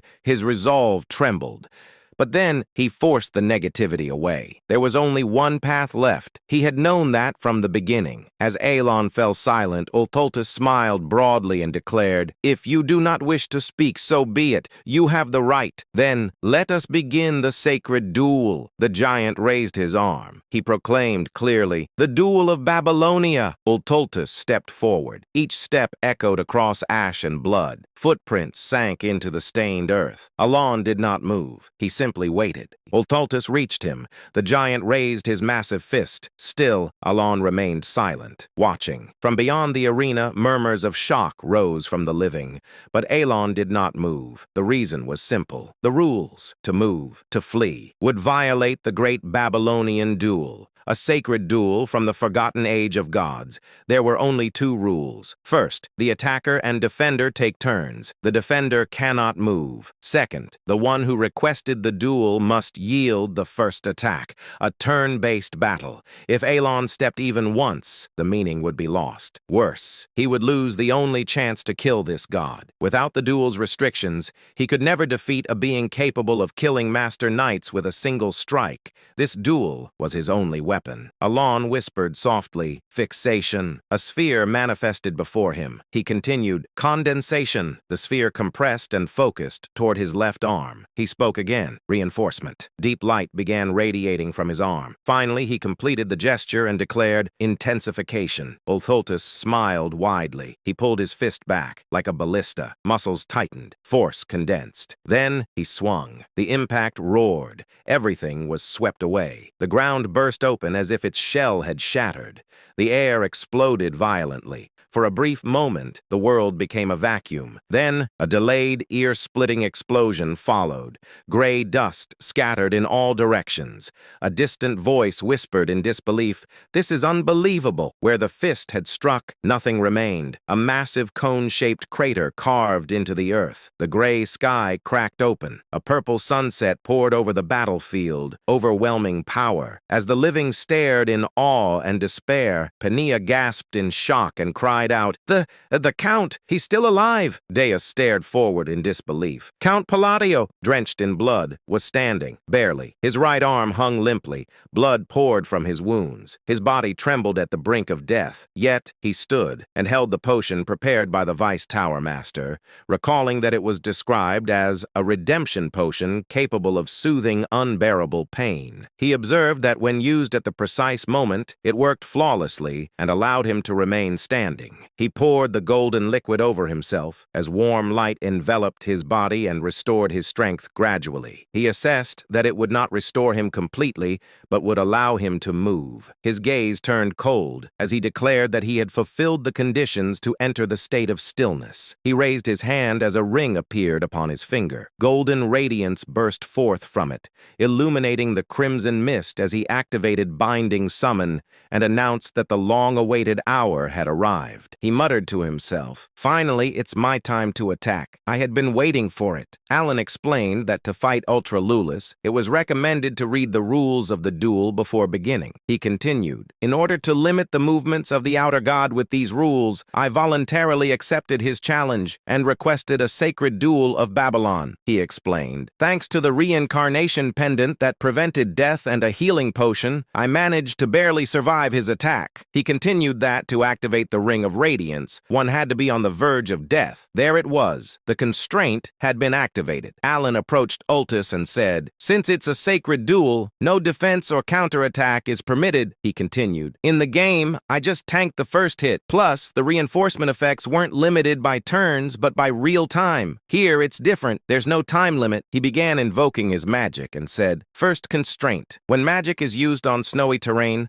I can twist the rules of this world just a little." A red eye appeared above his head, then a blue one, and he activated diffraction. Magic began to manifest in front of his hand. He continued, "Second constraint. When magic is used at the gates of death, I can twist the rules of this world a little more." He activated Primeral Point. His lightning magic took the shape of a spear, and with condensation he hurled it at Ultus. He added extinction to his magic, and it began to take on a dark aura. He explained, "Third constraint. When fighting against a god, I can twist the rules of this world even further." He activated Silent Front, and his magic grew even stronger. Then came the fourth constraint. When magic is used against the great god of duels, Ultus, the magic intensifies further. Ultus waited with his arms wide, and the spell hit him full on, creating a massive explosion. Alan explained, "I can twist the rules of this world one more time." He said, "For this to work, he has to be wiped out in a single hit," and all fell silent. A silence so profound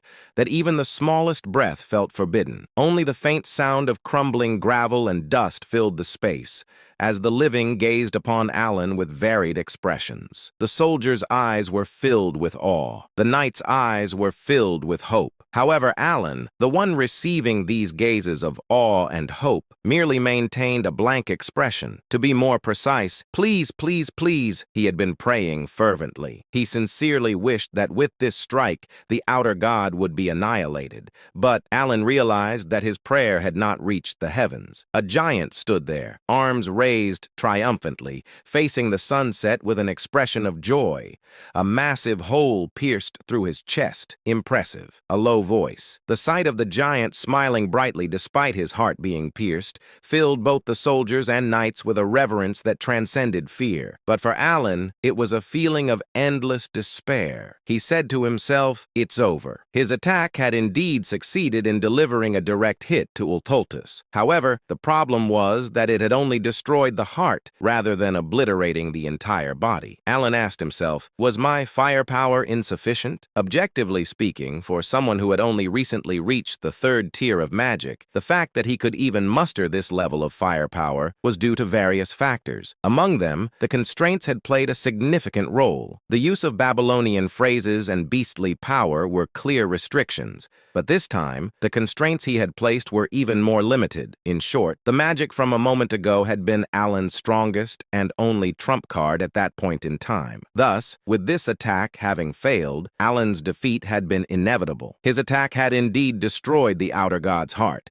but destroying just the heart would not make the outer god vanish. As if to prove this, Ultultus stood proudly in the same spot, still smiling broadly. His body was covered in burn marks, and there was a gaping hole in his chest. But that majestic smile remained as he said, "Ah, I see. So you were still holding on to your will." Muttering words that only Alan could hear, the giant spoke in cryptic tones, causing Alan to drop the hands that had been clasped together in a seal. Even at that moment, the effects of the highest grade potion continued to restore his body. Though his body was still uncomfortable, it had recovered enough for him to move around. But that meant little. Alan, who had exhausted all the magic in his bracelet due to the recent spell, no longer had the strength to continue fighting. Because of this, his expressionless face concealed a gloomy mood as he raised his gaze with some doubt at Ultultus's next words. At that moment he saw it. Ultultus's body was slowly beginning to disappear. Reflecting the light of the setting sun, the giant started vanishing from his feet upwards,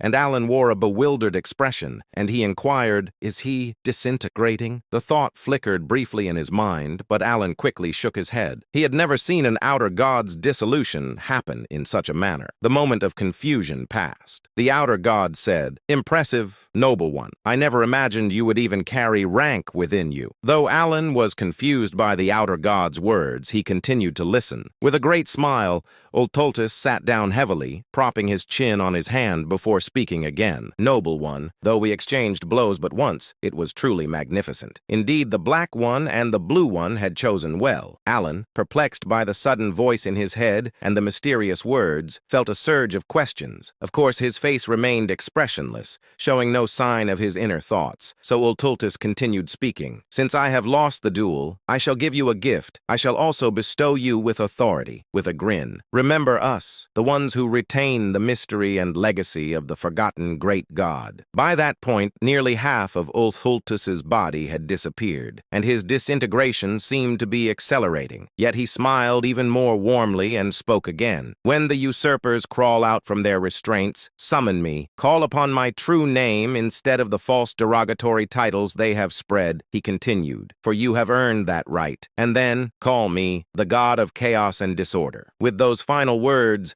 the outer god vanished completely, leaving behind only a lingering smile filled with expectation. Alan, having witnessed the outer god's complete disappearance, stared blankly at the accessory left behind. Bathed in the light of the setting sun, he expressionlessly gazed at the spot where the outer god had vanished. After the giant vanished, the once bitterly cold land, which had been filled with the voices of the dead, became silent, with only the sharp wind filling the void. The restless undead, unable to die, had finally found peace, and the living began to gather and sort the remains of the fallen. About a day later, having accomplished their mission of capturing the outer god, the expedition began to move once again, heading back to Caliban. The scene shifted to Alan's carriage. Penia was with him. Alan said, "All right, next question," but she interrupted him and immediately said, "Yes, you're a rank 2 mage." He corrected her. "Rank 3. She immediately replied, "You're right. Rank 3. Where was my head at?" Then Alan asked, "What do you know about the blue things and black things?" She shook her head in distress and replied, "I don't know anything.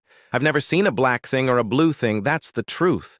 I swear I'm telling the truth. Her quick response left Alan speechless, wondering if she had even thought about it. Realizing he wouldn't get any useful information from her, he nodded. She dashed out of the carriage, thanking and greeting him as she left. Seeing her behavior, Alan thought to himself, I didn't even tell her she could leave yet. Then he said, if people keep thanking me for such trivial things, I'm going to start believing I'm some dark criminal. He began to ponder the fight and thought to himself, but why did he disappear even though my attack failed? His words left me with more questions than answers. Beside him lay the belt Ultis had given him. Alan looked at it and said, I've seen this in the game. It's true, but the bracelet was explained. Belt of the Forgotten, reward obtained by defeating Ultis, doubles damage dealt and damage taken. There was an inscription inside it that read, O you who have inherited his will, let your steps lead you to Kahala, the city of ancient gods. Alan said, it's the first time I've seen this. He wondered, will I be able to discover something in Kahala? At that moment, someone knocked on the door. It was Deus. Surprised, Alan asked, what is it? Deus said that the mage had dared to leave without seeing him off properly and asked,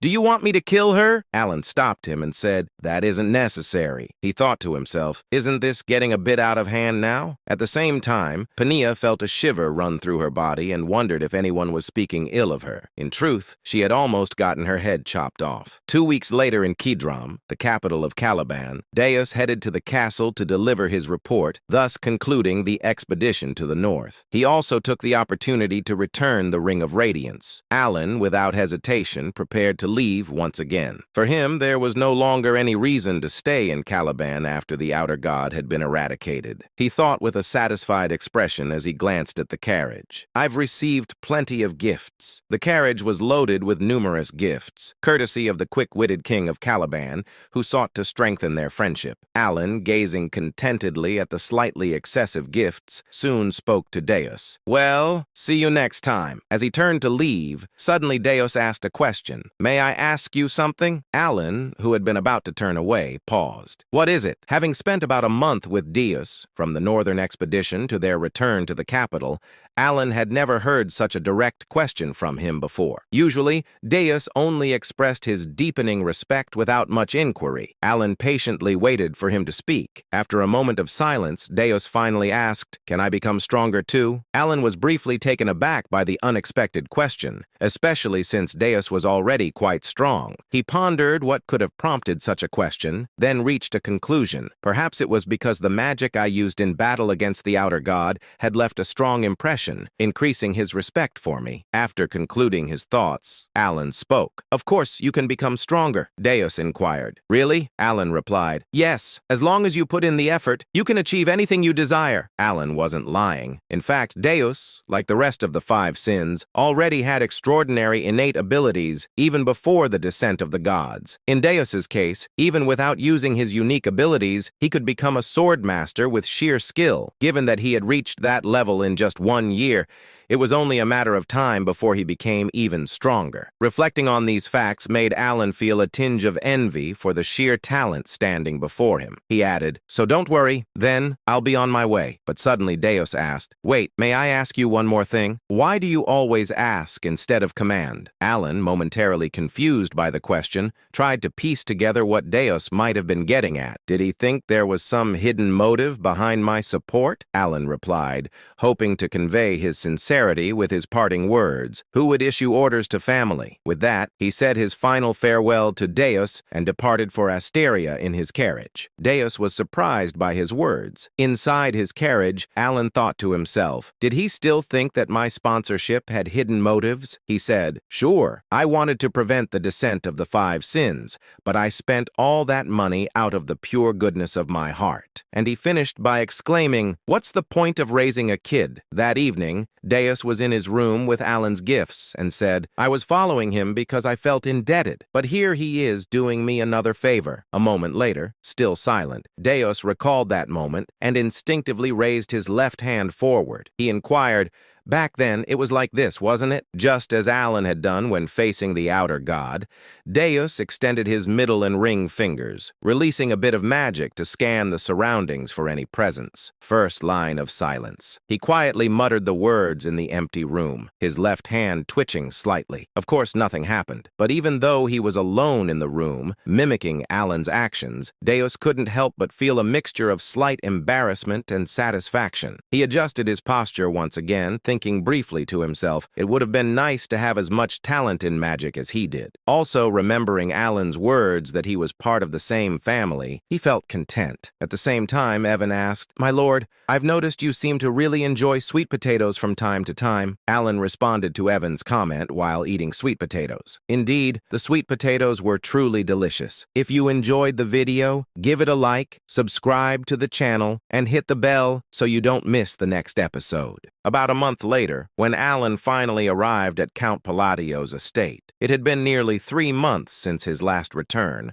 and as he stepped inside, Alan stretched his stiff shoulders and muttered to himself, "Home, finally." After such a long journey, Alan had only one simple dream in mind: sleep, just a peaceful, uninterrupted nap. Without wasting a second, Alan headed straight toward his room. As he reached the door, he sighed with relief and pushed it open. And then he froze. The smile on his face slowly disappeared, because this was not his bedroom. It was his office, and waiting inside was a mountain of documents stacked so high it looked like a small fortress built entirely out of paperwork. The papers almost seemed alive, silently welcoming him back. "Welcome home, Count. Now please finish your work." Alan slowly closed the door, then immediately turned around and walked away as if nothing had happened. He said calmly, "I must have opened the wrong door." He took 3 steps, then 5, then 10, and then he suddenly stopped. After a long moment of silence, Alan let out a deep sigh and rubbed his face. Right, who am I kidding? Since the work had to be done sooner or later,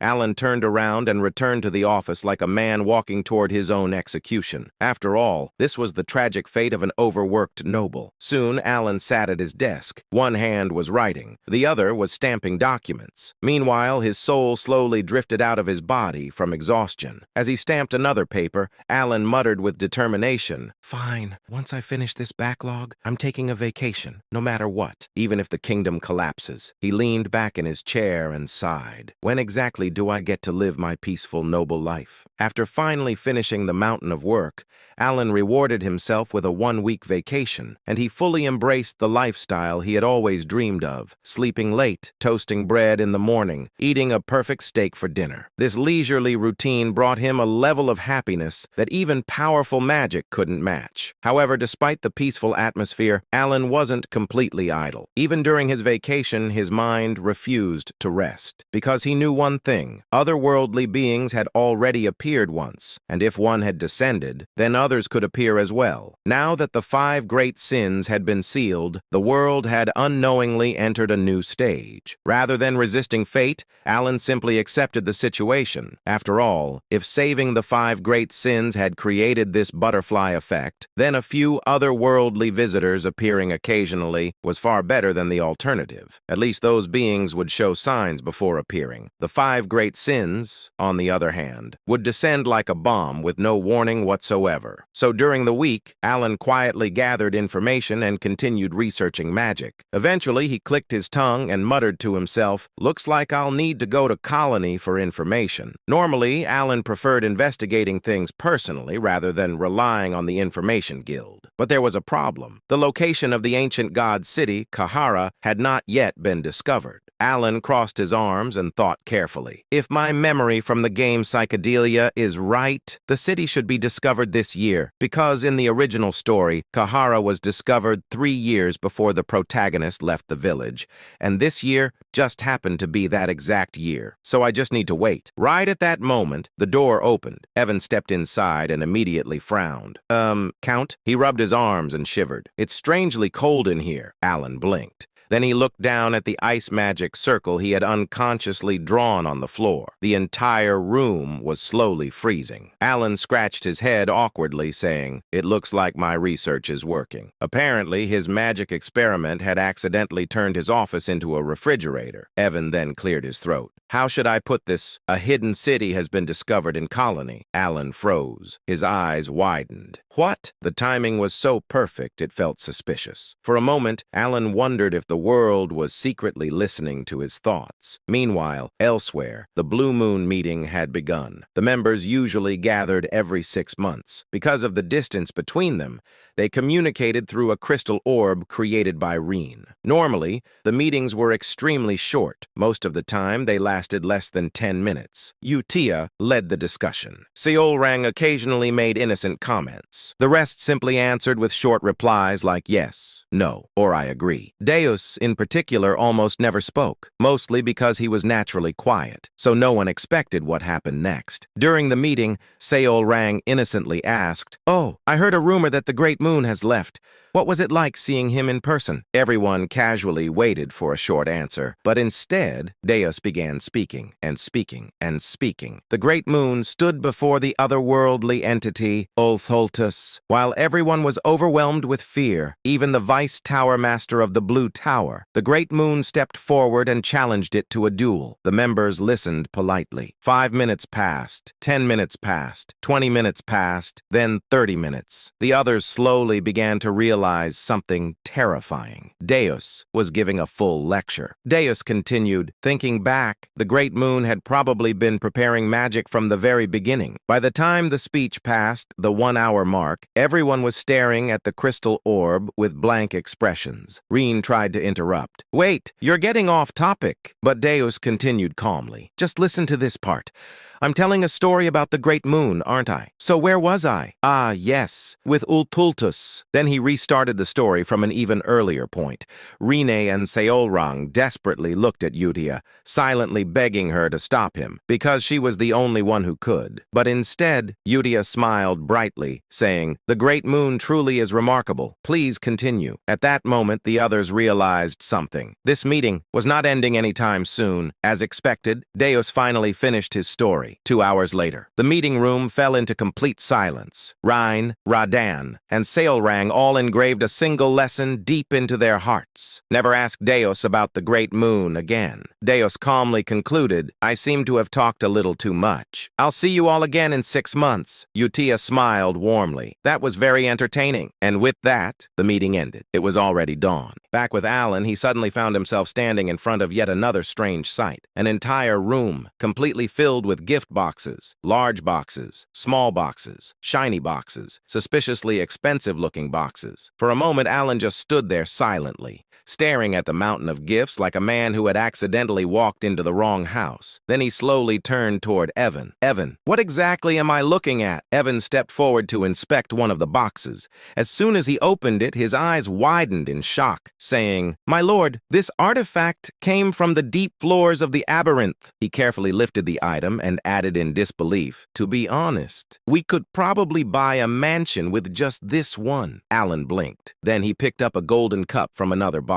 It was ridiculously expensive. In his other hand were several letters that had been delivered along with the gifts. He began reading the names and immediately frowned. He said, "I don't know any of these nobles." The letters were extremely polite and full of praise. Some even sounded suspiciously respectful. Alan slowly nodded to himself. "Ah, I see. The rumors must have spread." Even so, he couldn't hide his amazement. All of this, just because he had one connection with a master knight. He leaned back and let out a small whistle. Amazing. Despite his confusion, something deep inside Alan suddenly awakened. His small business slave mentality. After thinking for a moment, Alan came to a very reasonable conclusion. If people give you things, you should accept them. He folded the letters neatly and smiled. "To the generous nobles who sent these gifts, thank you." Then he looked at the overflowing boxes and laughed. "Let's just put everything inside the secret chest." A week later, Evan returned with even more gifts. He placed the new boxes down and sighed. "My lord, it doesn't seem like they're going to stop." Alan stared at the growing pile with wide eyes. Then he nodded slowly. He leaned back proudly and thought, "So this is what happens when you know a master knight." He crossed crossed his arms and thought, Deus must be doing well. Looks like that kid is finally being a good son. He generously decided to forgive Deus for never writing back. What Alan didn't know was that these gifts were actually bribes from nobles hoping he would let them join his faction. But in Alan's mind, they were simply friendly presents. A month later, the gifts were still arriving. At this point, Alan started feeling slightly embarrassed. Looking at a ridiculously luxurious jewel box, he sighed. Maybe I should return the more outrageous ones. At the beginning of summer, as the gifts finally started slowing down, the Grand Assembly began in Teria, the capital of the Asteria Kingdom. Unfortunately for Alan, he was late, which resulted in a very unusual sight.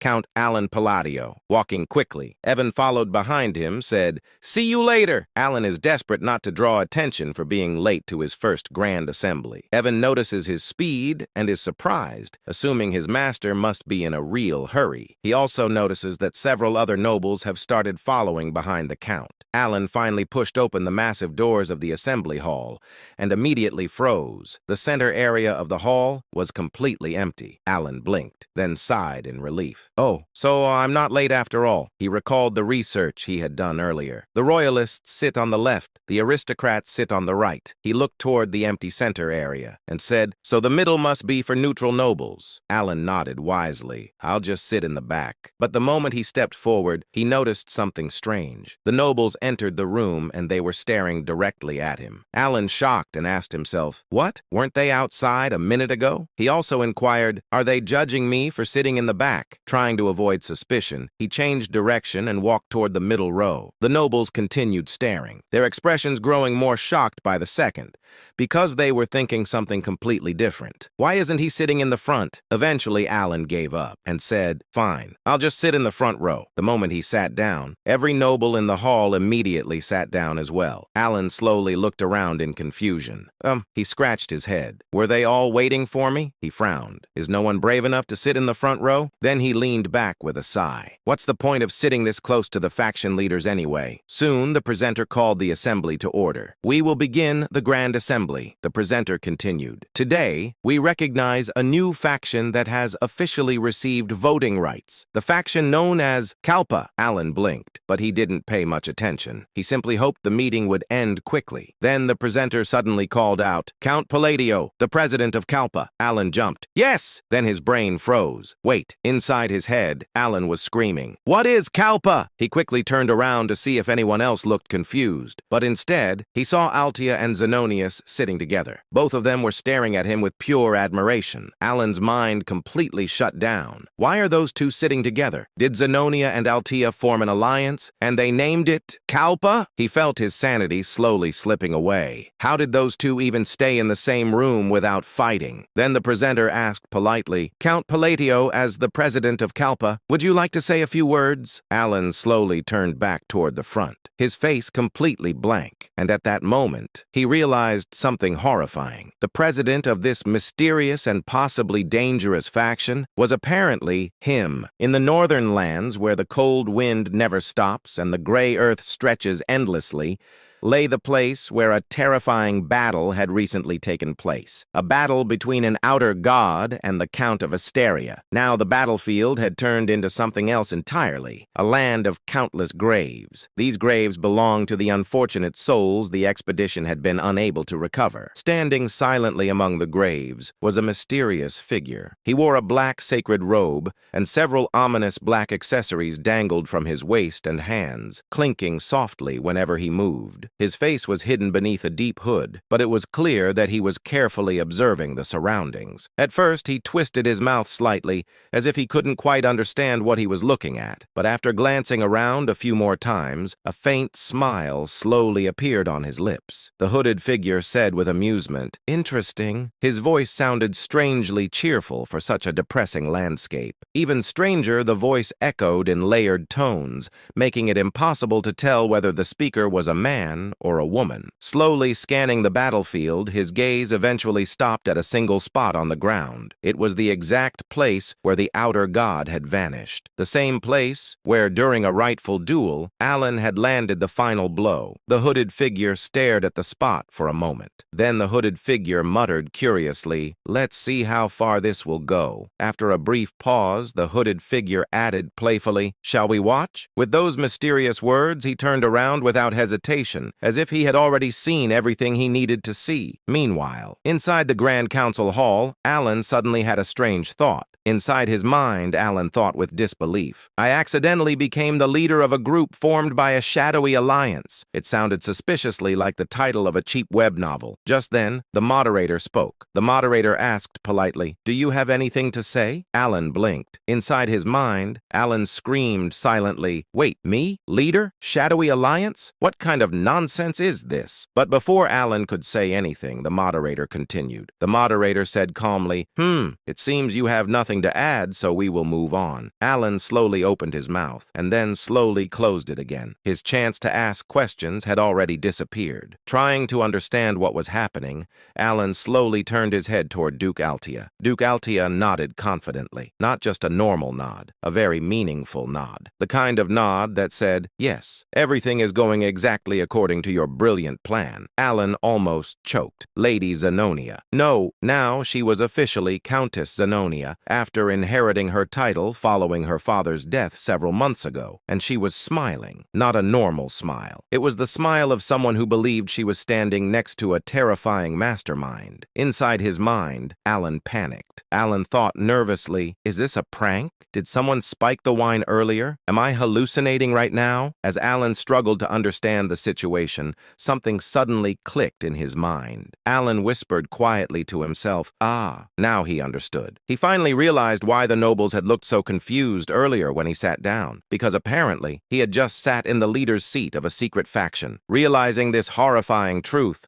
Alan felt the world spin. He grabbed his head and shut his eyes tightly. After the Grand Council meeting ended, Alan somehow found himself being guided to a banquet celebrating the birth of the Kalfa faction. He didn't remember agreeing to attend. He didn't even remember standing up, but somehow he was already there. Then Countess Zenonia spoke. Countess Zenonia said with satisfaction, "How about this? I think it's perfect now." From Alan's perspective, absolutely nothing about this situation was perfect. He had no idea what she was talking about. Then Duke Altia added another comment. Duke Altia said thoughtfully, "It seems everything has been arranged exactly the way Count Palatio intended." Alan felt like someone had thrown 50 question marks directly into his brain. Inside his mind, Alan shouted silently, "What are you talking about? Who arranged what? When did I do that?" But on the outside, Alan maintained a calm, dignified, noble expression. Because panicking in front of two possible psychopath masterminds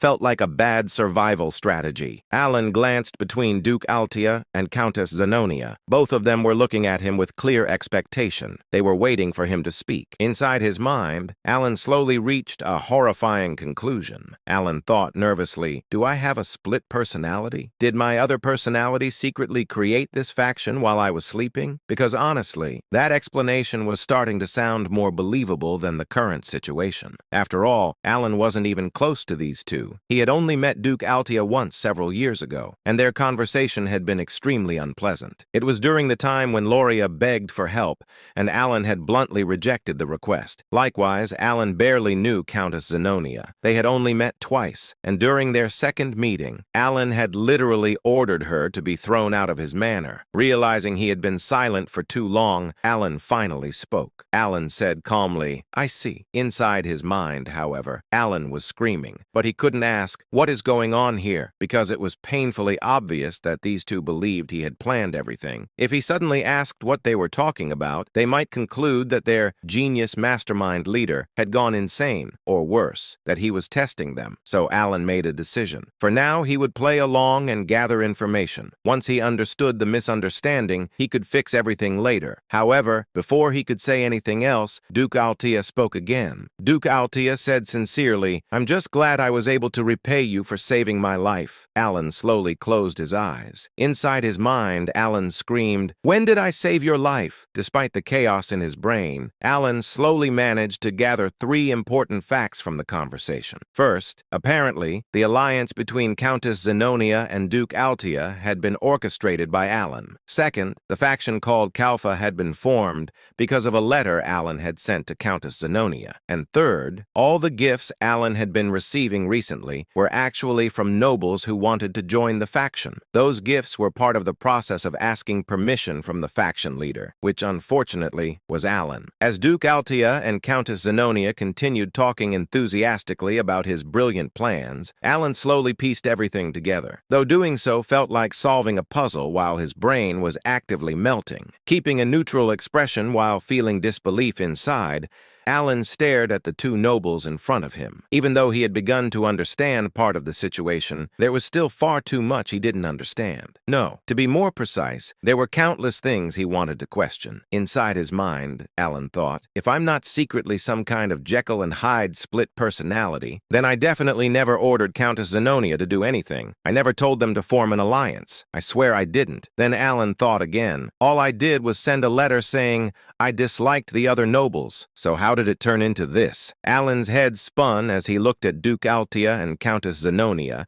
trying desperately to understand what was happening. Inside his mind, Alan wondered, is this what people mean by the realm of genius, where ordinary people can't even understand the plans of a mastermind? Alan remained silent, because he had slowly realized something terrifying. Through a series of coincidences, he had unknowingly helped create the Kalfa faction himself. By the time he finished piecing together the facts, Alan's instincts told him something very important. There was no getting off the Kalfa train anymore. He had already accepted too much. Of course, if he really wanted to leave, there were ways, but none of them were good options. Now that both the royalist faction and the aristocratic faction clearly saw him as an enemy, leaving this faction would only cause more problems. To be honest, if the losses were manageable, Alan would have pressed the escape button immediately, but another thought quickly followed. Inside his mind, Alan wondered, what if I tell them this was all a misunderstanding? Alan slowly glanced at Duke Altia and Countess Zenonia. Their conversation had just ended,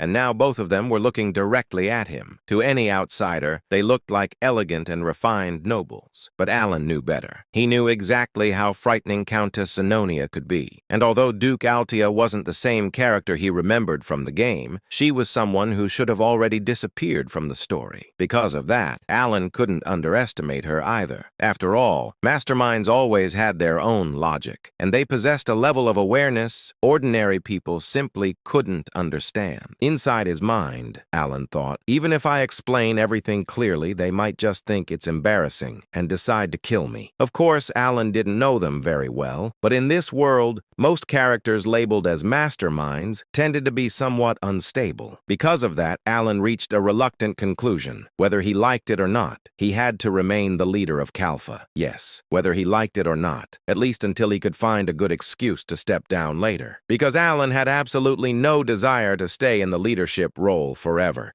He knew that being the leader of a faction came with countless responsibilities, even if the benefits were great. And for Alan, whose life motto was living leisurely as a noble without working, leadership was the exact opposite of what he wanted. So Alan quietly made a decision. Inside his mind, Alan said to himself, I'll lead for now and retire later when the timing is right. At that moment, Duke Altia asked, so, what do you plan to do now? Hearing the question, Alan let out a quiet groan.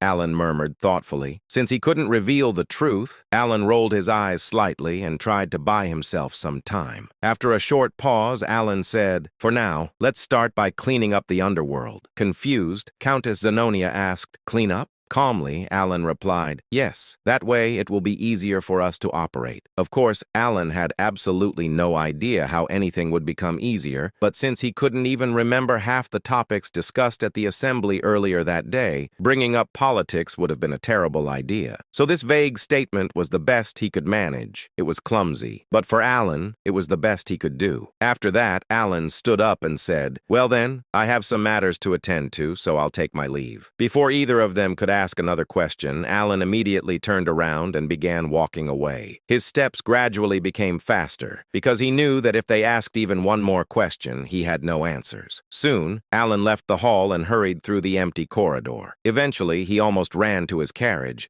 worried that someone might stop him. Seeing him arrive so quickly, Evan asked, "Count?" Without hesitation, Alan said, "Let's head straight to the colony." Alan had already decided to leave that very day. Inside his mind, Alan thought, the letter should have arrived by now. I hope I can get some help there, like I did with Dios. Soon, Alan's carriage began moving through the night. It was a midsummer evening. Meanwhile, back at the banquet hall, thinking about Alan's words, Countess Zenonia murmured, "Clean up the underworld." Huh. After a brief moment of thought, Duke Altia said, "When he says clean up the underworld, there can only be one meaning, right?" Nodding slowly, Countess Zenonia replied, "Indeed, we've had our territories under firm control for a long time." Then Countess Zenonia continued, "So if he's telling us to clean things up?" Finishing the thought, Duke Altia said, "Then the only option left is the remaining territories." "Indeed," Countess Zenonia agreed. For a moment, both women fell silent. Then they smiled at the same time, because the idea forming in their minds was something that would have been impossible when they acted separately. But now, with their alliance, and the formation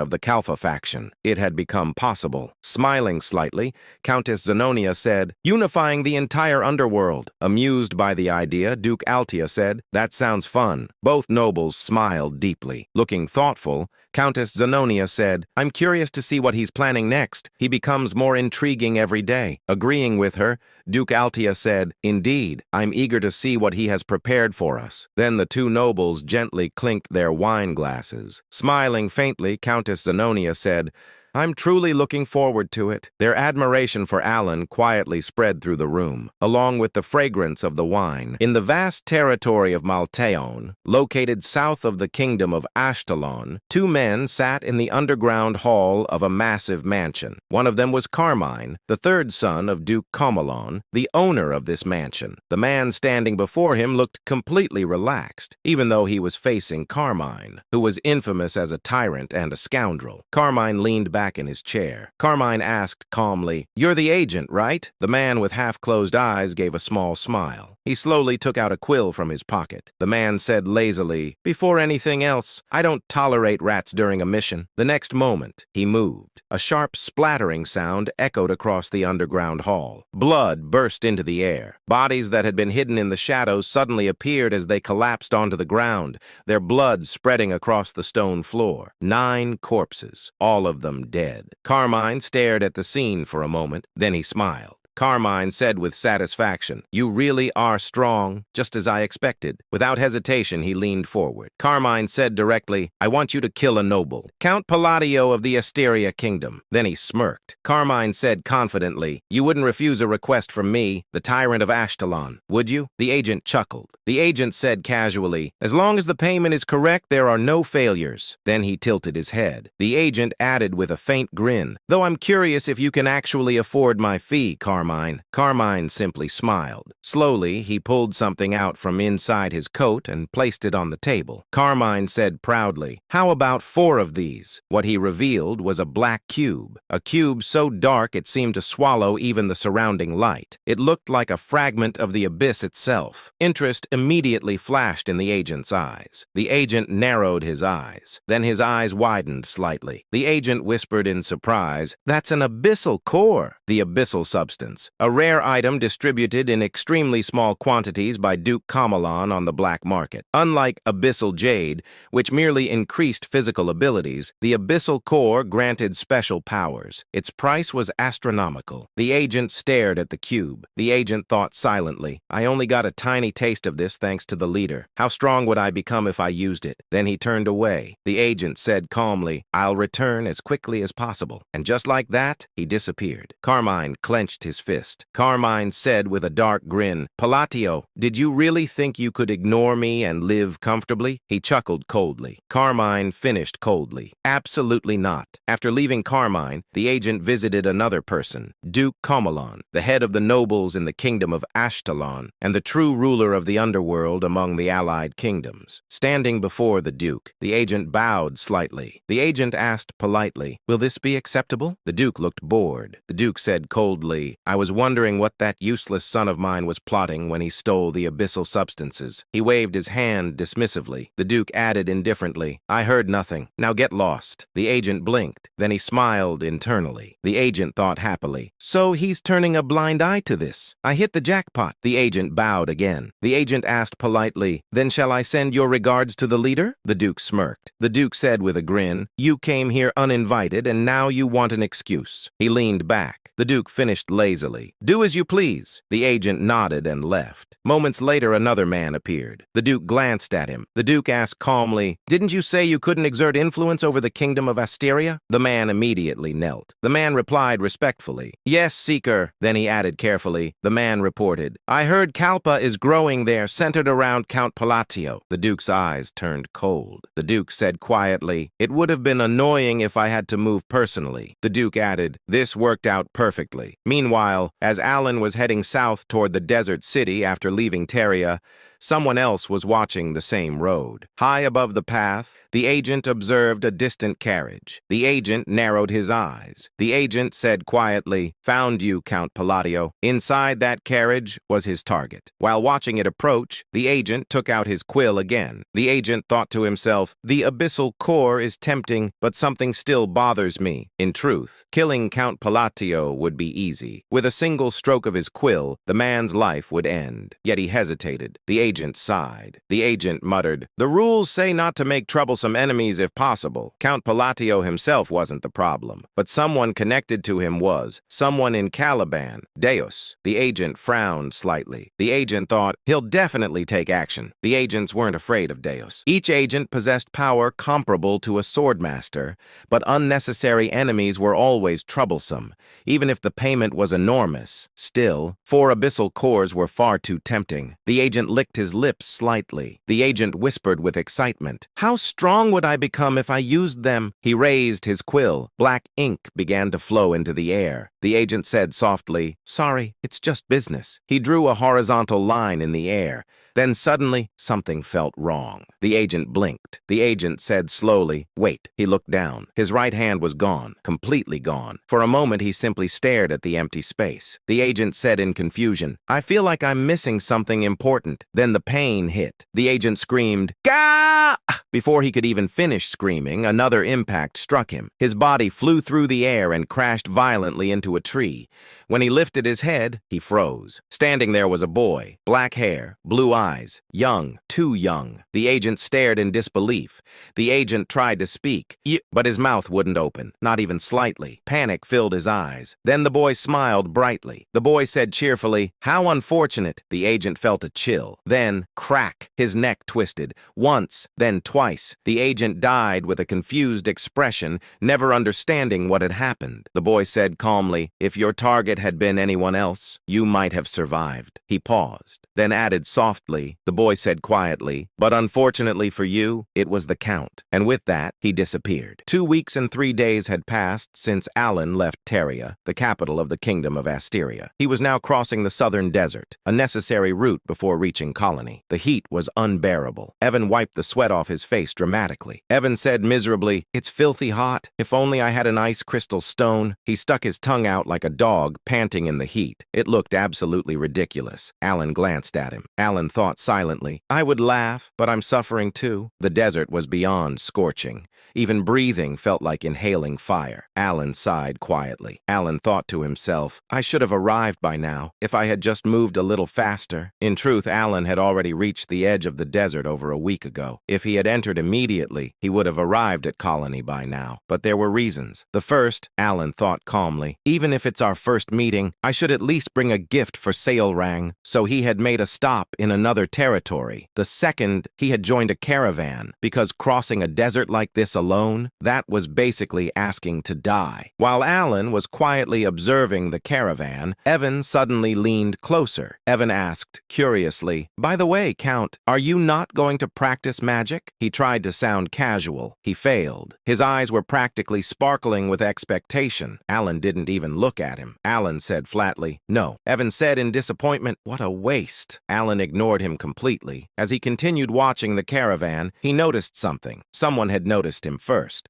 A woman with striking red hair turned toward him sharply. It was Lion Aguileras. Lion said coldly, what are you looking at? Alan didn't react much. Alan said calmly, just happened to glance over. Leon, while reading a book, said mockingly, do you enjoy spying on others? Alan sighed slightly. Alan said plainly, I don't have that kind of hobby. Leon said sarcastically, is that so? My mistake. She tilted her head and added with a sharp tone, I thought someone who spreads rumors so eagerly might also enjoy peeping. Evan's eyes widened. Evan thought in shock, wait, rumors? Our count? Since when? Alan blinked once, then exhaled slowly. Alan thought tiredly, how troublesome. In reality, Leon was the daughter of the Red Magic Tower Master, a rank 4 mage. Even without an official title, that name alone carried weight, a terrifying kind of weight, especially considering her father, a man who had charged alone at one of the 5 great sins and died doing it. In simple terms, a complete madman. Alan looked at Leanne for a moment, then looked away. Alan said quietly to himself, can't I get even a moment of peace? Despite her constant provocation, Alan chose to ignore her, not because he was patient, but because he was cautious. Alan thought calmly, better not get involved, especially with someone like her. Then he added internally, I'll never see her again after crossing the desert anyway. At that moment, Leon's carriage began moving ahead. Evan, who had been watching everything, suddenly grabbed Alan's sleeve. Evan said excitedly, whoa,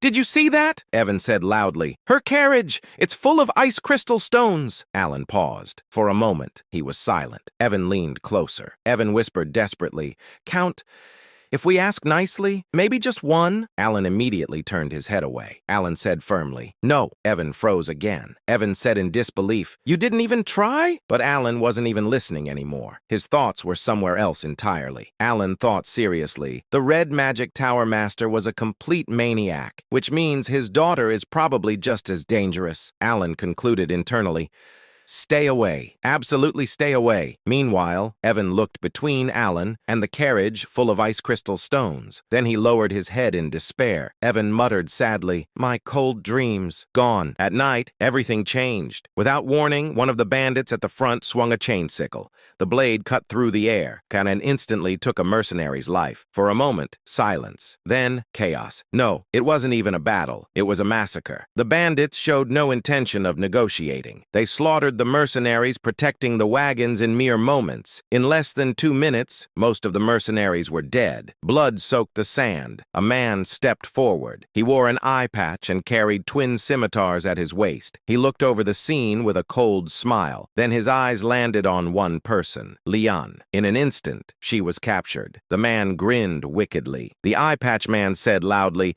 listen up, everyone. He raised his sword. Blue energy ignited around it like flames. The eye patch man said with a cruel smile, for your own safety, I suggest you cooperate quietly. Leon's face turned pale. Even without understanding everything, she knew he was dangerous, far beyond ordinary knights. Nearby, a surviving mercenary trembled. The mercenary thought in horror, that symbol, it's the bloody sand bandits. His voice shook. The mercenary thought desperately.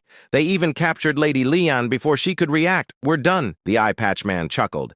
The eye patch man said mockingly, they told me the Tower Master's daughter was here, and look at that. I found her. He leaned closer. The eye patch man added with a twisted grin, do you want special treatment, little girl? Leon trembled. Her breathing became unstable. Leon asked fearfully, who are you? But deep down, she already knew there was no escape. A worse fate than death awaited her. Her past resurfaced. Pain, fear, memories she wished to forget. Her body shook uncontrollably. Leon thought in panic, no, not again. Her breathing grew faster. Her vision blurred. Her mind began collapsing. Then something changed. Leon froze. The air, her breathing suddenly stabilized. A cold breath escaped her lips. Visible. White. Leon blinked. Leon thought in confusion. Cold. The desert had turned cold. The scorching heat vanished. The sand began to freeze. Even the eye patch man's smile disappeared. The eye patch patch man said slowly. What? Silence fell. Then, footsteps. Calm. Steady. Every bandit turned. Someone was walking toward them, unbothered, unhurried, as if none of this mattered. It was Alan. His expression didn't change, not even slightly. Ashen energy flowed from the bracelet on his wrist. The cold intensified. Then, he stopped. Alan looked at the scene, then spoke quietly. Alan said softly, "Freeze." Leon's eyes widened. Leon said to herself in disbelief, "Count Palatio? That's impossible." Her mind raced. She hated lies, more than anything, and from the moment she met Alan, she had believed one thing. He was a fraud, weak, a man who stole credit from Deus, a man with pitiful mana. She had seen it herself. There was no way he could do this. Yet, reality stood before her. A frozen domain spread around Alan. The desert had turned into a tundra. Frost covered the sand. Leon whispered in shock. "This doesn't make sense." Her eyes trembled. Leon analyzed instinctively. Compound magic. At least 3 spells. Her voice shook. Leon continued in disbelief. "That's impossible with that amount of mana." Then something moved. The eye patch man vanished. In an instant, he appeared in front of Alan. No one saw how. Leon reacted immediately. Leon said urgently, "Wait!" She began casting. Too late. The eye patch man raised his twin scimitars. He smirked. The eye patch man said confidently, "You're dead." Alan didn't move. Alan said calmly, "Freeze." Silence. The eye patch man stopped completely. His body frozen, mid-swing. An ice statue. Leon froze. Leon thought blankly, "What?" Alan raised his hand slightly. Alan said quietly, "Shatter." Crack, crash. The ice exploded. The bandit leader shattered into pieces. Gone. Just like that. A white breath escaped Alan's lips. He lowered his hand, then looked at the remaining bandits. No emotion, no hesitation. Alan said coldly, "I'll give you one chance." The bandits trembled. Alan finished simply, "Get lost." Silence. Then panic. The bandits ran. All of them. Not even daring to look back. Later, everything changed. Completely. The mercenaries who survived gathered around Alan. This time, with respect. No, with admiration. One mercenary stepped forward. The mercenary said eagerly, "Ah, Count Palatio, this is a special wine from Gur. It's said to be incredible." Another rushed in. Another mercenary said quickly, "And this is premium ham. I brought it to sell, but please, you must try it." Alan accepted calmly. Alan said politely, "Thank you." But inside, he had a completely different thought. Alan thought seriously, food secured. He quietly ate and drank. Peace, finally. Alan thought in relief, this is what I wanted. After a while, the mercenaries bowed and left. Alan leaned back slightly. Alan thought calmly. Fortunately, everything went according to plan. Evan was still eating non-stop. Meanwhile, Alan analyzed. Alan thought reducing the constraint penalties was the right decision. The spell he used, Extreme Cold, a spell he developed over half a year, combining spatial magic, frost magic, and maintenance magic. It transformed the environment, turned any place into frozen land. Alan thought seriously, this satisfies one of the conditions. He continued internally, magic must be used on land of extreme cold, which meant fewer penalties, more power. Then he touched his belt, the belt of the forgotten. Alan thought calmly, double damage, both ways. So I can die twice as fast too. Great, he shrugged slightly. Alan thought casually, well, as long as I don't get hit. At that moment, someone approached. Alan looked up. It was Leon. She walked slowly. Then she bowed deeply. Both Alan and Evan froze. Evan said in shock, "We're dead." Alan thought calmly, what did I do this time? Leon raised her head slightly. Her voice was hesitant. Leon said sincerely, "I apologize for my previous behavior." Evan blinked. Evan whispered, "Wait, we survived?" Leon looked at Alan, a bit shy, a bit nervous. Then she spoke. Leon asked softly, "If it's not an inconvenience, I'd like to discuss magic with you." She hesitated, then finished, "Would that be all right?" Alan stared at her in silence. Then he thought, she kept picking fights with me the whole time. What changed all of a sudden? Evan frowned in irritation. He was clearly annoyed by her attitude, not because she was rude, but because she hadn't given them the cold crystal. But suddenly, acting generously, Alan spoke. Alan said, "Fine, I accept your apology." Evan's expression immediately changed. He looked satisfied, even proud of Alan's nobility. Leon, on the other hand, looked surprised. She hadn't expected such a response. Leon said, "Thank you so much." From the next day on, everything changed. She began approaching Alan frequently, asking him questions about magic. Leon said, "So, this part of the magic array can be arranged freely?" Alan said, "Yes. boss. For compound magic, you maintain the structure, but instead of fixing it, you rotate it. Their conversations turned out to be beneficial for Alan as well. Until now, he had been self-taught, relying only on twisting spells through language. But Leon's academic knowledge gave him a new perspective. Whenever Alan explained something slightly more advanced, Leon would softly react. Leon said, "Oh, I see." And strangely, Alan found that quite satisfying. After more than a week of traveling, they finally arrived at the desert city, Colony. Leon politely bowed her head. Leon said, "Thank you for everything you've taught me, Count." Then she asked, "Will you be attending the conference?" Alan calmly replied. Alan said, "I'm not affiliated with any tower. I wasn't invited." Leon smiled warmly. Leon said, "Then why not try joining the Red Magic Tower?" She added, "I really enjoyed our conversations." Alan nodded slightly. Alan said, "Thank you for your kindness." As she left, she waved her hand. Leon said, "Then I'll see you there." Alan watched her go. Then he thought to himself, "I actually needed something from the conference tower. This works out." At that moment, Evan returned. Evan said, "All right, I've taken care of the carriage and luggage." Alan nodded. Evan was about to ask about their next destination, but suddenly, boom! A massive explosion shook the area. The ground cracked, and rocks shattered everywhere. Evan instantly reacted. He frowned and reached for his sword. Then they saw it. Several men lying on the ground, barely alive. Both Alan and Evan were confused. But before they could react, something moved. Fast. Too fast to see clearly. Boom! Another explosion. And then a figure appeared. Seol rang. In an instant, she completely wiped out the remaining men, then disappeared again. Evan stepped forward immediately. He raised his sword and stood in front of Alan. Evan said, "Count, stay back." But before anyone could understand what was happening, Seol rang reappeared. This time, with a bright smile. Her golden tail swayed playfully behind her. She casually wrapped her arm around Alan. Alan froze in shock. Seol rang smiled warmly. Seol rang said, "Hello, Godfather." Alan blinked in disbelief. Alan said, "Seol rang?" She raised her hand happily. Seol rang said, "You should have told me you were coming. This place is full of nasty thugs." Evan stared at her in shock. He couldn't believe this cheerful girl was the same person from before. Seol rang puffed her chest proudly, like a satisfied cat. Seol rang said, "Don't worry, Godfather. I already took care of those bastards." Then she grabbed his hand excitedly. Seol rang said, "I've been waiting so long for your arrival since I got your letter." The nearby fighters who witnessed everything were stunned. One of them whispered, "Is that the Golden Flash?" Another one said, "Who is that guy? For her to treat him like this."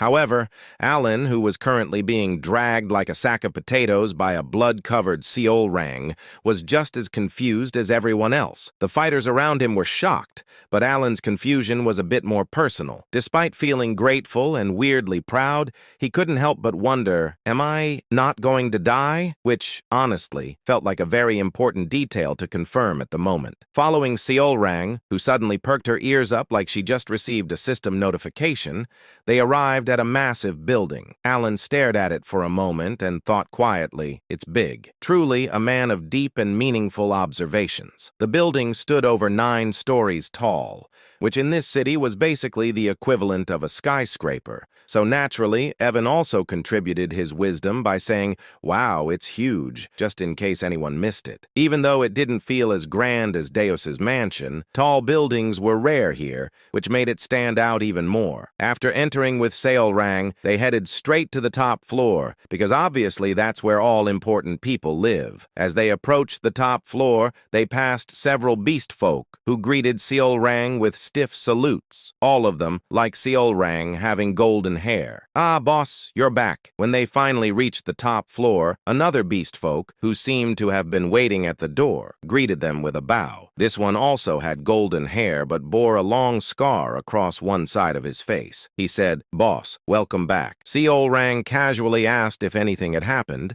and the answer was, "Nothing at all," which is exactly what you want to hear from people who look like that. The man inquired, "So these are the distinguished guests the boss mentioned?" He added, "The boss was waiting for you so much. Sir, I'm telling you, she was sitting at the entrance every day." Alan gazed at her. while she laughed in shy. She then cheerfully opened the door while doing some random, almost playful movements that completely ruined the intimidating mad dog image she supposedly had. Alan and Evan followed her inside, though Alan briefly felt a strange gaze from behind, like someone was silently judging his entire existence, but he decided not to question it because he had bigger problems, like staying alive. Evan then casually dropped that Seolrang didn't have the best reputation, explaining that people called her the mad dog and described her as extremely cruel. Alan looked at her again, clearly trying to process how this energetic, slightly chaotic person matched that description, and simply said he thought she was good at taking care of her guild members. Seolrang immediately lit up and proudly declared that they were all her family, emphasizing that she would take care of them no matter what, and that she didn't care about anyone else. Alan was about to accept that statement peacefully when Seolrang suddenly froze mid-thought, her eyes widening as if she had just remembered something critical. She turned to him seriously and clarified, "Oh, but not you, master," which felt like a very unnecessary correction. Then she started muttering to herself, trying to rank people in her life like it was some kind of priority list, going from family to Utia, and then awkwardly trying to figure out where Alan belonged. After a moment of intense mental calculation,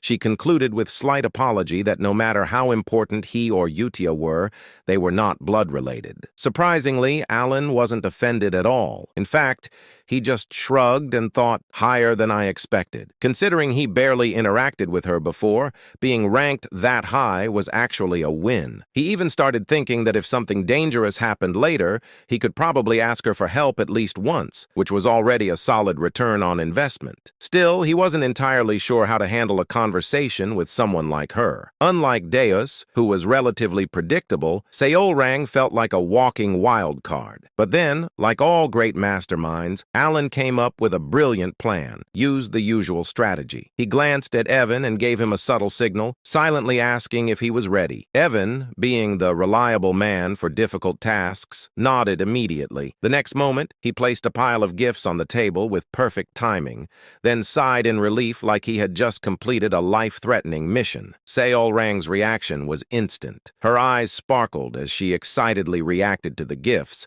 and just like that, the conversation mode switched to easy difficulty. From that point on, everything went much smoother than Alan expected. In fact, it was even easier than talking to Deus, which left him slightly confused. At one point, she enthusiastically agreed to something he said, only for Alan to pause and question whether she had actually listened. She confidently said yes and told him to speak casually with her, which did not answer the question at all. She was so full of energy that she couldn't even sit still properly. Alan watched this with a blank expression and tried to bring the discussion back to something reasonable, mentioning that she must have a lot to think about since she was running a guild. She immediately dismissed the concern, saying it was fine and reminding him that even if they weren't family, he was still her master, which apparently solved everything. Alan nodded awkwardly, but deep down he felt a sense of pride. He genuinely hadn't expected her to go this far to help him, especially since they barely kept in touch. Then Seolrang mentioned that thanks to him,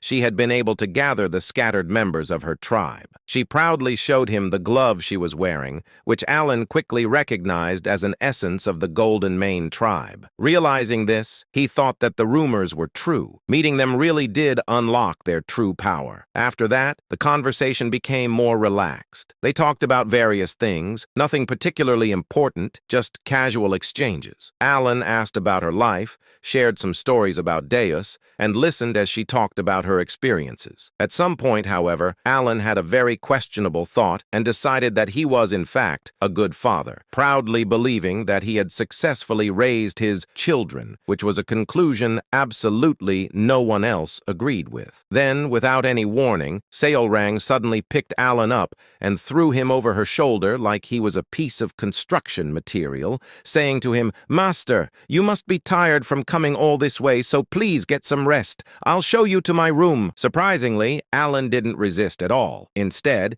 he looked completely satisfied. For someone like him, who valued comfort above all else, this situation was nothing short of perfect. After all, it was basically a free ride. After that, she casually asked how the desert was, and honestly, she didn't even wait for a deep answer before basically answering it herself. There's nothing but sand. No fun at all. Evan, trying to sound a bit more professional about it, added that the desert was actually quite dangerous, which immediately caught Seolrang's attention. She tilted her head in confusion, clearly not seeing how endless sand could be a threat, so Evan simply explained that they were attacked. The moment the word attack came out, Seolrang's cheerful expression froze for a split second, while Alan calmly confirmed it, explaining that they had been ambushed by the Blood Sand bandits in broad daylight, which was unusual since those guys normally preferred nighttime. Seolrang reacted with mild curiosity, calling them bad guys like she was asking about some minor inconvenience,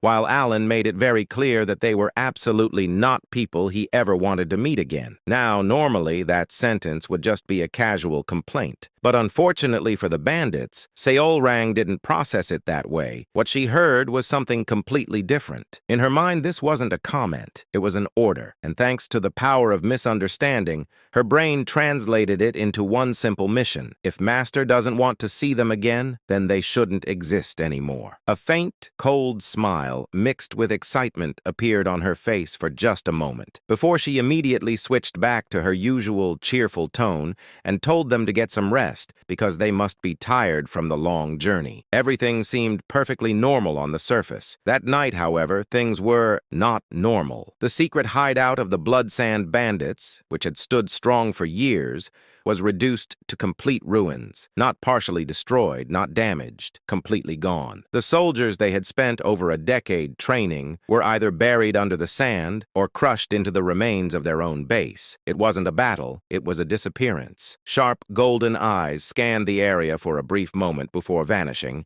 and in the next instant, a flash of golden lightning tore through the darkness. Seolrang reappeared, holding two severed heads, one in each hand. The expressions on those faces were still frozen in anticipation, as if they hadn't even realized they were already dead. Without the slightest bit of interest, she casually threw the heads away like trash. Meanwhile, Draco stood there, completely unable to process what had just happened.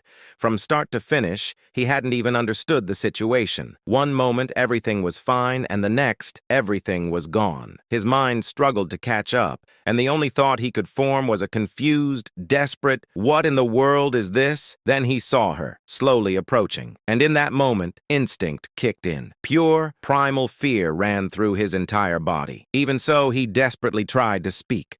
Clinging to whatever hope he had left, he shouted her name, demanded if she understood what she had done, and quickly brought up Kalman Arentz, hoping that name alone would save his life. He begged, questioned, shouted, his voice filled with fear, anger, and frustration, but none of it mattered. Seolrang didn't react at all. No hesitation, no emotion. She simply raised her blood-covered hand and calmly explained that he had touched her master, and more importantly, she didn't want to get scolded. That was it. That was the entire reason. And just like that, everything ended. With overwhelming power, she erased what little remained, completing her mission without a second thought. Then she disappeared, leaving behind nothing but silence. The next day, things returned to normal, at least on the surface. When Alan woke up, Evan immediately told him that the Blood Sand bandits had been completely wiped out. Alan, still half processing reality, asked when that even happened, only to hear that it was yesterday. What made it even more absurd was how fast the news had spread. An entire bandit group erased in a single night,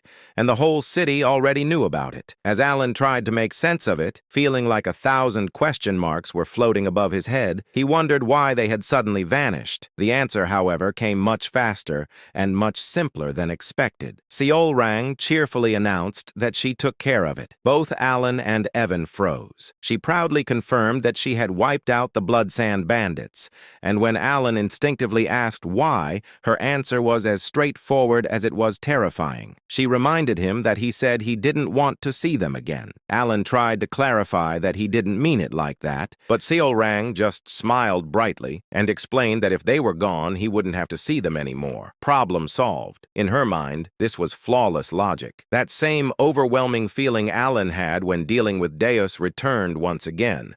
That sense that things had gone way further than expected. But before he could fully process it, another thought hit him, and he asked the most important question. Did she really wipe out the entire group by herself? Seolrang nodded casually, like she had just done something as simple as taking a walk, and Alan went silent. The Blood Sand Bandits weren't weak. There were hundreds of them, most of them skilled enough to use magic in combat. They weren't the kind of group someone could just casually eliminate. And yet, Seolrang had single-handedly killed all of them, including their leader Draco, without leaving anything behind. Alan already knew she was strong. The title of Baba Yaga wasn't something given lightly, but this was on a completely different level. Without thinking, he placed his hand on her head and patted it gently, like she was a cat that had just brought him a gift. But then, suddenly, he remembered something important about her future, that she would one day become the embodiment of the sin of pride. That thought alone made him pause, and slowly, his attitude became just a little more respectful. The Colosseum, the heart and literal main attraction of the entire nation, was as chaotic as always. It shared the same name as the capital itself, which honestly tells you everything you need to know about their priorities. This place was never quiet. It was constantly filled with the cheers, screams, and absolute madness of the crowd,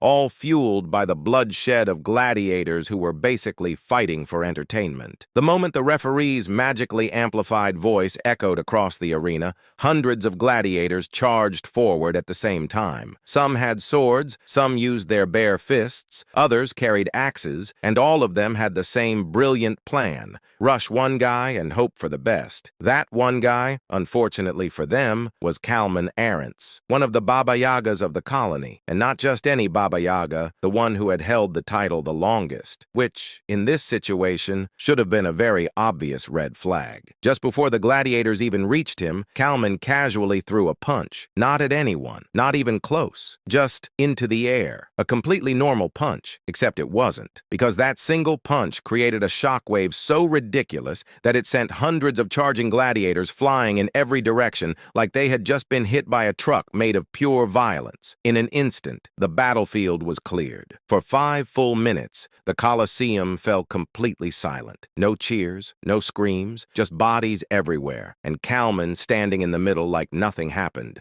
Then suddenly, the crowd exploded, as if the silence had never existed in the first place. People screamed, cheered, lost their minds completely, not caring in the slightest that most of the gladiators were either dead or very close to it. Broken heads, destroyed hearts. Details that clearly didn't matter when the show was that good. Kalman slowly looked around at the crowd with a deep, satisfied smile before turning and walking back inside, casually commenting that there were still so many fools in the world, people who genuinely believed that numbers alone could defeat a Baba Yaga. At that moment, a voice behind him agreed.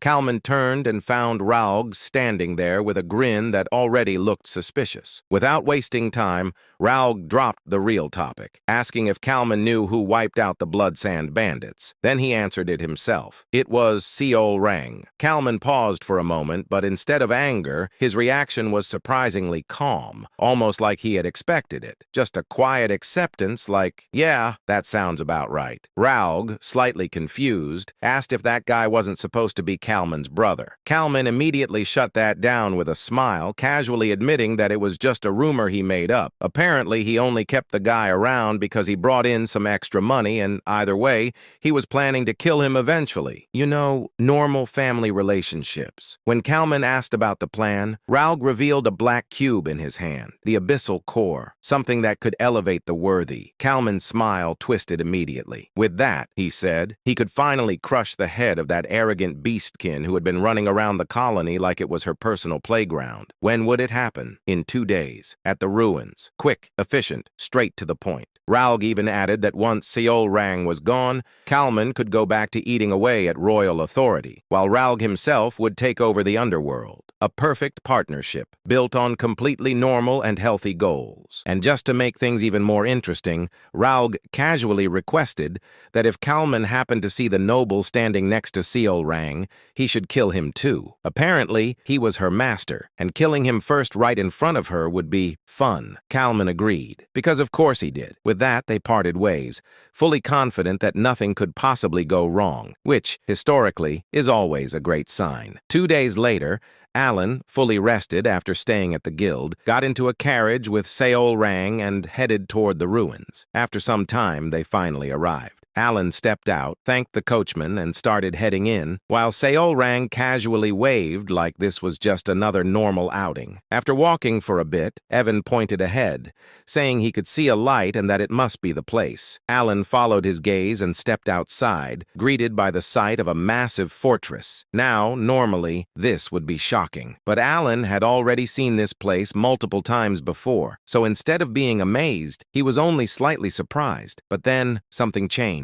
Because suddenly he heard a voice that no one else could hear. "You've finally come, magician." That alone was enough to make things weird. Naturally, Evan tried to follow him, but Alan stopped him at the entrance and went in alone. Not because he wanted to be dramatic, but because the voice specifically told him to come alone to the central tower of Kahara, which is never suspicious at all. Even though Alan had been to this place many times before, this was the first time something like this had happened. Still, he instinctively felt that this was connected to the mysterious entity he had encountered before, so he didn't hesitate. He moved forward, reached the center, climbed the tower, and finally came face to face with something. Calling it a figure was already being generous. Its appearance couldn't be properly defined. It looked human, beast-like, and monstrous all at once, as if reality itself refused to describe it properly. Its shadow constantly shifted, making it even harder to comprehend. As Alan stared at it, the being warned him not to look too long, explaining that no matter how hard he tried, he wouldn't be able to fully perceive its existence. At that moment, Alan honestly felt like flicking its head just to see what would happen, but he controlled himself and instead explained that he came because of the words left by Ulholtus, or whatever that mysterious entity actually was.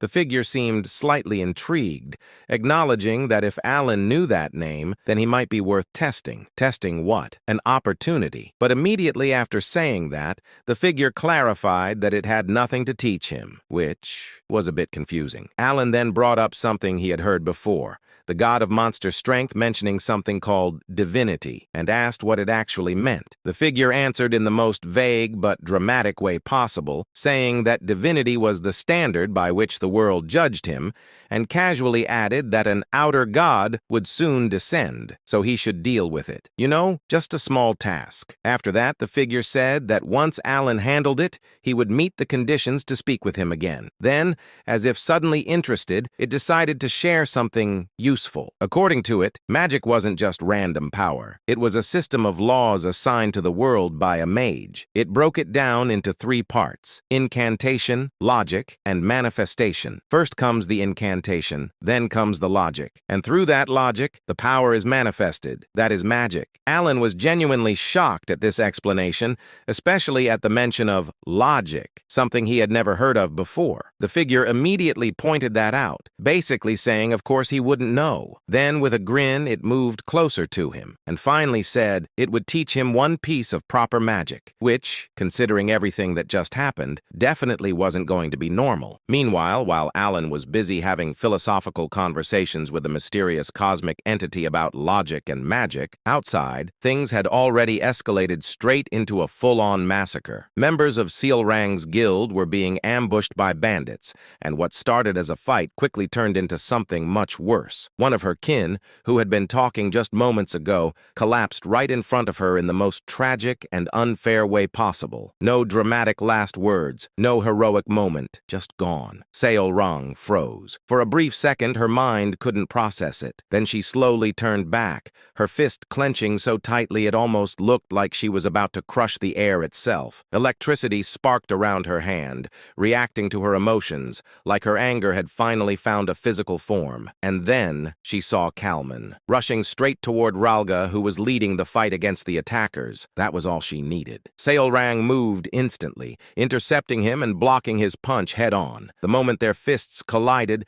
a terrifying shockwave exploded outward, strong enough to distort the air itself. Even Seol Rang, as strong as she was, couldn't help but grimace for a split second. But something felt wrong. Just moments ago, Kalman had a serious expression. Now, he was smiling. Not just a small smile, a very clear, very intentional, something is about to go horribly wrong for you kind of smile. And right on cue, pain. A sharp, burning pain exploded from Seol Rang's back. She turned, and there he was, Ralga, standing behind her, smiling, twisted, satisfied, like he had just completed the easiest mission of his life. He said, finally, as if he had been waiting for this moment forever. Seol Rang's eyes widened in pure confusion. Blood slowly flowed from her mouth, and before she could even react properly, Kalman followed up with a kick that sent her flying across the ground like she weighed nothing. She hit the ground, rolling, struggling to even understand what just happened. Her mind was blank. Questions filled her eyes, confusion, disbelief, and more confusion. She looked at Ralga again,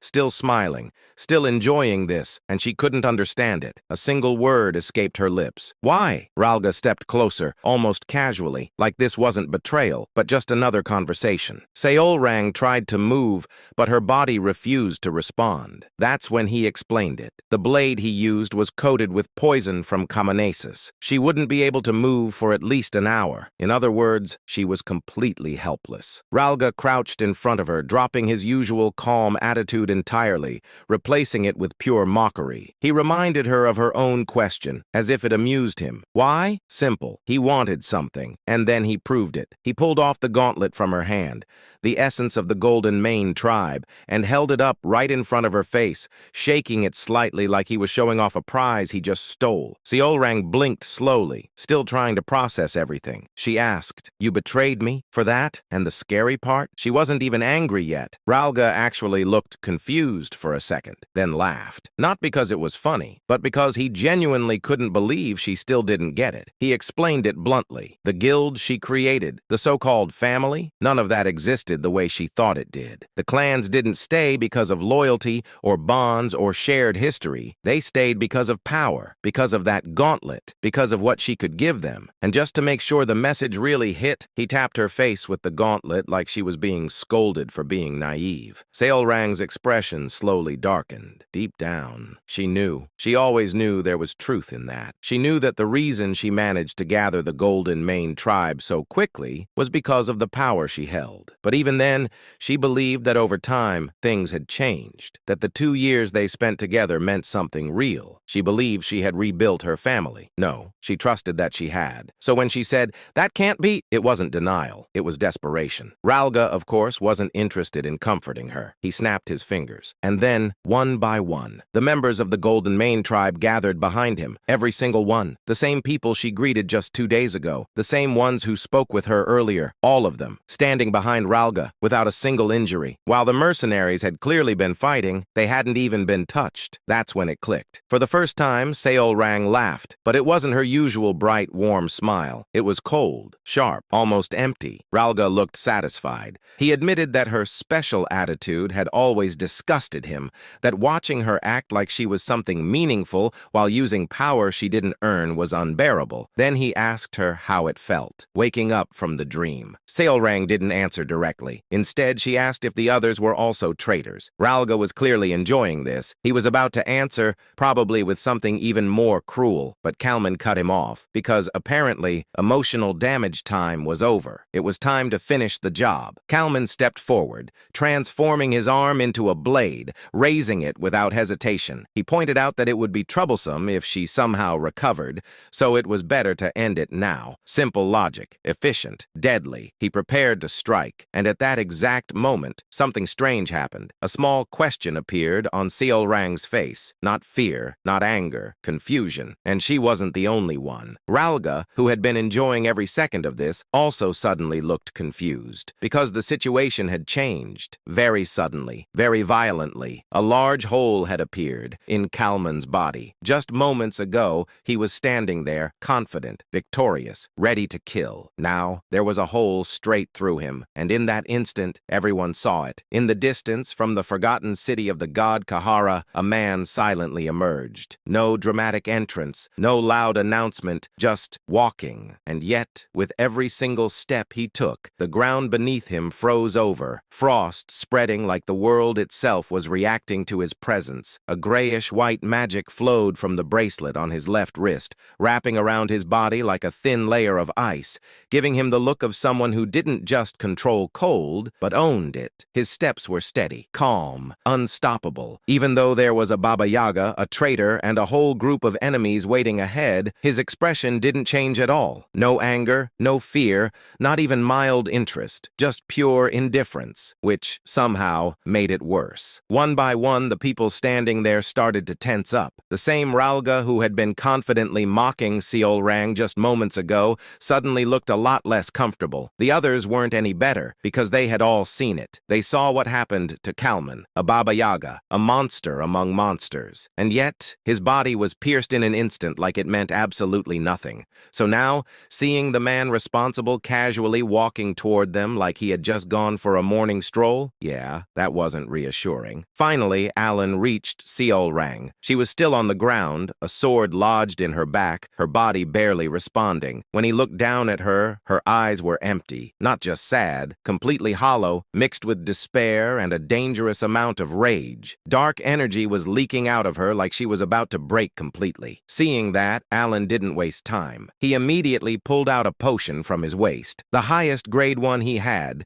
something he had received months ago when gifts were practically raining on him. Basically, the kind of item you don't use unless things are really bad, which they clearly were. He crouched down, forced the potion into her mouth, and calmly told her to drink. Then he added something else, something simple, something very important. He told her that the only ones who betrayed her were those people in front of her, so she didn't need to worry. Now, was that 100% true? Not really. Did Alan know the full situation? Also no. But did he say it with confidence? Absolutely, because right now facts were optional. Survival was not. Seolrang, still shaken, asked if that was really true, and Alan, without hesitation, said yes, a perfect, clean lie, because in this moment he needed one thing, her strength. Inside his mind, Alan was already calculating the situation. He knew his magic took time, too much time, and expecting the enemy to politely stand still while he prepared a spell was the kind of thinking that gets you killed instantly. So there was only one option, use Seolrang, not in a bad way, just strategically. He asked her if she could hold them off until he finished preparing his spell. Simple request, very high difficulty. Seolrang had just taken a full dose of a high-grade potion,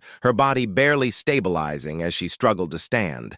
The poison wasn't fully gone yet, her condition was still far from perfect, but she still nodded. No hesitation, no complaints, just pure intent. Then she turned toward the enemies, the same people who betrayed her, and in the next moment, she moved, like lightning. Even in her weakened state, she exploded forward with terrifying speed, launching herself at them with everything she had. There was no time to wait, no room for hesitation. Poison or not, she had already made her choice. Seeing that, Alan decided to trust her, which, considering everything, was either a brilliant move or a terrible idea. Probably both. He let out a small sigh and formed a seal with his hands. Instantly, the cold aura that had been spreading around him disappeared, as if everything had been pulled inward for something much bigger. Then he spoke. Ice snow. Simple words. Very dangerous meaning. He closed his eyes and recalled the words of that strange, formless entity, about magic, about logic, about how a true magus doesn't just use power, but implements the laws of the world itself. And this time, he understood. As that realization settled in, something began to change. What started as a simple formation of magic began to evolve. The energy gathered at his fingertips wasn't just forming a basic spell anymore. It grew, expanded, refined, until it became a massive crystalline snowflake, intricate and beautiful, like something that didn't belong on a battlefield at all. And at its center, a spear began to take shape, sharp, perfect, silent, the kind of weapon that didn't need noise to be terrifying. Then Alan opened his eyes. No hesitation, no doubt. He clenched the seal in his hands and completed the spell. The moment Ralga saw the spell forming, he immediately realized one thing. If he didn't stop Alan right now, everything was over. No strategy, no backup plan, no second chances. So naturally, he chose violence. He tried to rush toward Alan, shouting in pure panic that he had to block it, because for once in his life, his survival instincts were actually working properly. But unfortunately for him, Seol Rang was still there, and she was not letting that happen. She instantly stepped in front of him, blocking his path without hesitation, basically saying, "Absolutely not," with her entire existence. The moment he tried to move past her, she shut him down completely, calling him out for even thinking about going after the person who just saved her. In other words, betrayal aside,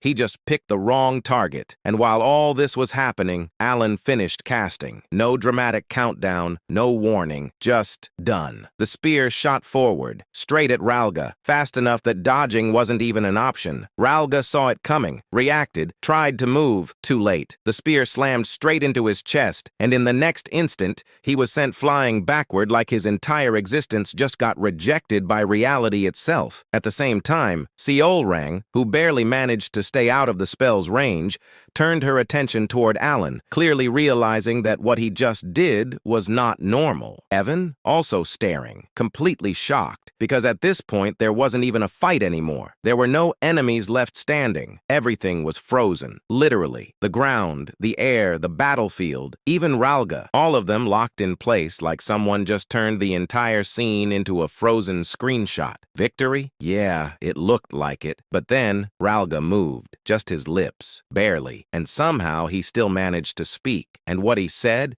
is, "None of it matters," which is exactly the kind of line someone says right before things get worse again. On the other side, Seol Rang instinctively lowered her guard for a split second, clearly surprised by what she just witnessed. And of course, that was exactly the moment Ralga had been waiting for. He immediately rushed forward, raising the same poisoned dagger that had already ruined her before. Thanks to the power he still retained from her, because very conveniently the Golden Mane Authority hadn't been revoked yet, he moved at insane speed, closing the distance instantly. Seol Rang realized it too late. Her body was already exhausted, covered in wounds from fighting Kalman and the others, the poison still messing with her movements. She tried to step back, but it was over. There was no time, no strength, no escape. All she could do was watch as the dagger aimed straight for her heart. Meanwhile, Ralga was having the best moment of his life. In his mind, everything was already finished. If he killed her here, he could take the essence, escape, and start over like nothing ever happened. Perfect plan,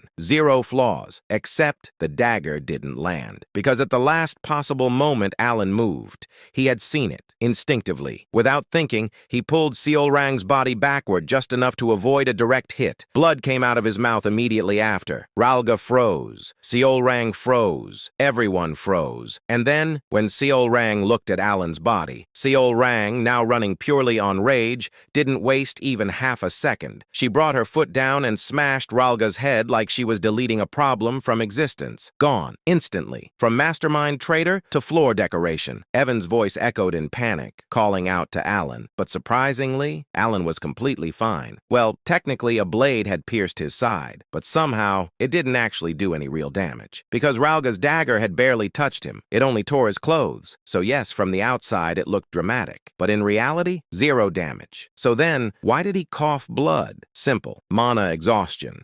That spell he just cast wasn't normal. It drained him so badly that his body basically said, "Yeah, we're done," and started taking internal damage instead. Totally worth it. Probably. As Alan steadied himself, he quietly admitted that the power exceeded his expectations, but also realized he definitely needed something to restore his mana next time.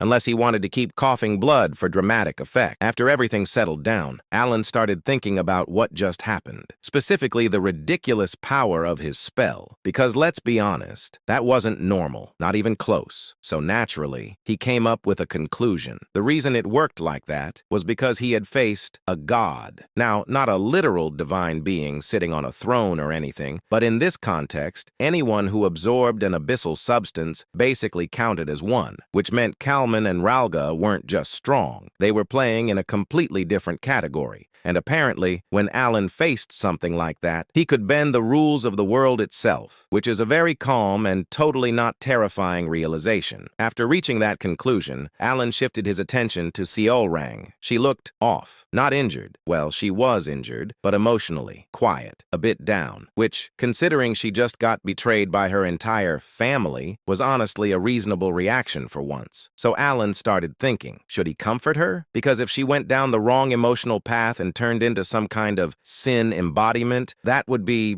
inconvenient, very inconvenient.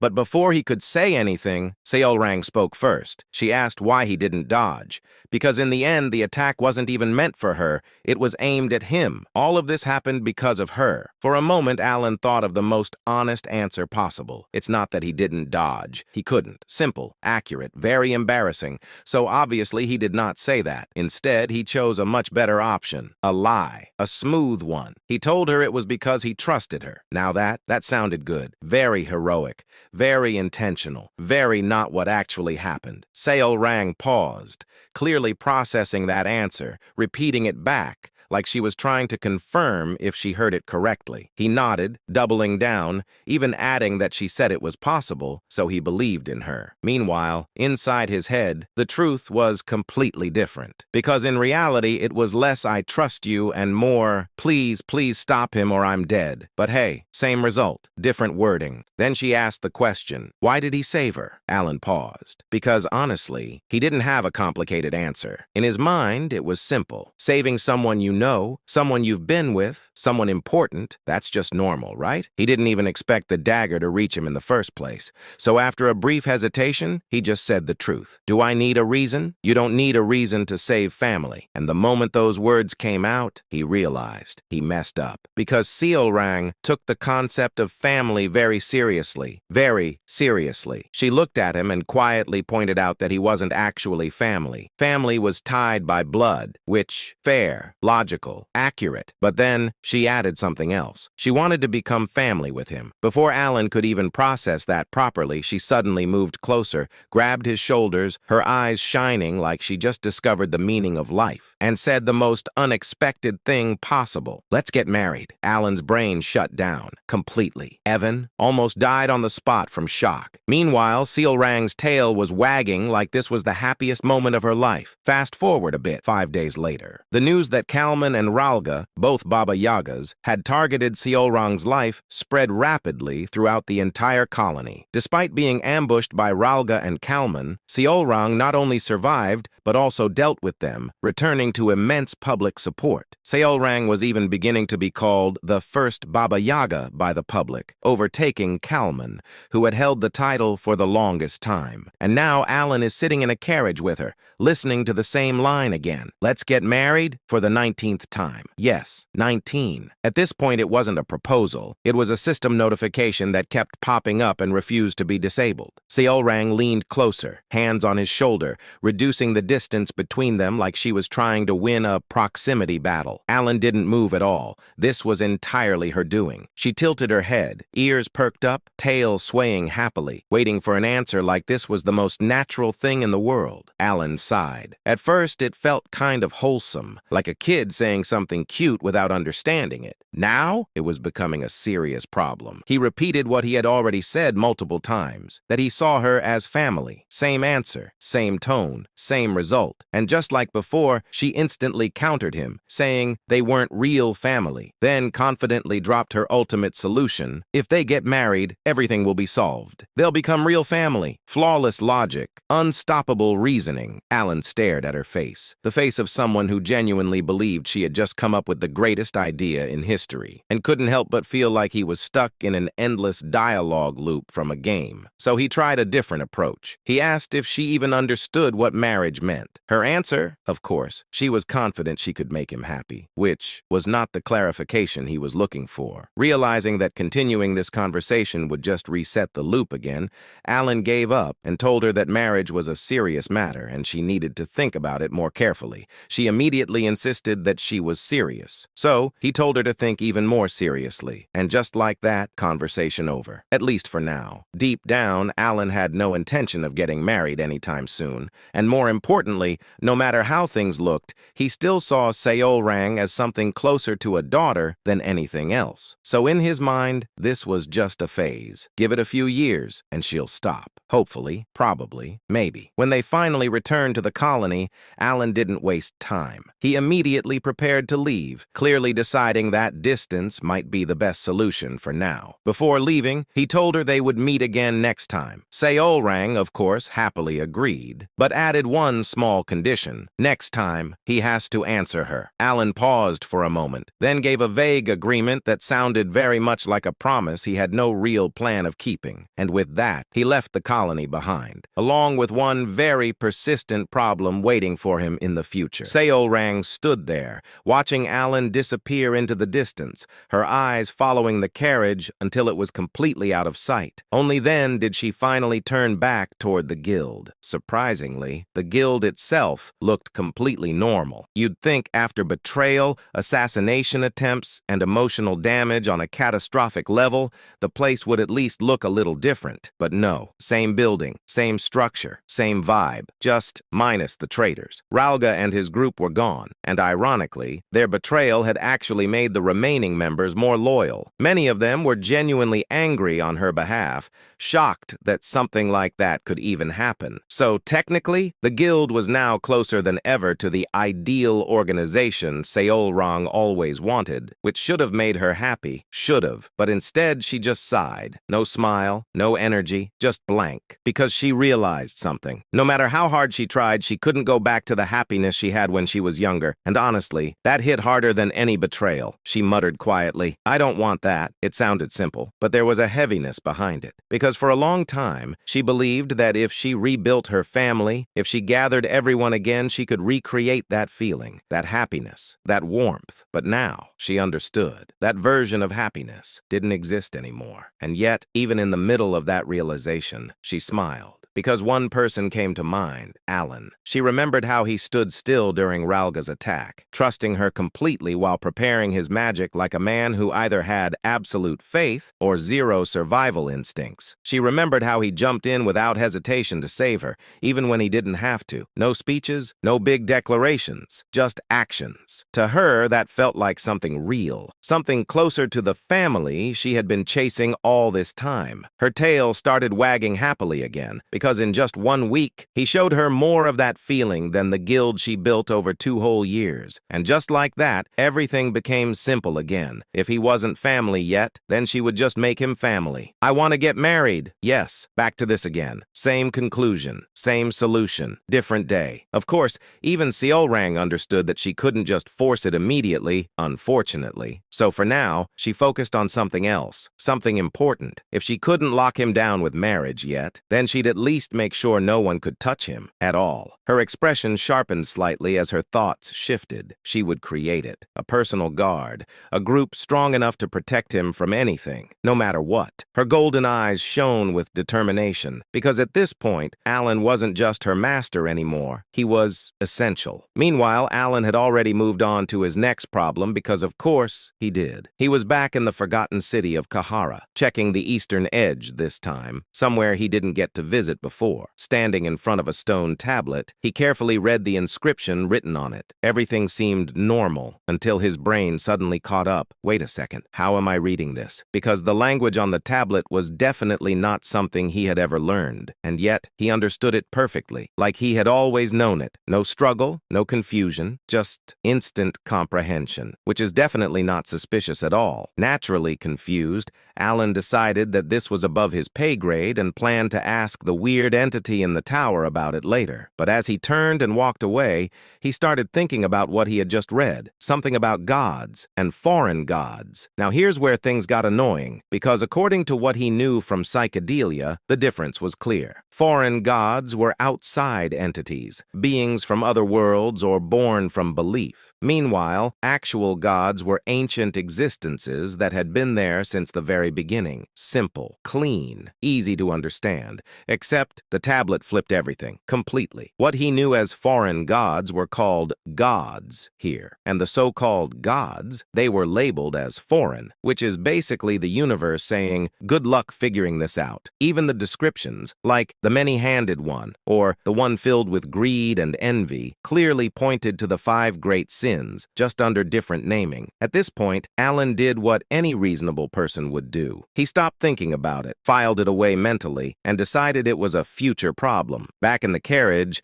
Alan casually asked Evan if he checked the guild. Evan confirmed that aside from Ralga and his group, no one else showed suspicious behavior, which was good, because Alan really didn't feel like dealing with another betrayal arc. He had already ordered an investigation through the Information Guild just to be safe. Not because he cared about the guild itself, but because if something happened to Seol Rang again, it would become his problem. And he didn't like problems, especially unnecessary ones. Finally, leaning back in the carriage, Alan let out a deep sigh. Everything in the colony? Mostly done. Finally, peace. Or at least, temporary peace. Because of course he still had one more foreign god to deal with. And now, new information about gods, reversed logic, and mysterious order concepts floating in his head. So yeah, things were not over. Not even close. Then, Evan casually dropped another bomb. He mentioned news about the kids, which immediately got Alan's attention. Apparently, one of them had already defeated the first word, and Alan just sat there thinking, wait, already? Because even in the game, that guy was ridiculously strong. Reaching that level in just half a year? That's not talent. That's cheating. Then came the next update. Rhine had become part of the Triumvirate. You know, the group that literally decides the policies of Lartania. No big deal. Just casually becoming one of the most powerful people in the country. Alan acknowledged it calmly, noting that she was really moving up in the world. Then came Radan, and this is where things got worse. Evan hesitated before saying it,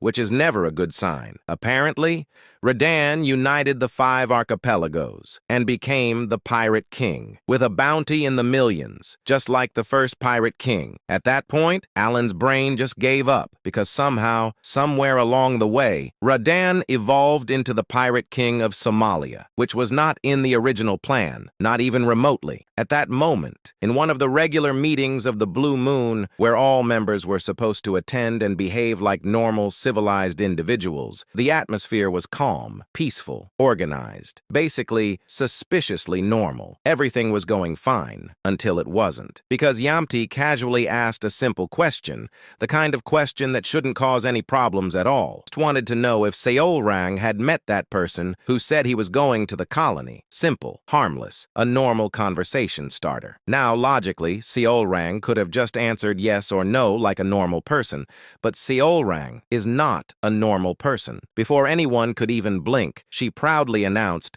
she was going to marry the Great Moon. Silence. Complete silence. Not the calm kind. The, did we all just hear that correctly? Kind. Everyone froze. Brains stopped working. No one spoke, because no one knew where to even start. And then, Utia reacted. Her face hardened instantly. The temperature in the room dropped, not because of magic, but because everyone suddenly felt like they were about to witness something dangerous. The other members held their breath. No one moved. No one dared to interrupt. And then Utia exploded. What are you talking about? Not confusion, not curiosity, pure anger, because somewhere in that sentence, a war had just been declared.